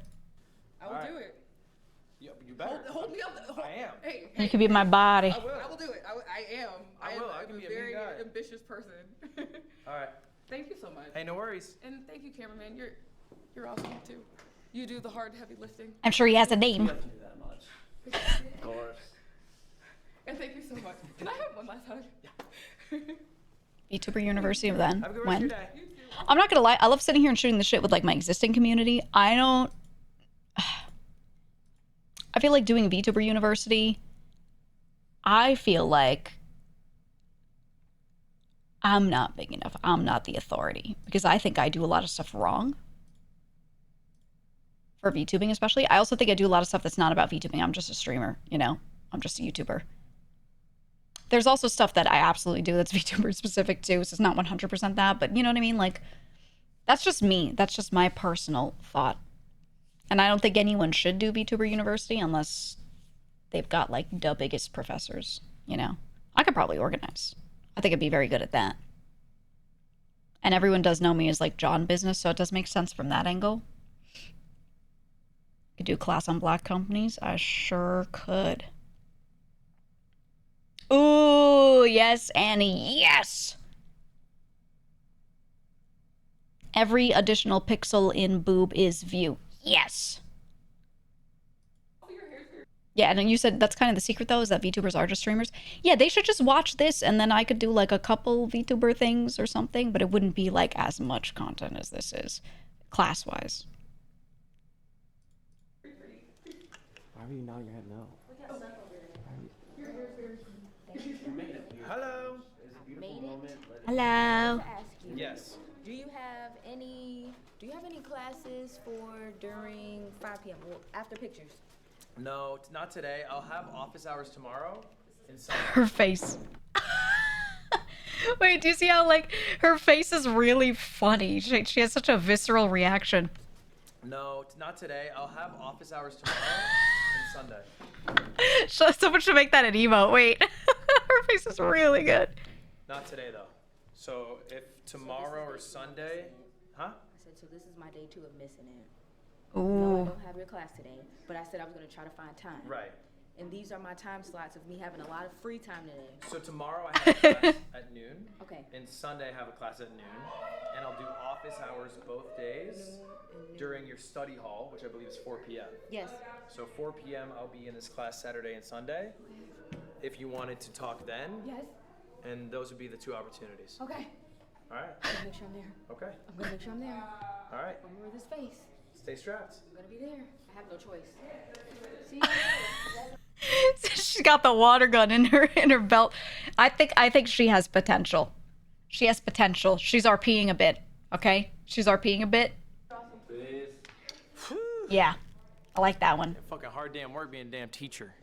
She would be really good for React content, but I think she's really good, and I mean this in a good way, as a side character around other people. Like, she could be the main character of her own stream, but I think if she's just around other people existing, she'd just be, like, just her being there and just, like, reacting like that and slightly RPing all the time. Good. Don't pay me enough. Because she's a character. They don't pay me enough in this fucking school. I don't even have tenure yet. You gotta work 10 years to get tenure. All right, y'all ready? Chad, we're gonna go It's usually back. 3 years. We're gonna do a recap. We're gonna take attendance. Ew. Then I have to end, guys. My stream's gonna be over. I know. He's gotta it was a read, short one what's her today. name? I have Isabel. a Valorant event. I'm not gonna be streaming it. Does RP help with public speaking? All speaking to people helps with public speaking a little bit. RP helps because you do speak in bigger groups, but I wouldn't say RP is like a great gateway for it. Wait. Streaming Hey, helps we're with gonna public raid. speaking. We're sending all of our love to Isabella. I hope you all show up for that. YouTube frogs, I hope you show up too. Yeah, he's got a recap here. Take your. What else we got? Start welling. Yes. Oh. Do you mind doing a small TikTok? Yeah, what's the TikTok? Like this. Okay. I can do Why that. does she still seem emotional? My voice is very high. Oh, you know what? It's probably just her voice being dead. My voice is normally lower too. And you know what? She did cry a little, and her eyes are probably just like not recovered. Let me know whenever you're ready. We're looking at this one, right? Right Yeah, here. the camera for TikTok. Mm-hmm. Wait, ready? Wait. Okay. Do you start with a hand up? Mm-hmm. We're just Okay. gonna go like this, back and forth. Yeah. Uh-huh. Get into it. Hit it. Yeah, shake the camera. We already started? Hit it. Yeah, I think so. We already started? Yeah, we're done. What? Okay, lock in. He should make her hit the Luddy. Say action. Am I doing like this too? It's kind of just how she is. Oh, okay. Alright, ready? Yeah. It looks Yeah. very goofy IRL, but it's gonna look. Oh, yes. I always really Thank you again. See, the reason why he's like so willing to do shit with her is because she asks a lot of good questions too. Like she did a good job of coming up and being like, "Yay, I have a real question, and I'm gonna tell you about how I feel a little bit." And he took interest in her before he like asked questions about what she does, and she was like, "I'm in an interesting niche," so that's good. But if she asked some bullshit questions, he probably would have been like, "I'm walking here," or maybe not. Who knows? Maybe he just says yes to everybody. As long as he has time. I want But to sit on his class tomorrow. Who's that? Agent. Oh, Agent. scroll through TikTok. She's very fashion nerdy, so I can see her blowing up even bigger during streams. Tomorrow we'll be streaming longer. I think tomorrow we'll do Yeah, like 10 hours. it's and not then enough of Sunday that. We'll do like 10 hours. She seems nice though. Cam's face. We'll do 10 hours all IRL though. What And probably school? What outside, campus is this And running? that they're at and using for this? Oh my gosh. Yeah, a lot of questions I see people asking in all these classes are like, what do you like about streaming? So you said it's important to convert viewers. How do you do that? Right, it's a lot of people asking for these like step by step, just tell me how to do it kind of things. I think it's okay to ask because you want to hear their specific take on it, but like realistically, if you're at home and you want to stream, you got to be able to figure this out without any of them telling you. You got to be the info is all out there. It is all out there. Class, dude. Yeah, it went great. If you can't do that, you're gonna have a hard time innovating in the space at the speed you need to, you know? Everything moves so Yesterday's fast. is more like starter. Like I think the idea of it is like you genuinely just started. Oh, they're in And then Arkansas? today's Oh, like, it must okay, be you're so doing hot. it. You have some modicum of success, and it's like, how do you reach the next level, or do you want to reach the next level? I don't know what the fuck I'm gonna do tomorrow though. We made that class last night. Oh. So I'm gonna have to make tomorrow's class tonight. I was thinking of like Event planning. Because I think I'm probably, I mean, shit, I'm probably dead as the best person on campus as far as streamers when it comes LOL. to like making YouTube videos. At least like consistently. Kai could be better. He just doesn't upload that much. That's true. The rest of them are just streaming So I right think now. if I just do like a YouTube, bless you, like a YouTube masterclass kind of. He should do like analytics and how to tell when something's quality, and then he should make them all as homework, bring something to the class, bring like video idea. It's just a title and thumbnail for a video that they want to make at Streamer University that they haven't made yet. And then he tells them how to improve it. Like really unlocking YouTube. So they have to, because like, almost pre-plan, every- you know what I that's mean? Cicada. Almost every streamer here has like no YouTube presence at all. Damn. Like genuinely none. That actually is true. A lot of the streamers like that are here that are teaching, I know of them, but I don't really watch their content at all because they're pretty much just live. So like I watch like Ludwig a bit because he has a real YouTube channel that he takes care of and it's not just highlights. And a lot of the rest of them I'm like aware of, but I really don't know shit about them because if they're not on YouTube, I don't know. You know what I mean? I don't know. So maybe that's the play. And I think day 4 Oh. is Nucky, you're leaning on my like a more keyboard. There we go. holistic class. Yeah, Ray does This is my YouTube. mom's idea. Where is it? but not as frequently and not as like, Is it that dorm? I don't know, say as bullishly as Led does. A lot of her stuff is more. I think It's in a different vein. last class is. But she does. Shit, what was her idea? I think it's like so I don't know how to phrase it yet, but it's like retaining humanity. I think I'm gonna call it "Is Streaming Harder Than a 9 to 5," but that's like the clickbait name. But ultimately, it's about like as a streamer being. I guess it's really tapping into your authenticity and like. Yeah. Like keeping it. Like I feel like some streamers lose themselves. You know what I'm saying? Chat, have I lost myself? Am I authentic? Going through the difficult parts of streaming. Yeah, like I think some people like get so caught up Yes, in like no? the quote Well, in what order? Not at all. Which one? unquote game that like they lose themselves in the process. Lost in the Souch. Like there's some people here, it's like you don't know who they are. It's like genuinely impossible to talk to them. Yeah, I just, you know, I blew up and I don't freaking know nobody anymore. That's it, man. I don't know any of you guys. I played Metro Chameleon with this guy, and that means, like, I don't freaking know anybody. Because you were talking to the person who is trying to, like, be a thriving streamer or whatever. How's it going? Doing well. How you doing today? Doing great. Coming to class tomorrow? Yes, yes I am. Love to hear it. But yeah, I think that's the game plan. Those are the next 2 classes. What up, dude? How's life today? Good. How y'all doing? Chilling. Where are you off to? The cafe. All right, man. Enjoy. That's Smoke. Yeah.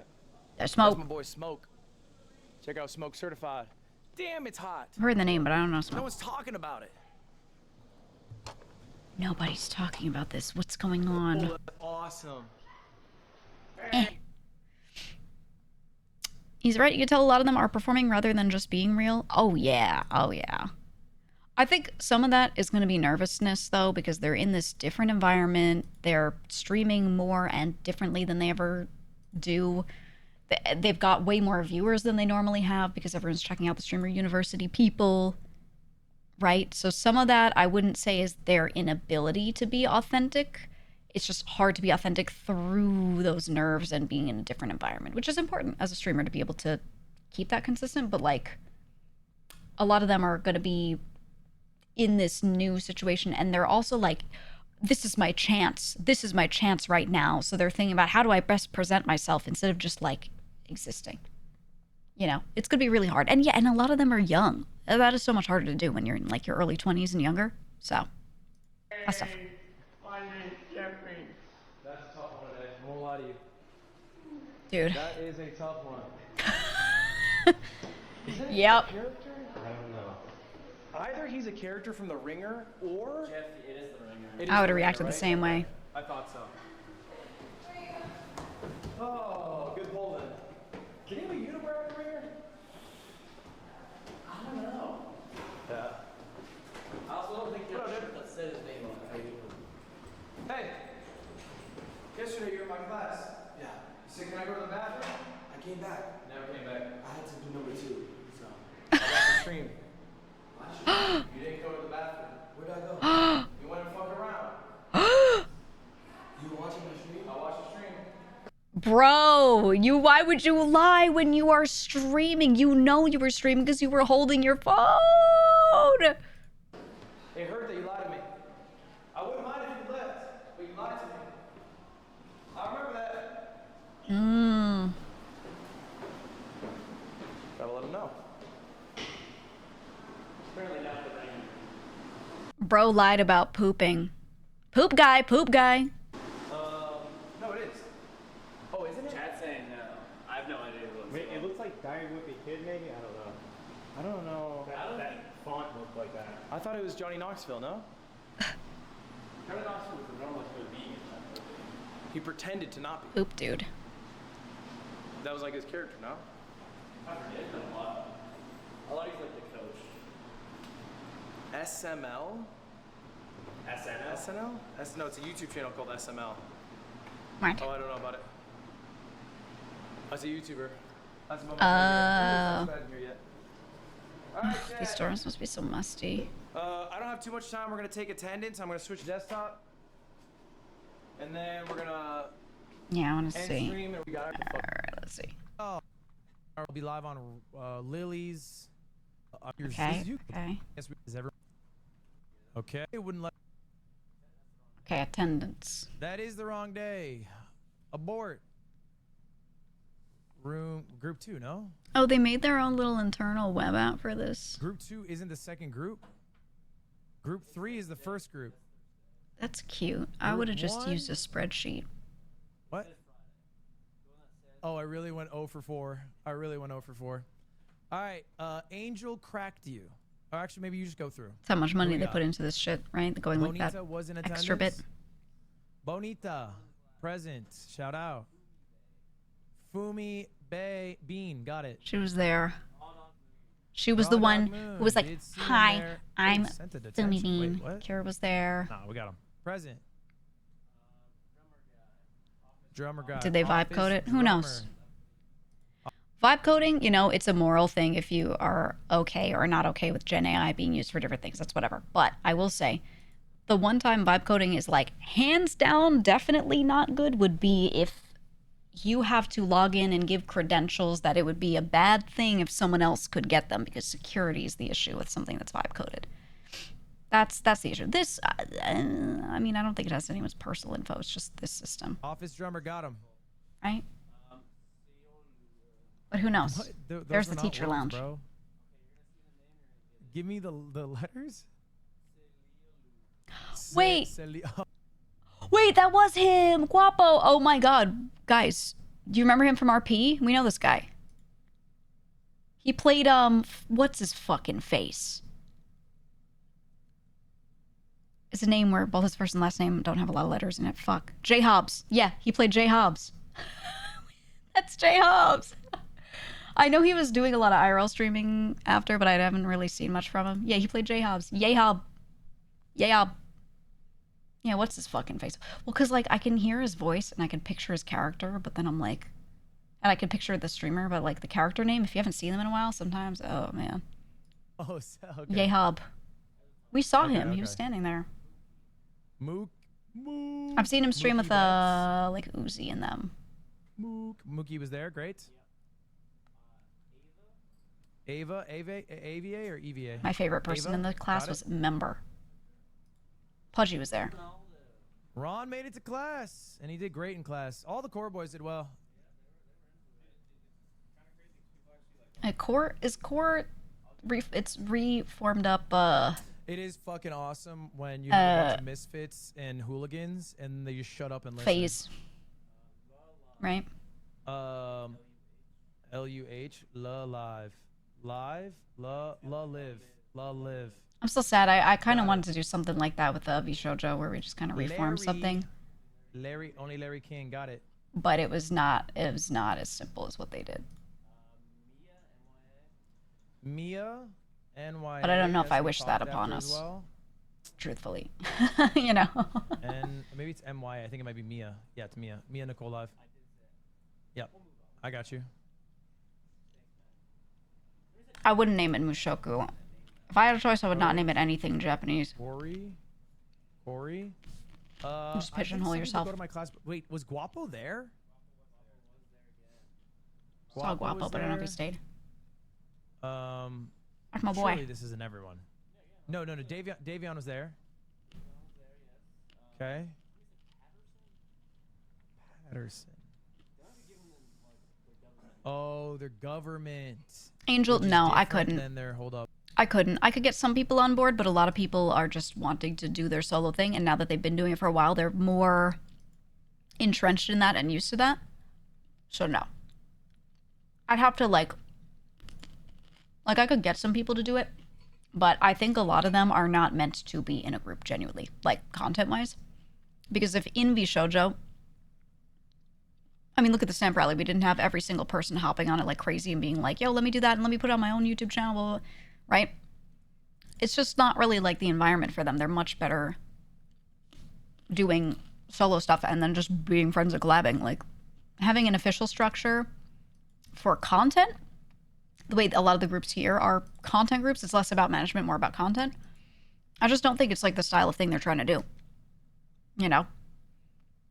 I think the company was good because it was supposed to be more of that management layer, but then they also like didn't really do that. So, you know, a lot of them don't really stream that much. That too. A lot of them don't really do much content-wise. The ones that do stream don't really do anything on YouTube for the most part, other than like highlights at most. I think forming something like this for like doing content together, what's the point in doing that when we already just collab sometimes? You know, like nothing would change except there be a name, right? I have their government's So somewhere. I think there's no point in holding people to that and like making them commit to that Okay, I can just knock those. Oh, fuck! Please tell me it's safe. in a way that audiences get weird about. Like if someone started collabing with us less because they just like solo stuff, people would be like, "What the fuck? You're in a group, but they don't do it." Meanwhile, if we're just friends, they're just like, "Oh yeah, they're doing a solo thing," right? Like that parasociality is there too. Late's late, bro. Kind of nice to not have that. Even if they're nice, late's late. Shaz was there. So that's what I mean when I think people are like better off without it. YNLGL. All right. You got your shit. You got your shit going with your attendance. What the hell? Really? Oh, they could like. I remember seeing. He was there. He was in the back right. They get like a picture of each person. You're racist. No, that was. He was reading from chat. Yes. Yeah, look at that. There's so many of them. Check. No, definitely not there. 1000% not there. VOD review actively skipping class. Ooh. Look at I've ever a government. Well, no, hold up. It's a 24-hour stream, I think. From POV. Nah, definitely not. Because I think this is class. Why is he wearing that when it's like 1,000,000,000 degrees, dude? Cafeteria. Just a big old. I would go crazy on the cafeteria just content. A big old no call, no show. Okay, escape. All right. Dude, I like that they could just go and like check on everyone, like VOD review, and see if they actually attended. LOL. Anyway, okay, that was his VOD. Yay.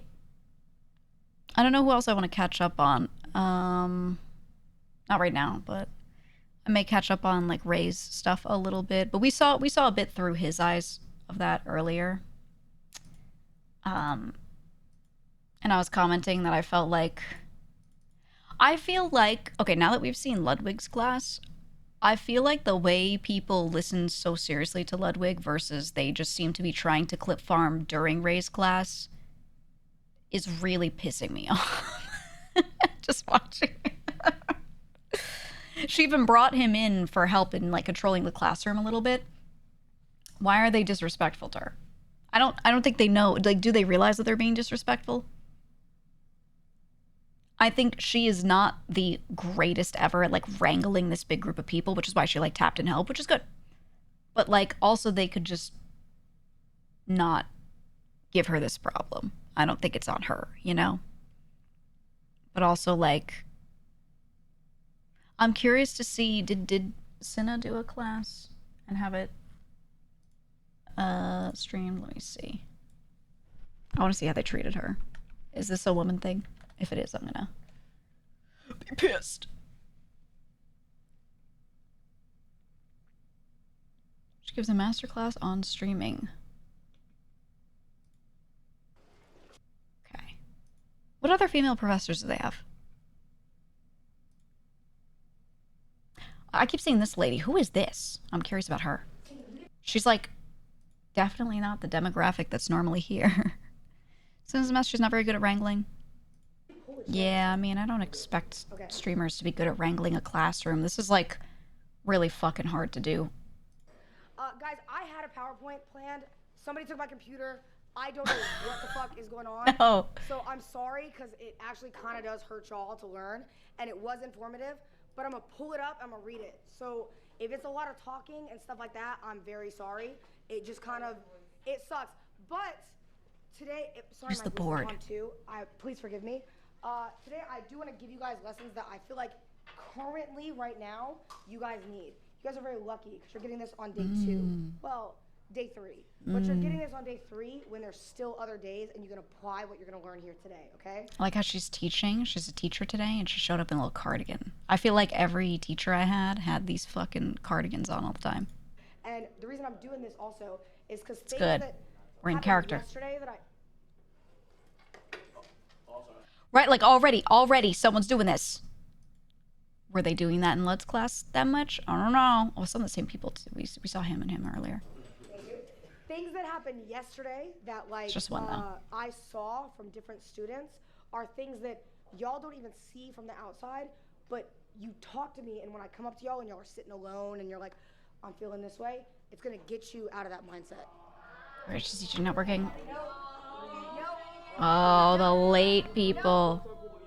No, 5 minutes, get to stepping.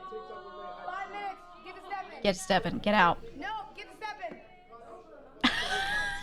She's not allowing anyone in if they're late. Yes. Okay, guys, no joke, this is how I'm working today, okay? It's kind of fucked, I'm not gonna lie. PowerPoint was really good. Right back to it. So we're gonna go through it, all right? Now, firstly, I'm Sarah. If you guys don't know, I've been a streamer for 6 years, okay? I've been a streamer for 5. Also, by the way, there are crop Damn. things. I know it's around. You will get to do those at the end. I promise you. I will not like hold you. So if we have extra time. There is also a prize of a $2,000 incentive. I'm listening. So we'll talk about that after. Okay, we'll get through it. It's kind of cool. Shout out Crocs for doing that. But All right, we're gonna skip ahead because I don't need the networking class. I'm not that curious about it because that's just me. I think a lot of people are gonna need this though. I want to see more so right now. I'll still recap it myself later while I'm eating, but I want to see right now how they let the classroom be. thank you. You were saying what about leeching again? About clout chasing? Something. Let me try this first block. That's the only way you can make it, gang. Fuck it. You're low-key laughing, but that's not wrong. It's true. When I asked y'all to raise, remember I asked you to raise your hand? I said, are you worried about it here? Are you worried about feeling that way? The reason I do that, and this is like a really hard pill to swallow, okay? So it's gonna sound like I'm being mean to you, but it's tough love, because I'm not trying to be mean to you. But if you are at Streamer University today, and you are worried about, I don't wanna be clout chasey, I don't wanna be a leech, I don't wanna be this, you're gonna leave here, and afterwards, you're gonna fail. And do you know why you're gonna fail? It's because you're so in your comfort zone in your head that you think, oh my God, I don't wanna be a bother to this person, I don't wanna go join this, I don't wanna go do this, I wanna be comfortable. And great people, especially in the streaming industry, they are not comfortable. In my entire career. This is very true. You gotta like be annoying. You gotta be fucking annoying. You gotta feel like you're being annoying a little bit. I love this lady. Who is this?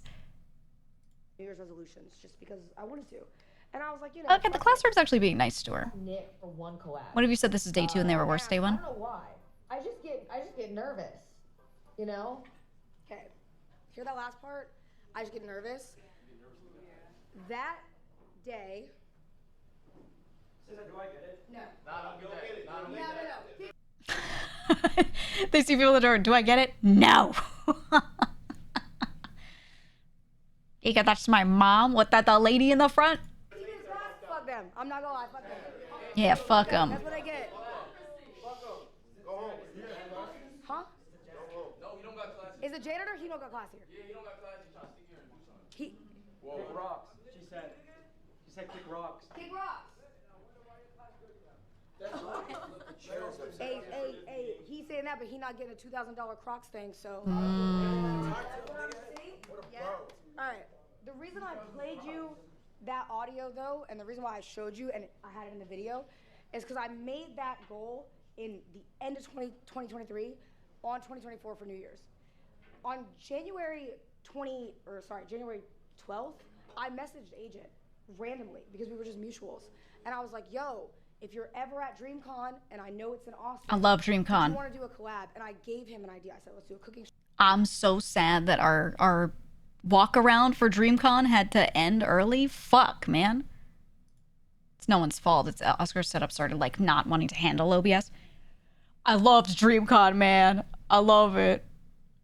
Apparently that lady's Cindy Gallup, a business consultant. What? She's a business consultant? Why is she here? I love that for her. Stream, let's do this. And Didn't agent even begin. responded, and he said, first of all, I'm gonna stop typing like a fucking bot, because I did. I was nervous. So like, bitch, I wrote it like a whole fucking, yes, like it looked like ChatGPT. Yes. God, AI was not like really crazy, because he would have dead ass been like, this is a bot. Like, on God it was. But he responded, and he let me know. Flacco?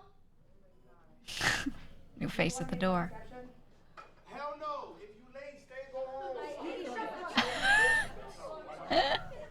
Stop going back and forth and up and down. Flacco? Why are you late? I love this guy. Stop going back and forth and up and down. She owns a porn site. The lady does? Oh, she's in business. In front of the building. And I had to take a shit. Wow, that lock on that door is crazy.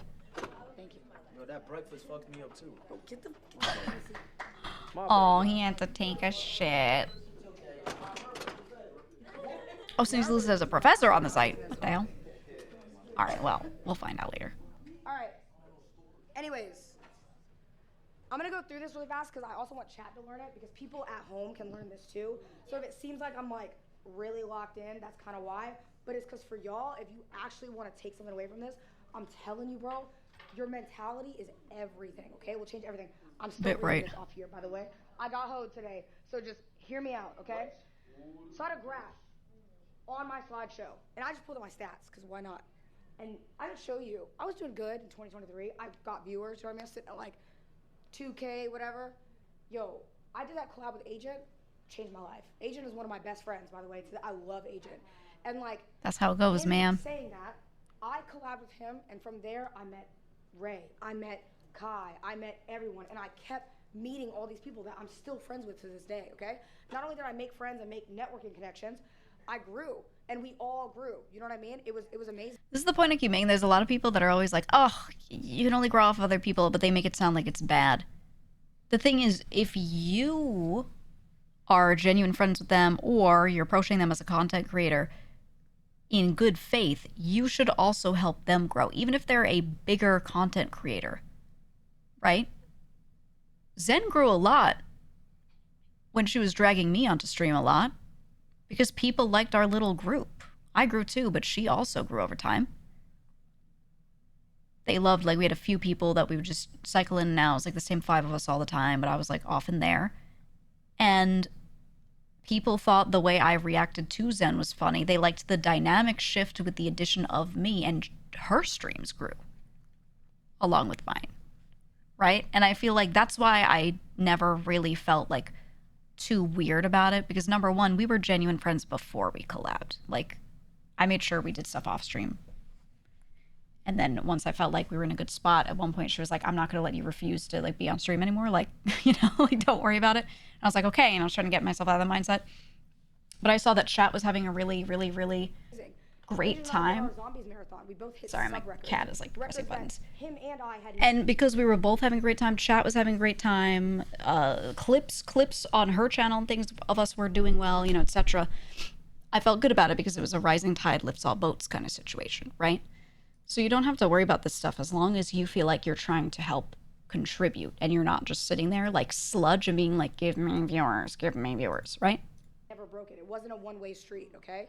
The reason I bring that up is because leeching is a term that I think has ruined streaming. Genuinely, I think it has.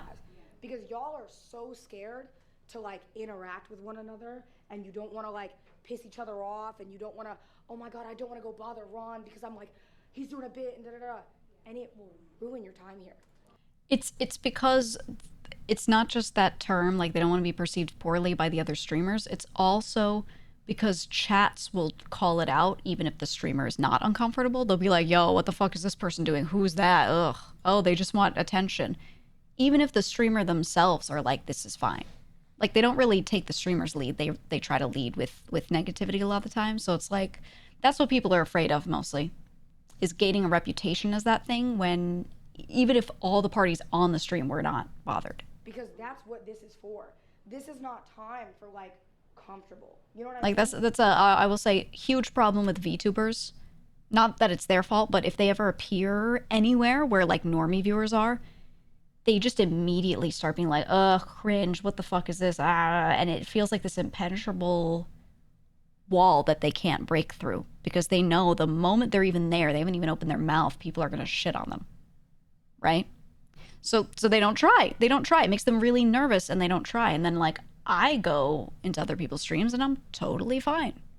Part of it is that I think I'm also very palatable for a non-VTuber viewer. I'm really palatable for normies because of me being me, right? I don't have like the high-pitched voice that they like to make fun of, etc. But even that notwithstanding, there's still people who could be very palatable to them that don't even try because they're afraid of the judgment. It just sucks. You don't want to be comfortable. You don't want to be sitting Like here and she's be saying. like, fuck, my social battery is so tired. I'm not going to go talk to Jason, even though Jason's dead ass sitting right next to you and he would probably love to, you know, hang out or do whatever. Like, you don't know. You have no idea.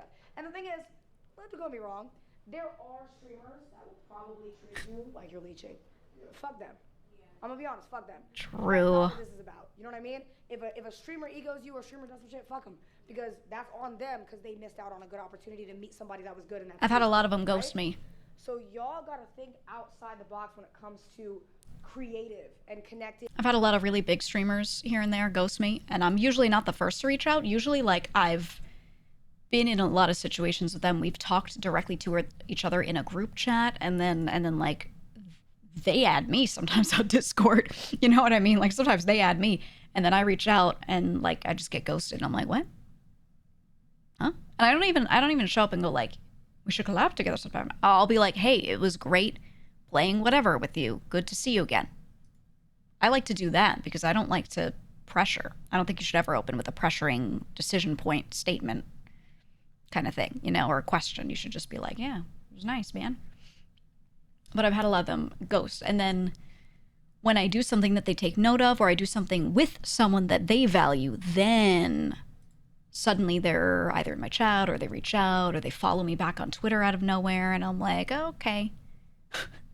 You needed to see one point of connection between us that you highly approve of. Okay, right? That sucks. That does suck. I understand it to an extent, but when we've already collabed and things were great, I'm just like, all right. Okay. I don't expect everyone to answer me, but there's why are you adding me? you know what I mean? Like, at least fully avoid me or something. Don't like drop a crumb that makes me think that this is okay, and then I go in and then I get ghosted like I was the weirdo or something, right? That's the kind of stuff where I'm like, huh? That's confusing, but I've definitely had that happen, so I get why people are afraid of the stuff she's just describing, but she's also so right. Like, try it, and if they don't respond and it's weird, fuck them. With each other. Because for me, if you look at my graph, yo, 2023 was a good year for me. 2024, you know what it looks like? This.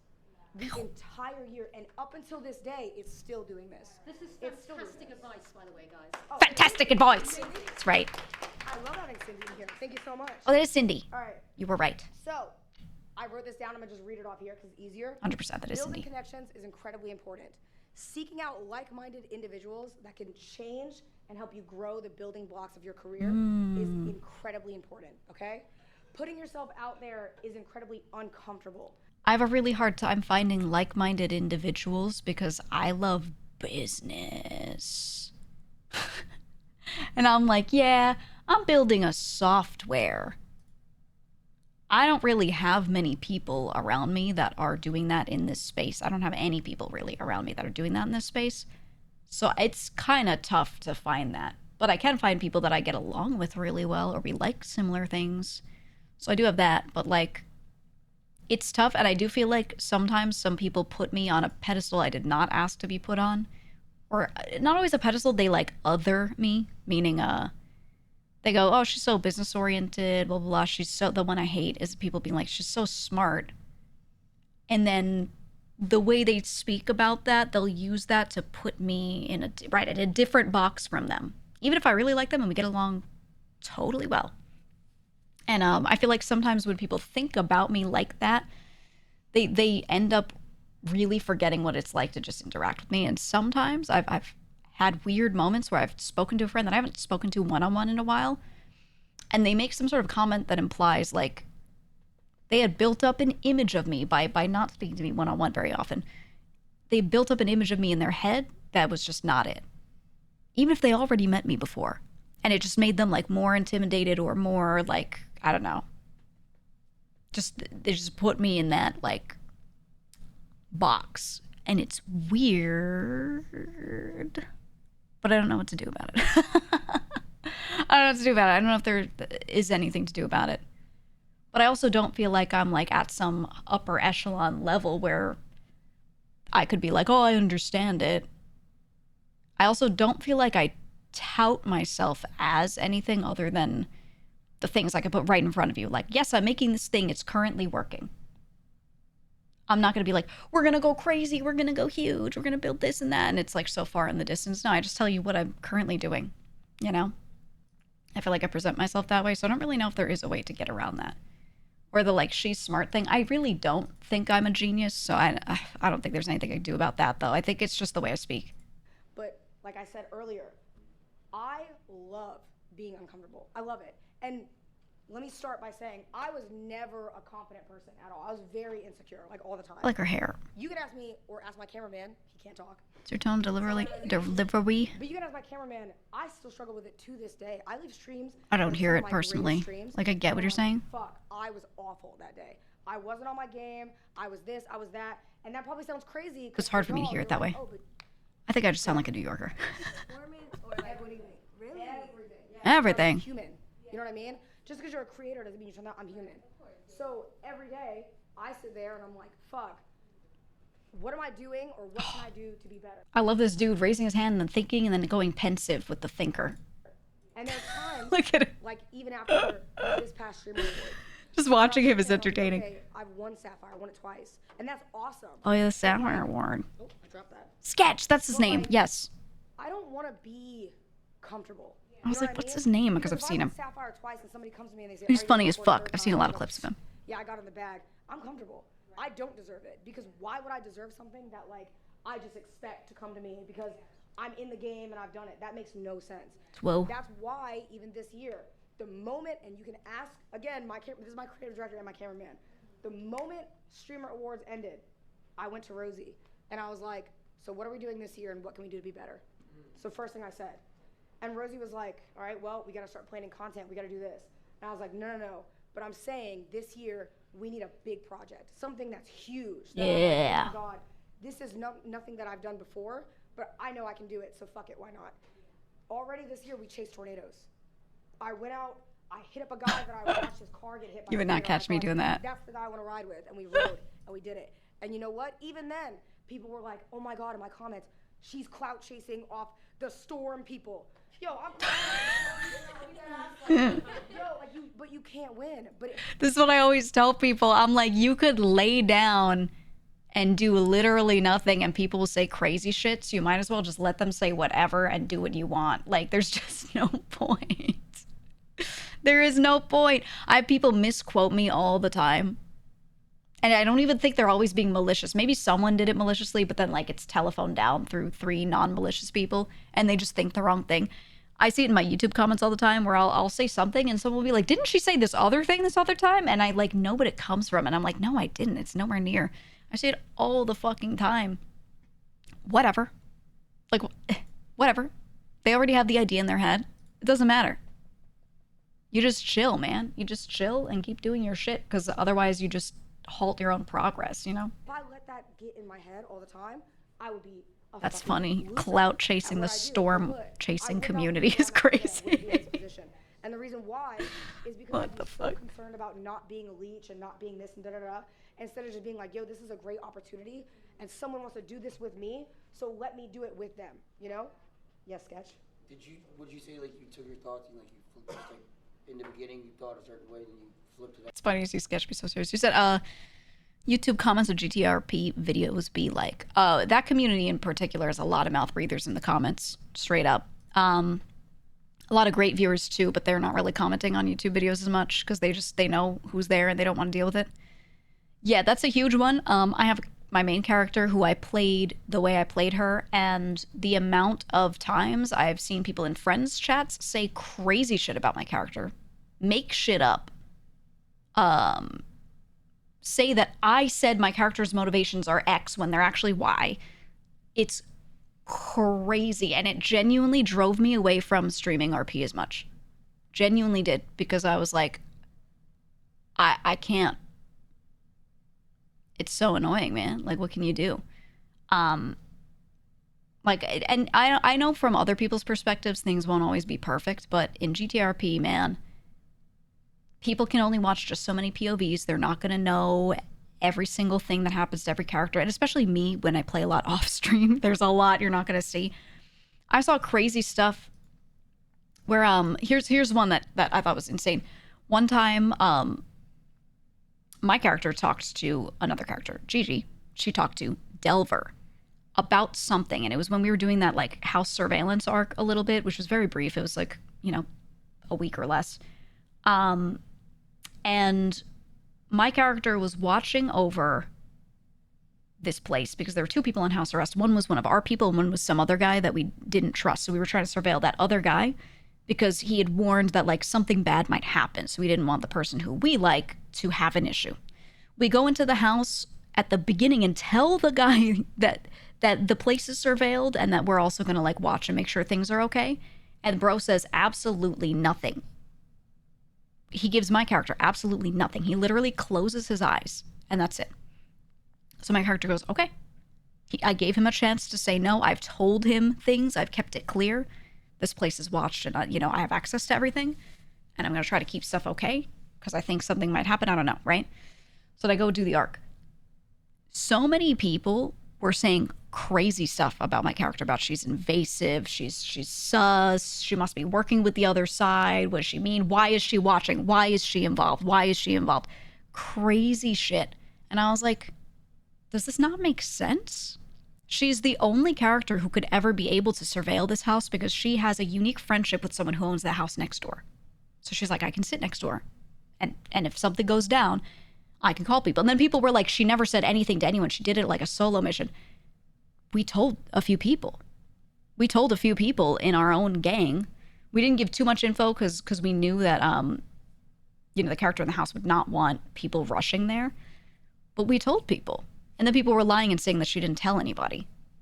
And I was like, what is happening? Right? And it was like so many misunderstandings and people like saying weird shit.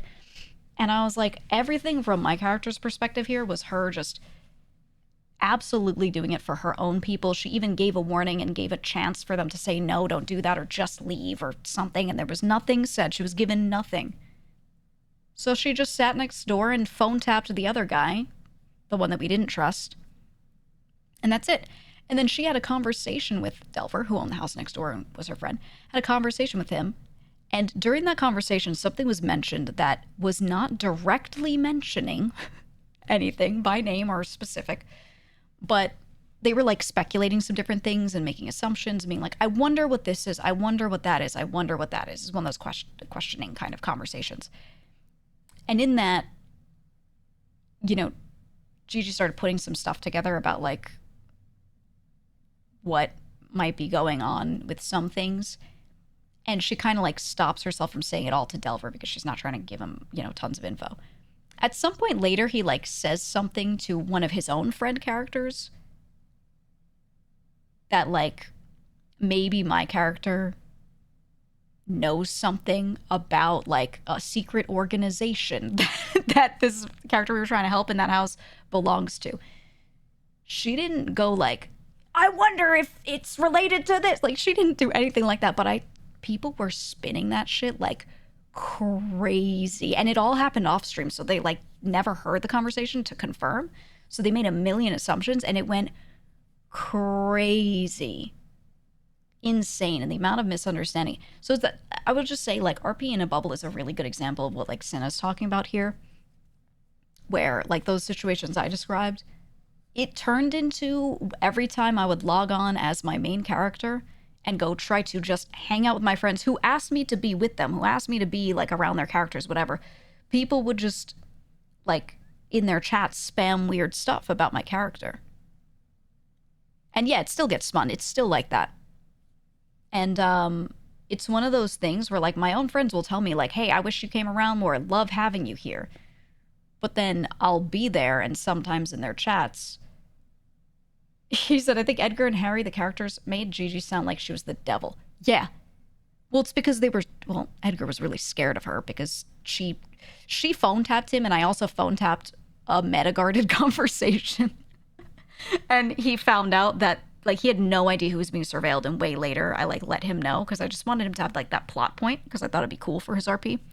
And he was stunned. The streamer himself and the character were stunned, and they were like, oh my god. And from there, they were like, holy shit, she's on A level, right?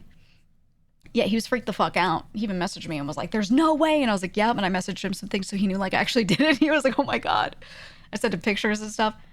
Yeah, she's a witch. But it's just like showing the confidence of my character. But even that was taken like to some weird way. And it's just one of those things where I'm like, I don't know what to do about that other than I'll just stream it less. Fuck it, right? Hopefully it gets better in the new server. Depending on who we hang out with and what they tolerate from their chats, yes or no. I don't know. Remember early 4.0 when you used to grid search people would think you were doing weird stuff? It wasn't even grid searching. It was more like Tony showing me a lot of important locations because I didn't know the map yet. And a lot of it was also me just trying to learn the map because I felt so behind everyone else. So I was just trying to like go around and try to remember what is where and just drive around a lot and have people show me things because like I needed to catch up because my group would drive around and be like, oh, go here. And I'd be like, I don't know where that is. I don't know what that is. Right. But yeah, it's just interesting. It's interesting. So everything Sin is talking about here is very real outside of like RP, obviously. But I think RP is a great bubble to look at to understand what the hell she's talking about, man. It's crazy. Changing the company was my content, dude.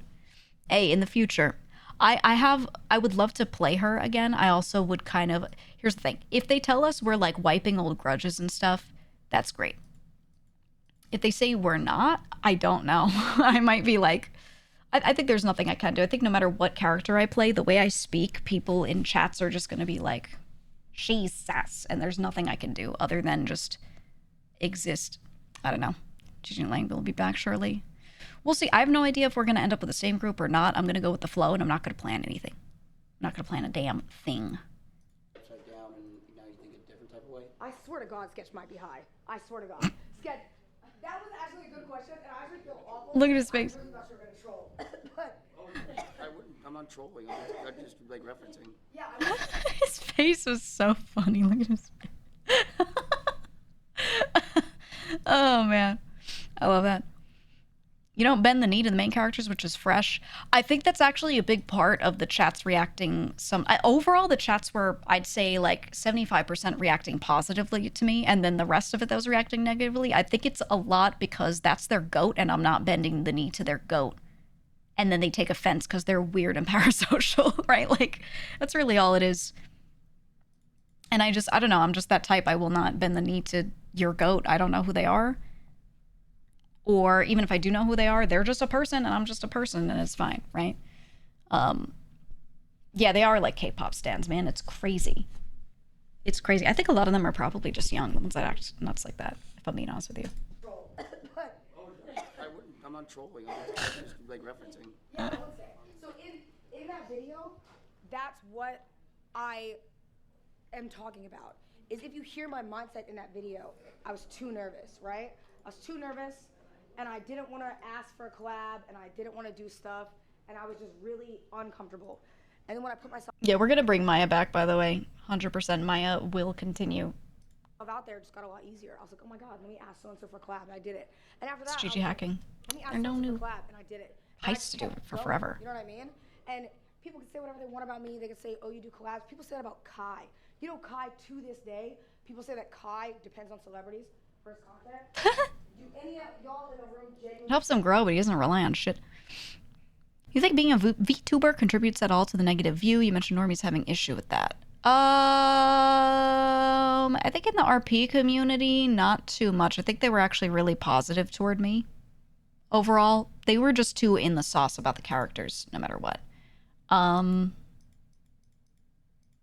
think a lot of our P viewers are really toxic toward female characters, and then when you're a female character that, again, doesn't bend the knee, they just, like, go crazy because they just can't handle it. They just don't know how to handle it. But my own friends were generally really good to me, so I didn't really care. You know what I mean? I know those people are my friends. I see them in Discord. Like, it's chill. You know? It's chill. Yeah, they also do forced romance stuff. Every time there's a female character interacting, they do so much forced romance shit, and I'm like, okay. All right. Even if you try to keep it really comedic, you know, it's like, it's hard. No. Why? Exactly. When you look at Kai, what do you think? When you look at Kai, you think that's one of the greatest creators because of what he does? That's what I'm saying. I didn't know what Twitch was until Kai. She didn't know what Twitch was until Kai. Yeah, so many. Dude, so many of the people that are going to be here for Streamer University, they're all going to be people that were never part of the Twitch crowd. And Twitch has changed overall so much with the influx of this crowd that just really didn't know shit about Twitch. And I find that a lot of the existing Twitch community is very, I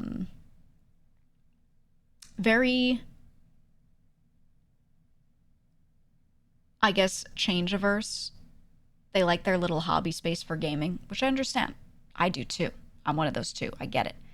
But they like reject the other side so much, and I see them post it and be like, oh, who cares about these fucking IRL streamers? They don't do anything. They just walk around and do whatever. I'm of a mindset, if people watch it, then it's good. It doesn't matter what you think. It gets results.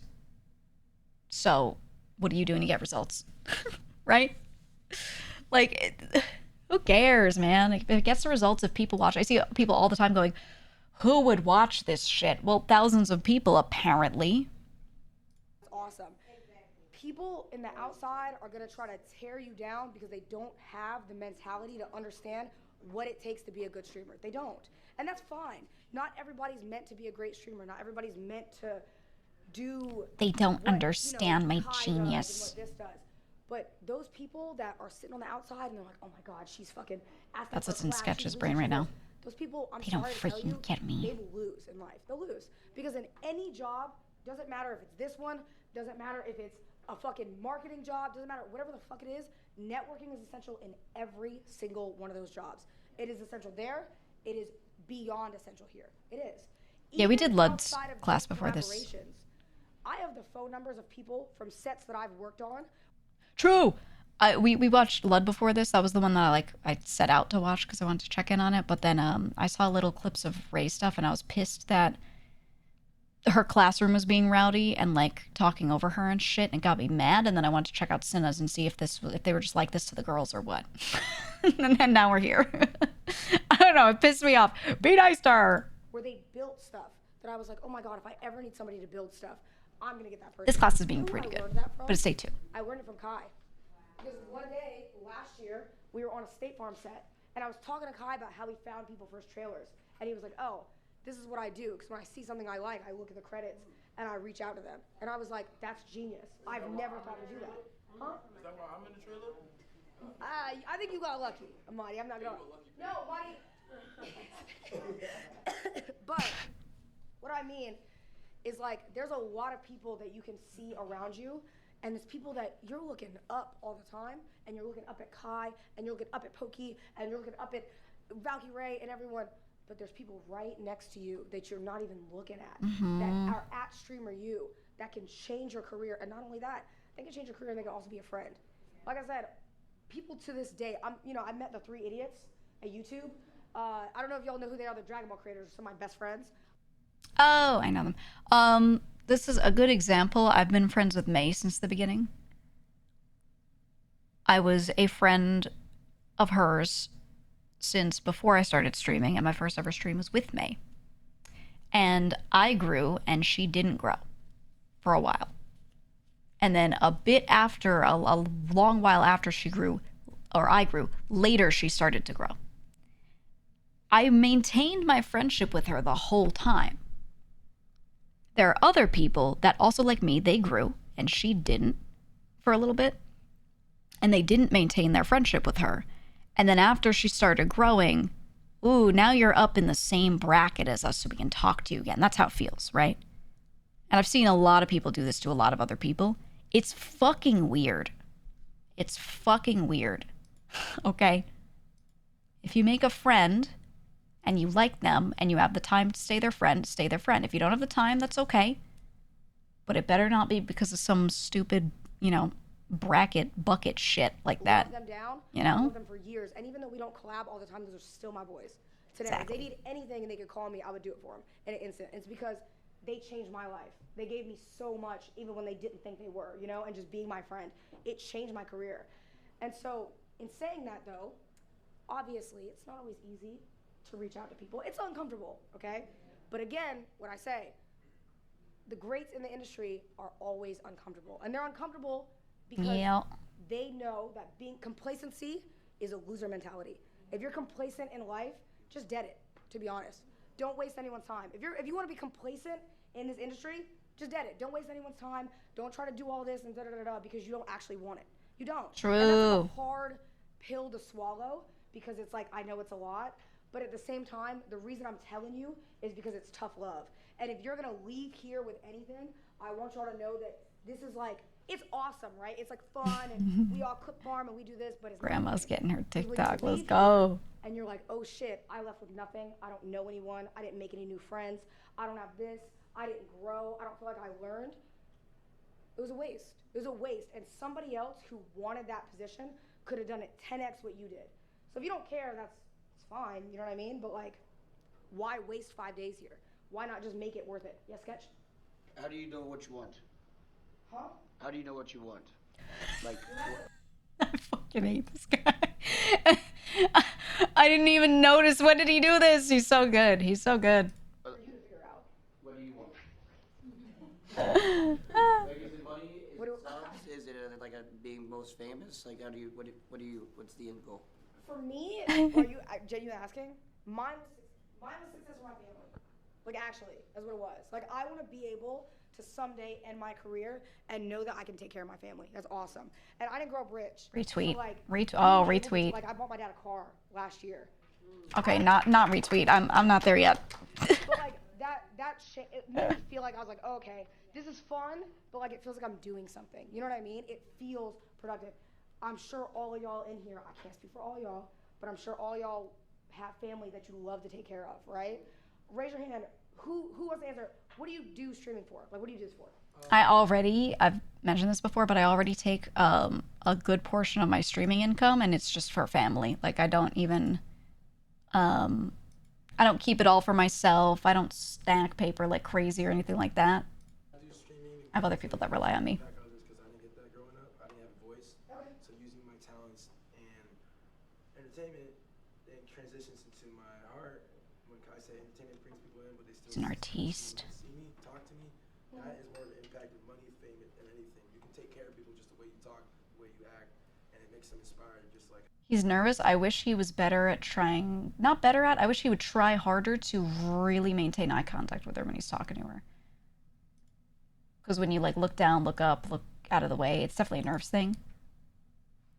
If you do that to a lot of the big streamers you meet and stuff, then like their chat's gonna pick up on it, your own chat's gonna pick up on it, and they're gonna be like, oh, you're nervous, oh, you know.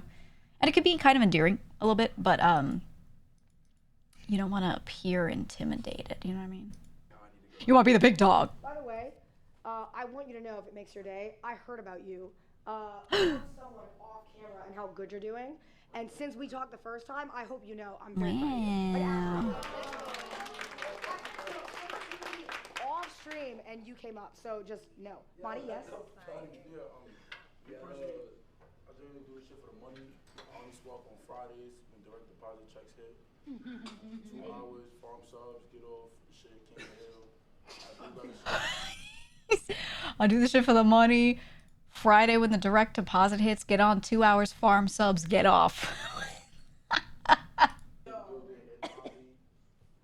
15% of my revenue do go to the school of Mali, so if anybody in this class who do want to donate, I can go ahead and donate. Ooh, 15% of his revenue goes to school in Mali, the country Mali. Okay. Okay. I like that. I like that he immediately plugged. That's good. That was good. I was good, Harry. I like that. I mean, that's fine. You can also do it for money. Yes. So I feel like at first I was just doing it like, just because it always like seemed really cool Hair's watching cute. other people doing it. But I felt like I had a purpose as I started doing it because like I noticed when I would start taking days off. Yeah. I haven't taken many days off, but when I first started streaming, I took 2 days off. Yeah. And they were like blowing me up, like where are you? Yeah, Like where are you? yes. Everything. And I started receiving messages like I'm actually helping people get through certain things too. Yep. And little do they know they help me as well. It's like an outlet as well for Oh, them. it's a great So, Bro, when I started streaming, I was like so depressed. I was like awful. And I was like, oh, I'm trying to throw myself into something. And you know what's crazy that you say that? I went to Evo. I think it was Evo. And I never really met anyone, like ever. Like I never really had like fans come up to me, nothing. No, first TwitchCon, sorry. Yeah, everyone I'm does the there, and I Samsung. did Was a that the mini Ultra? Meet and greet, and it was like a mini ad thing. It wasn't crazy. It was like with HyperX. And I don't know if the guy still watching me to this day, but he came up to me while I was at the thing, and he was crying. And I was like, so like, bro, I'm not a big streamer. Like, hey, it ain't that deep, bro. Like, relax, you know, I'm not concerned because I was like, why are you crying? But he came up to me and he was like, Cinna, my mother was killed in a domestic violence attack last year.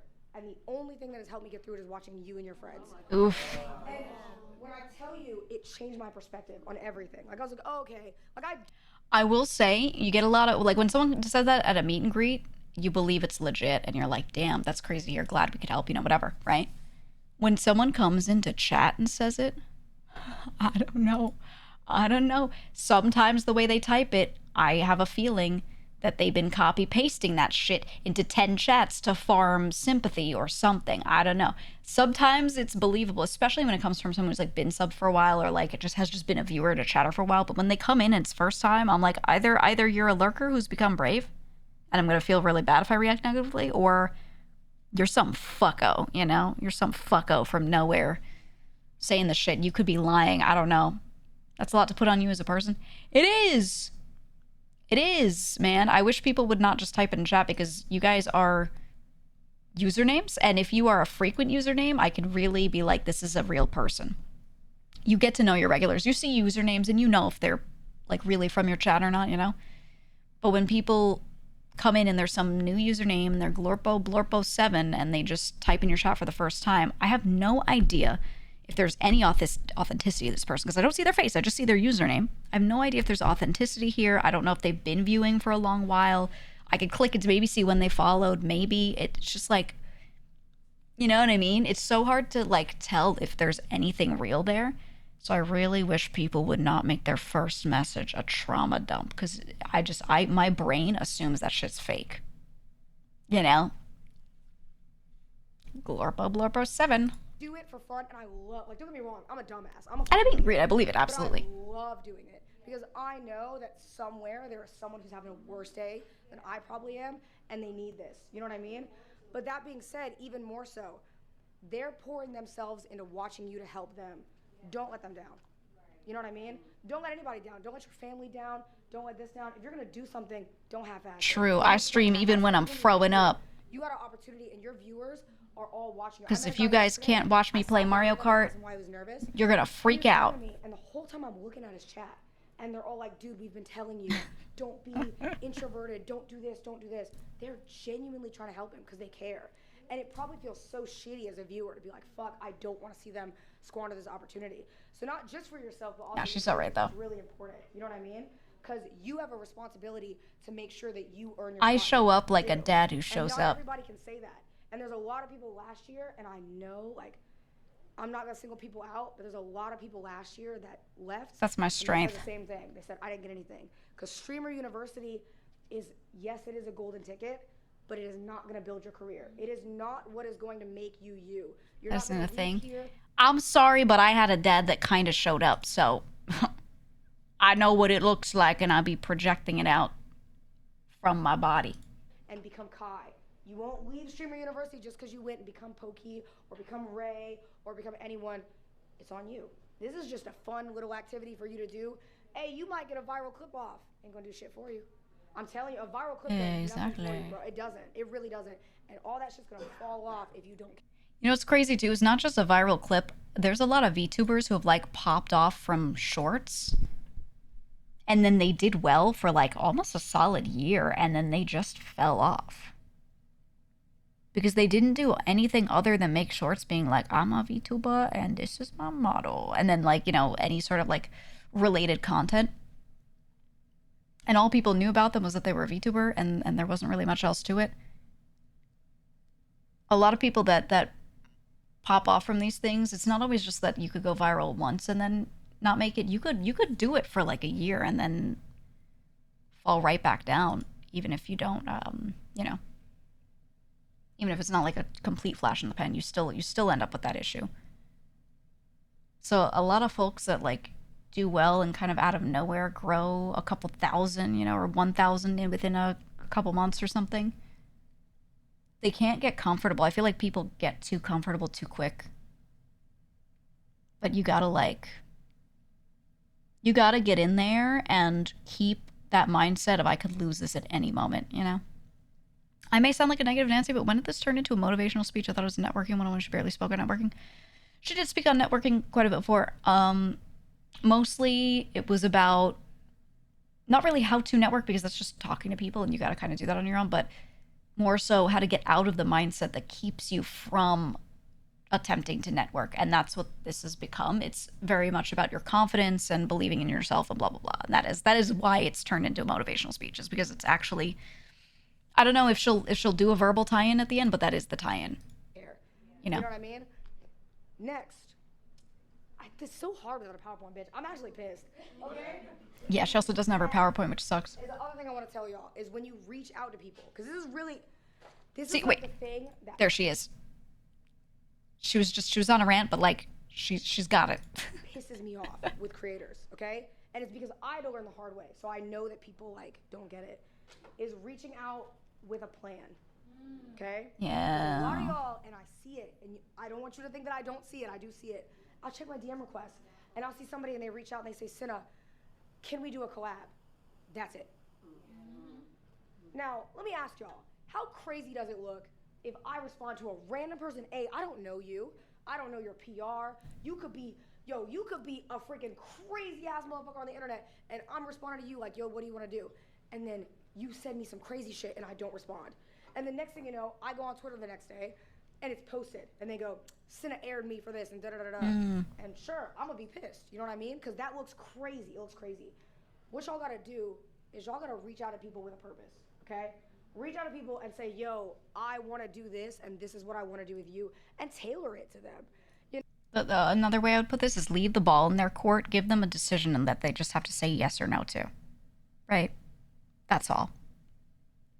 So it's like, reach out and say, I have a lobby that I'm making for this game. Would you like to join? If you have additional information, you know who's in it, you know generally when you want to do it, you add that in too. But like, make it so that they just have to say yes or no, and there's not too much scary, uncertain stuff after that. So the more already planned it is, the easier it is for them to decide on a yes or no. So maybe you do invite everyone to the lobby but them, and invite them at the end when everyone else says yes, so you have a list for them, right? Especially if there's people in there that they don't know and they haven't done anything with you. I mean, maybe they're going to say yes to you, but they don't know the others, and you don't even know who's going to be there. Who wants to say yes to that? You know what I mean? So, yeah, make it something you're going to do anyway is a big one. I like to invite people to things that I was already planning with people and hope they show up, but if they don't, that's okay. That's all right. No worries. Like the EU crowd that I put together, a lot of those people have been in the same room. Saru had not been in the same room as some of them, Nina as well. I invited them last. I told others I was thinking of inviting them, so if there was any weird issue I didn't know about, someone could say something, but everyone was fine. And then I invited them last when I was sure of the others, you know? And it's just to make sure that people can be comfortably saying yes to stuff, you know? No, like when I reached out to even Agent, in my screenshot that I would have showed y'all, I asked him to do a cooking stream. I said, yo, can you do a cooking stream, or would you do another thing? I asked him.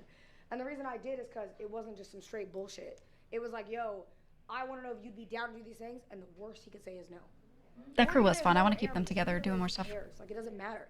I can just go on and be like, okay, cool, he didn't want to do it. It's not a big deal. If you reach out to people and you say, hey, this is what I want to do with you. This is, you know, how I want to do this or whatever. You said your purpose. And I might look at that as a Okay, I'm inspired by this. I'm gonna DM Queso because he follows me on Twitter. And then I'm like, okay. And I'm gonna ask him to play 1v1 Mecha Chameleon. And you could have walked up and be like, yo, Sino, what are you doing? You were like, hey, Sino, I'm gonna go to him with a plan. Would you sign this book? No, I'm not. It's an awesome segment, by the way. Joke, hashtag joke, by the way. When you did the segment, I walked up and my chat was like, oh my God, that's so cute. You didn't walk up and just go, yeah, there you go. You can show it. Cute. She's got a whole thing. Hey, Sina, what are you doing? And I'm like, oh, I guess I'm doing this. Because for me, as a creator, and I've been in this industry, I know what my flow is. You know what I mean? I know where I'm going. I know where I want to go. I know what segment I want to do. So for me to stop and you to be like, what are you doing? It doesn't really give me much. But if you come up and you're like, yo, Sina, I'm doing this. Can you do this? Oh my God, it was fire. I was like, of course. Like, of course I'll do this, you know? Next, all right, is you need to strengthen your brand or strengthen your brand with others, okay? Not just thinking about streaming, because I told y'all, networking goes beyond streaming, okay? It goes into everything. Strengthening your brand is everything. Strengthening your image is everything. Said I'm a DM Sina 1v1 me at Olive Garden Friday night. If I were friends with her or had any good way to DM her, I would DM her something like that. Screenshot, yo, I was watching your thing. I'm really inspired. Do you want to fight me behind the Denny's? Like, you know what I mean? But like, I don't know her like that though. But people who you are around. But that's how you break the ice with people though. To your brand and your image. Who you surround yourself with is important to your brand and your image. It is important even Send it. I don't know her like that. Streaming, okay? When you guys I don't have her doing DMs. stuff and you're interacting with people, you're like, okay, I want to do this and do this. A rising tide raises all ships. It's so fucking corny, I know. It's but true. It genuinely is true. If you are sitting on a tide and you have a few friends with you, those friends will grow and they'll benefit with you. Viewers at home, it's the same thing. People who are trying to stream at home, it's the same thing. They'll all grow with you, okay? And I say that because y'all are at Streamer University. And if y'all look to your left and to your right, you will see people around you that are looking for the same opportunity that you are, that you're not even talking to. Guys, have any like crazy duos been born? Walks by and he's cussing Suburb Baby out that you want to get in the clip. Yo, like, I'm telling y'all, there are people around you that you'll do content with and you'll see clips. I went on TikTok last night and I'm seeing streamers, small streamers that I haven't even met, doing segments with other streamers and they're just clicking. And it's so funny. I saw Juicy Jacob and I forget the other guy's name, I'm so sorry, running around as Batman and Robin yesterday. And even though they know each other, yo, every time I saw them, I was like, that's funny as fuck. And you know what too? I'm sitting at a chat with 15, 20,000 people and every single one of my chat was like, oh my God, that's so funny. What are their channels? And my mom's just spamming it. And they're not even the streamers that are the teachers or the professors. They're not even the core guys. They're just here. You know what I mean? To enjoy and just have a good time. And that's what they were doing. And by seeing them have that good time, they benefited yesterday. And you know what's crazy? They grew together. It's important. And so I need y'all to think about stuff like that when you... Are there people outside? It's Yana. It's who? Yana. It's Yana? Yeah. Yana can come here. We're other people too. Oh, she's late. Pull it. Why can't you push it? Oh my God. They're locked in. It's over. It's over. Hey guys. There we go. Hey, you have a late student. I'm super late. What the hell is happening here? What the fuck is going on? What the fuck is going on, dude? Sea urchins invited. And you want to know what his reasoning was? His hair. I had to fix my hair. I get it. I get it, bro. Do we allow that? Fix your day, bro. Wait, you got your board. Yeah, I got my board. I'm happy for you, bro. Okay. Hi, Yana. Wait, his backpack straps are like, you know, the studded belt style. Oh God.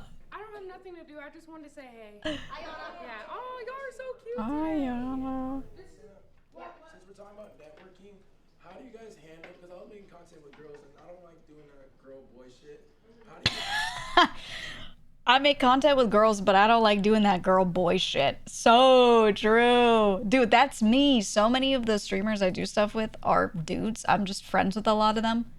I don't do that girl boy shit either, man. I get you. Handle like parasocial, like because that's what we're doing the whole You just let them chat, but then when the next time rolls around, they just gotta deal with it. That's what I say. I say let them make that edit. Put me a little view in or two. But then when it gets too much, I'm like, you just address it. All right, y'all. Yeah. Yeah. It's gonna happen regardless. People are bored. Yeah. That's my. Ayana. I just get mean to them. You look so cute. I love you. What's girl boy shit? Good class, you have a good teacher. A lot of content that does well is people shipping other people. So if they see you hanging out with a streamer and you click really well because you want to be friends, or maybe more, who knows? Doesn't matter. They don't know. They will just assume it's more, and they'll start shipping you. So they'll start. It's the will they, won't they content where like they see a guy and girl hanging out, and they're like, oh my god. Person looks over at other person and then looks away very naturally, as you do in conversation, and they're like, did you see how they just looked at each other? Whoa, right? That kind of stuff where they like look into every little thing. They start making edits of you like interacting normally with your friend, you know, that kind of stuff. People just get kind of crazy with it, but that content does really well. There's an audience that's ravenous for the will they, won't they couple content.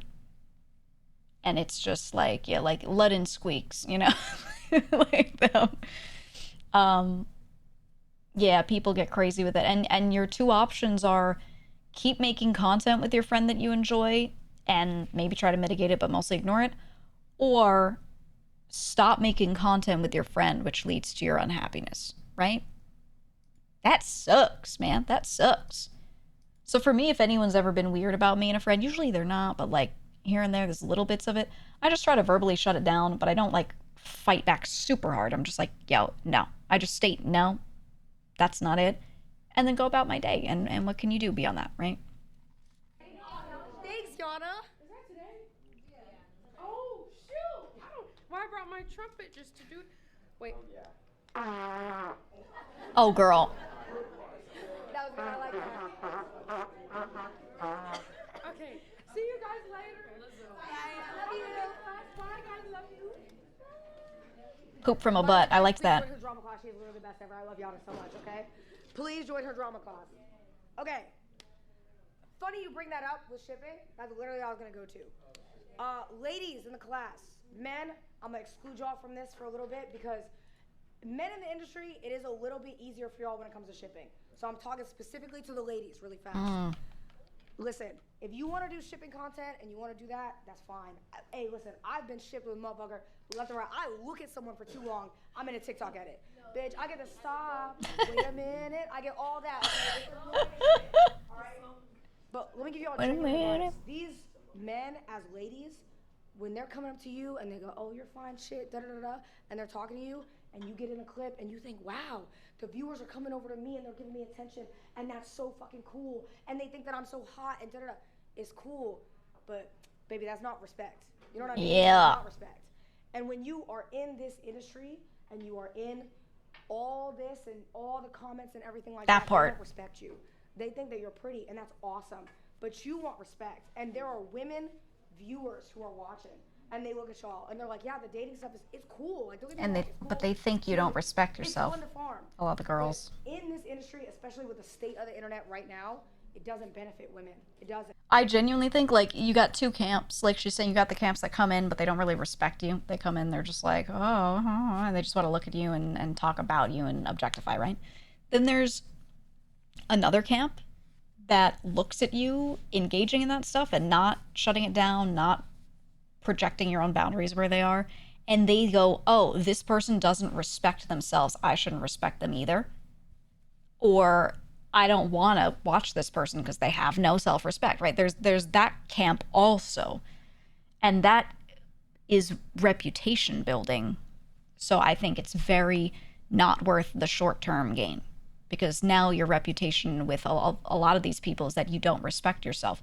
And they're going to remember you as that thing forever, and they're going to bring it up forever.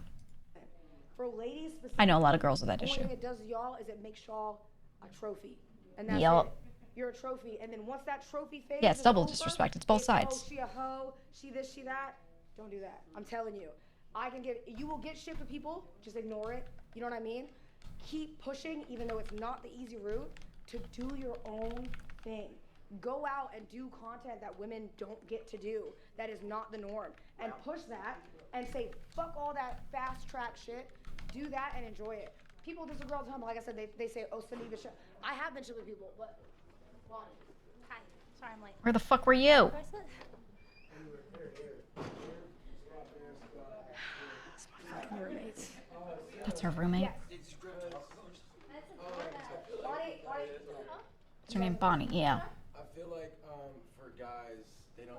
Well, how can I help like the women doing that? Because it sounds to me like, oh, we're not doing that. We're not doing that. Is there any other way? W. He's like, how can I help the girls around me that are being subjected to the things as a result of me being a dude and them being a woman and me being around them because I still want to do stuff with them? W. Like a guy can help that.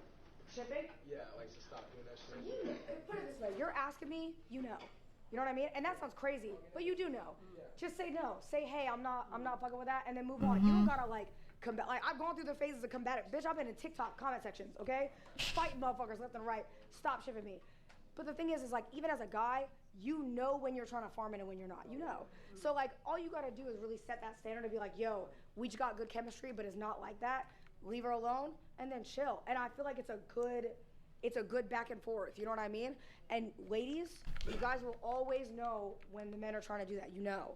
So find that balance of like this, you know. And the last thing I'm gonna give you, because we got 10 minutes, and I do want to get to this because it's kind of cute. What's that? Is going back to what I said about being uncomfortable, okay? Because a lot of y'all are in your comfort zones and you get overwhelmed. And bitch, I was live for 15 hours yesterday. You don't think I'm antisocial as fuck today, okay? Oh, of course. Like I'm like, holy shit. But I'm here and I got 5 days. And let me tell y'all, in your career, in the streaming career, streaming for 6 years, I've been a big streamer since 2024 now, around that time. It does not last forever. It will fade. So don't think about it as They're like, gonna oh kill God, you in the I gotta go streets this, I one gotta do this. day. I don't want to bother this person. You They're have gonna a get short you. time, like a really short time in your whole span of your life. And if you waste those years that you're doing that by being like, oh, I just don't want to bother Jason because Jason's walking by, and like I'm feeling antisocial. Give your spot Once up. you hit 10 That's years, they go get you. Give your spot up because you don't really want it. They with send other you people. upstate. don't.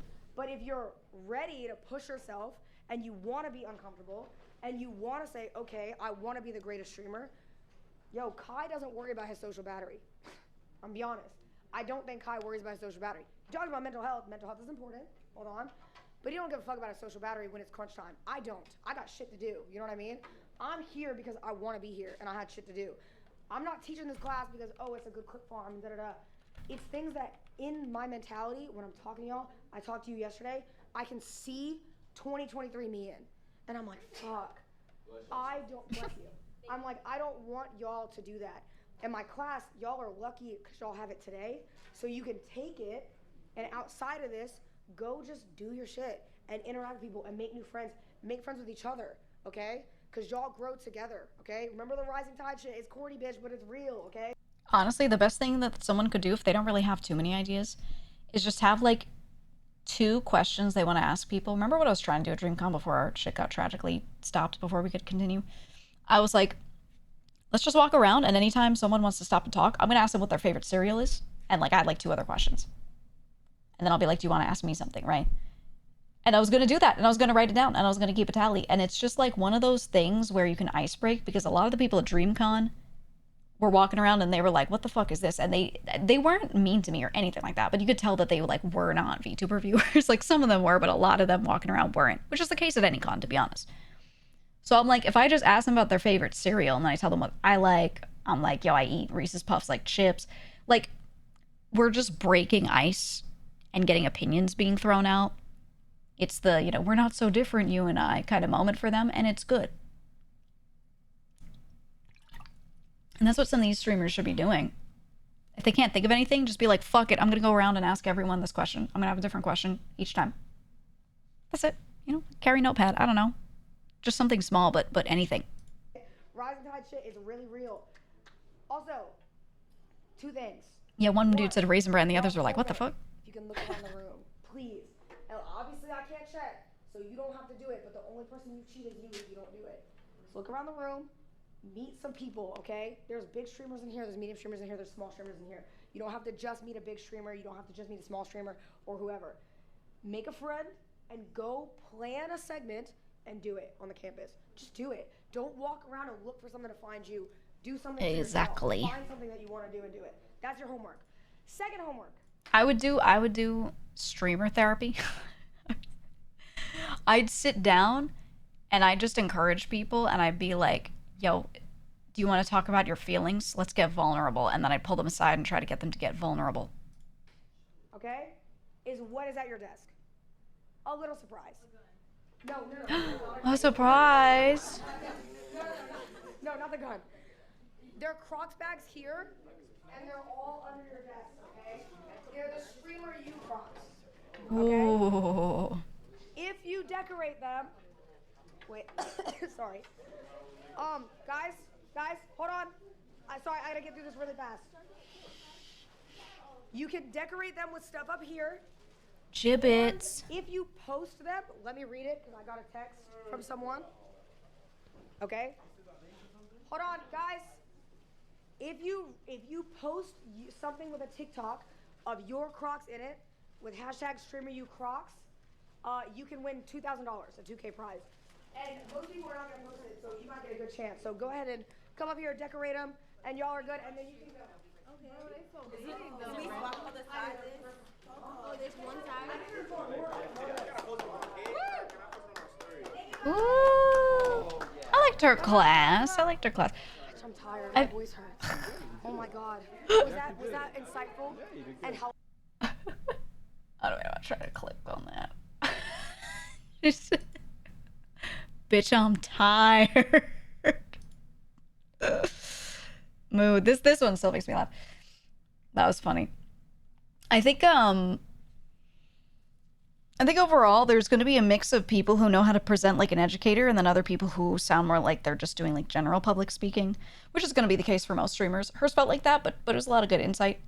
I think it would be good for her to do one of her classes where she just fully structures it around other cases that other people bring up. And people could send screenshots and be like, here's a real conversation I had with someone in Twitter DMs. What should I have done differently?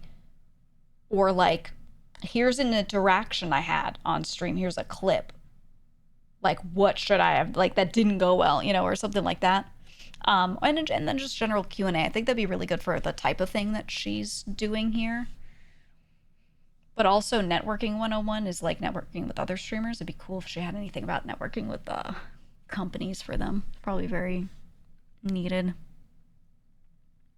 Wish I could speak with Lud, like Lud, and come up with a great PowerPoint. His class was so good. Yeah, his was good. His was good. I think he's just the type of personality that is well suited to presenting this because all of his videos are him presenting information like that. Like that is just what he does. Right? Like, you can just look at the intro of one of his videos. Ready? Boys, we have opened a lot of Pokemon cards over the years, and every time we open it, you might notice a little sign that says the value. Right, so he had his intro that he did on stream, and then now this second thing where he's like sitting here, that's all voiceover that he recorded later. Boys, but like, you know, like you can just tell from the way he's talking, like he knows how to present stuff, and because he makes videos like this all the time, and he does that over and over and over and over and over forever, yeah, he's going to be good at teaching in a class. A lot of other people are streamers, but they're not used to making formal videos. They're not used to taking their content and specifically trying to make a thing that fits within 10 minutes and is still informative, blah, blah, blah. Because you could, on stream, you can go live and talk forever. And when it ends, it ends. No one's like, hey, wrap it up. You know, this was supposed to be a 30-minute stream. You know what I mean? I got somewhere to be. So people who do more YouTube presentation content are going to do really well as teachers in that type of setting. But if they just stream and they don't usually present within restrictions like that, then it's going to come off as more of just like a chat, if that makes sense. But yeah, thanks for joining. I've been streaming way too long today, and this is just an alt stream. It's not that important, but I wanted to go over this stuff for my own good anyway, and I thought it'd be interesting. I was curious to see if anyone cared about Streamer University from my chat. Not that you care about, but if you'd like watch it and be interested.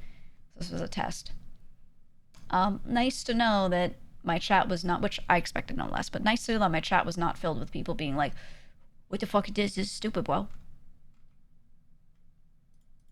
That's nice. Although I think one of the ones being Ludwig helped because a lot of you guys just already watch Lud, but yeah. Anyway, I'm gonna continue checking up on what's going on with this event.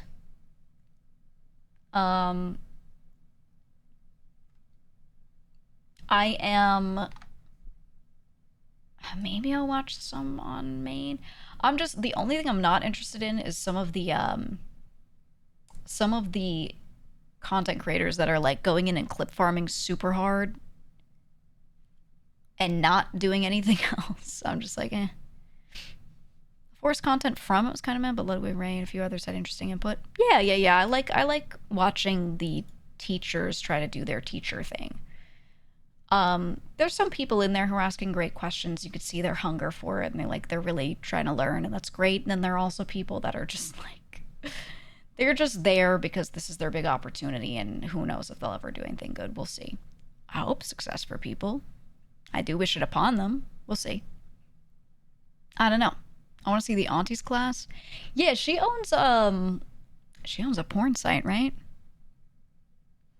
What's it called? I'm gonna open an incognito for this one just in case. Oh yeah. Real world sex videos. Explore thousands of... Okay, so the idea is it's ethical and safe, and it's about not exploiting the people in the industry. And it's a site for those types of videos, but with that mission. That's quite nice. That's quite nice. I will not be clicking on it while I'm streaming for sure, and I probably won't click on it to begin with, but that's nice. Yeah, farm to table. Farm to table is a good way to put it. That's nice. I feel like I've heard of this before. Did she like a long time ago? Hold on. Cindy Gallup. Oh, she did a TED Talk on this a while back. I think I saw it. Yeah. Interesting. Very interesting.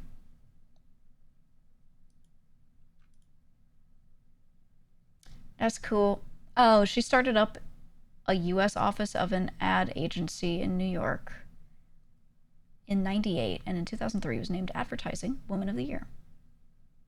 Okay, so she's been doing this shit for a long time with advertising and marketing.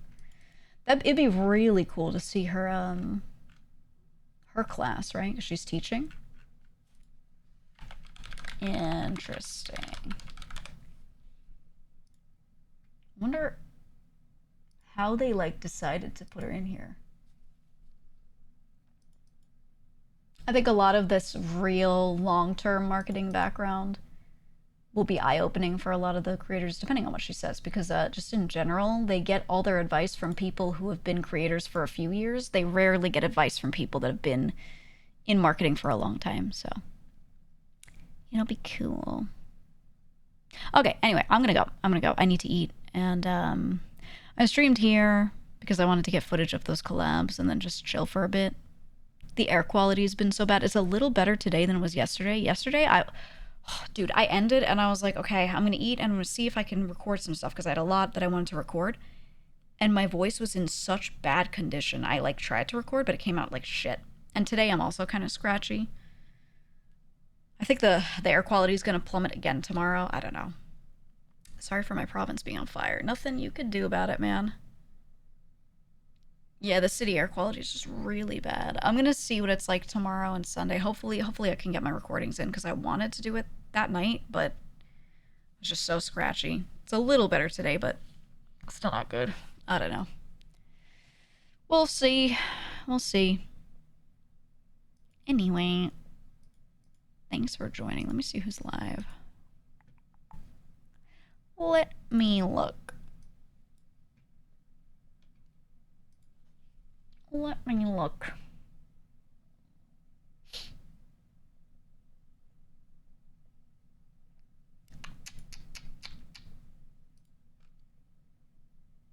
How about... Oh, today is Phoebe's 6-year anniversary. It's the Phoebe-versary. So we gotta rate Phoebe. Phoebe's a good friend of mine. I've known her for a very, very, very long time. She does great. She does a lot of original music. I think she's really good at what she does. One of the most professional people I've done anything with. Just really wonderful. And I like a lot of her original music. She's in Densetsu,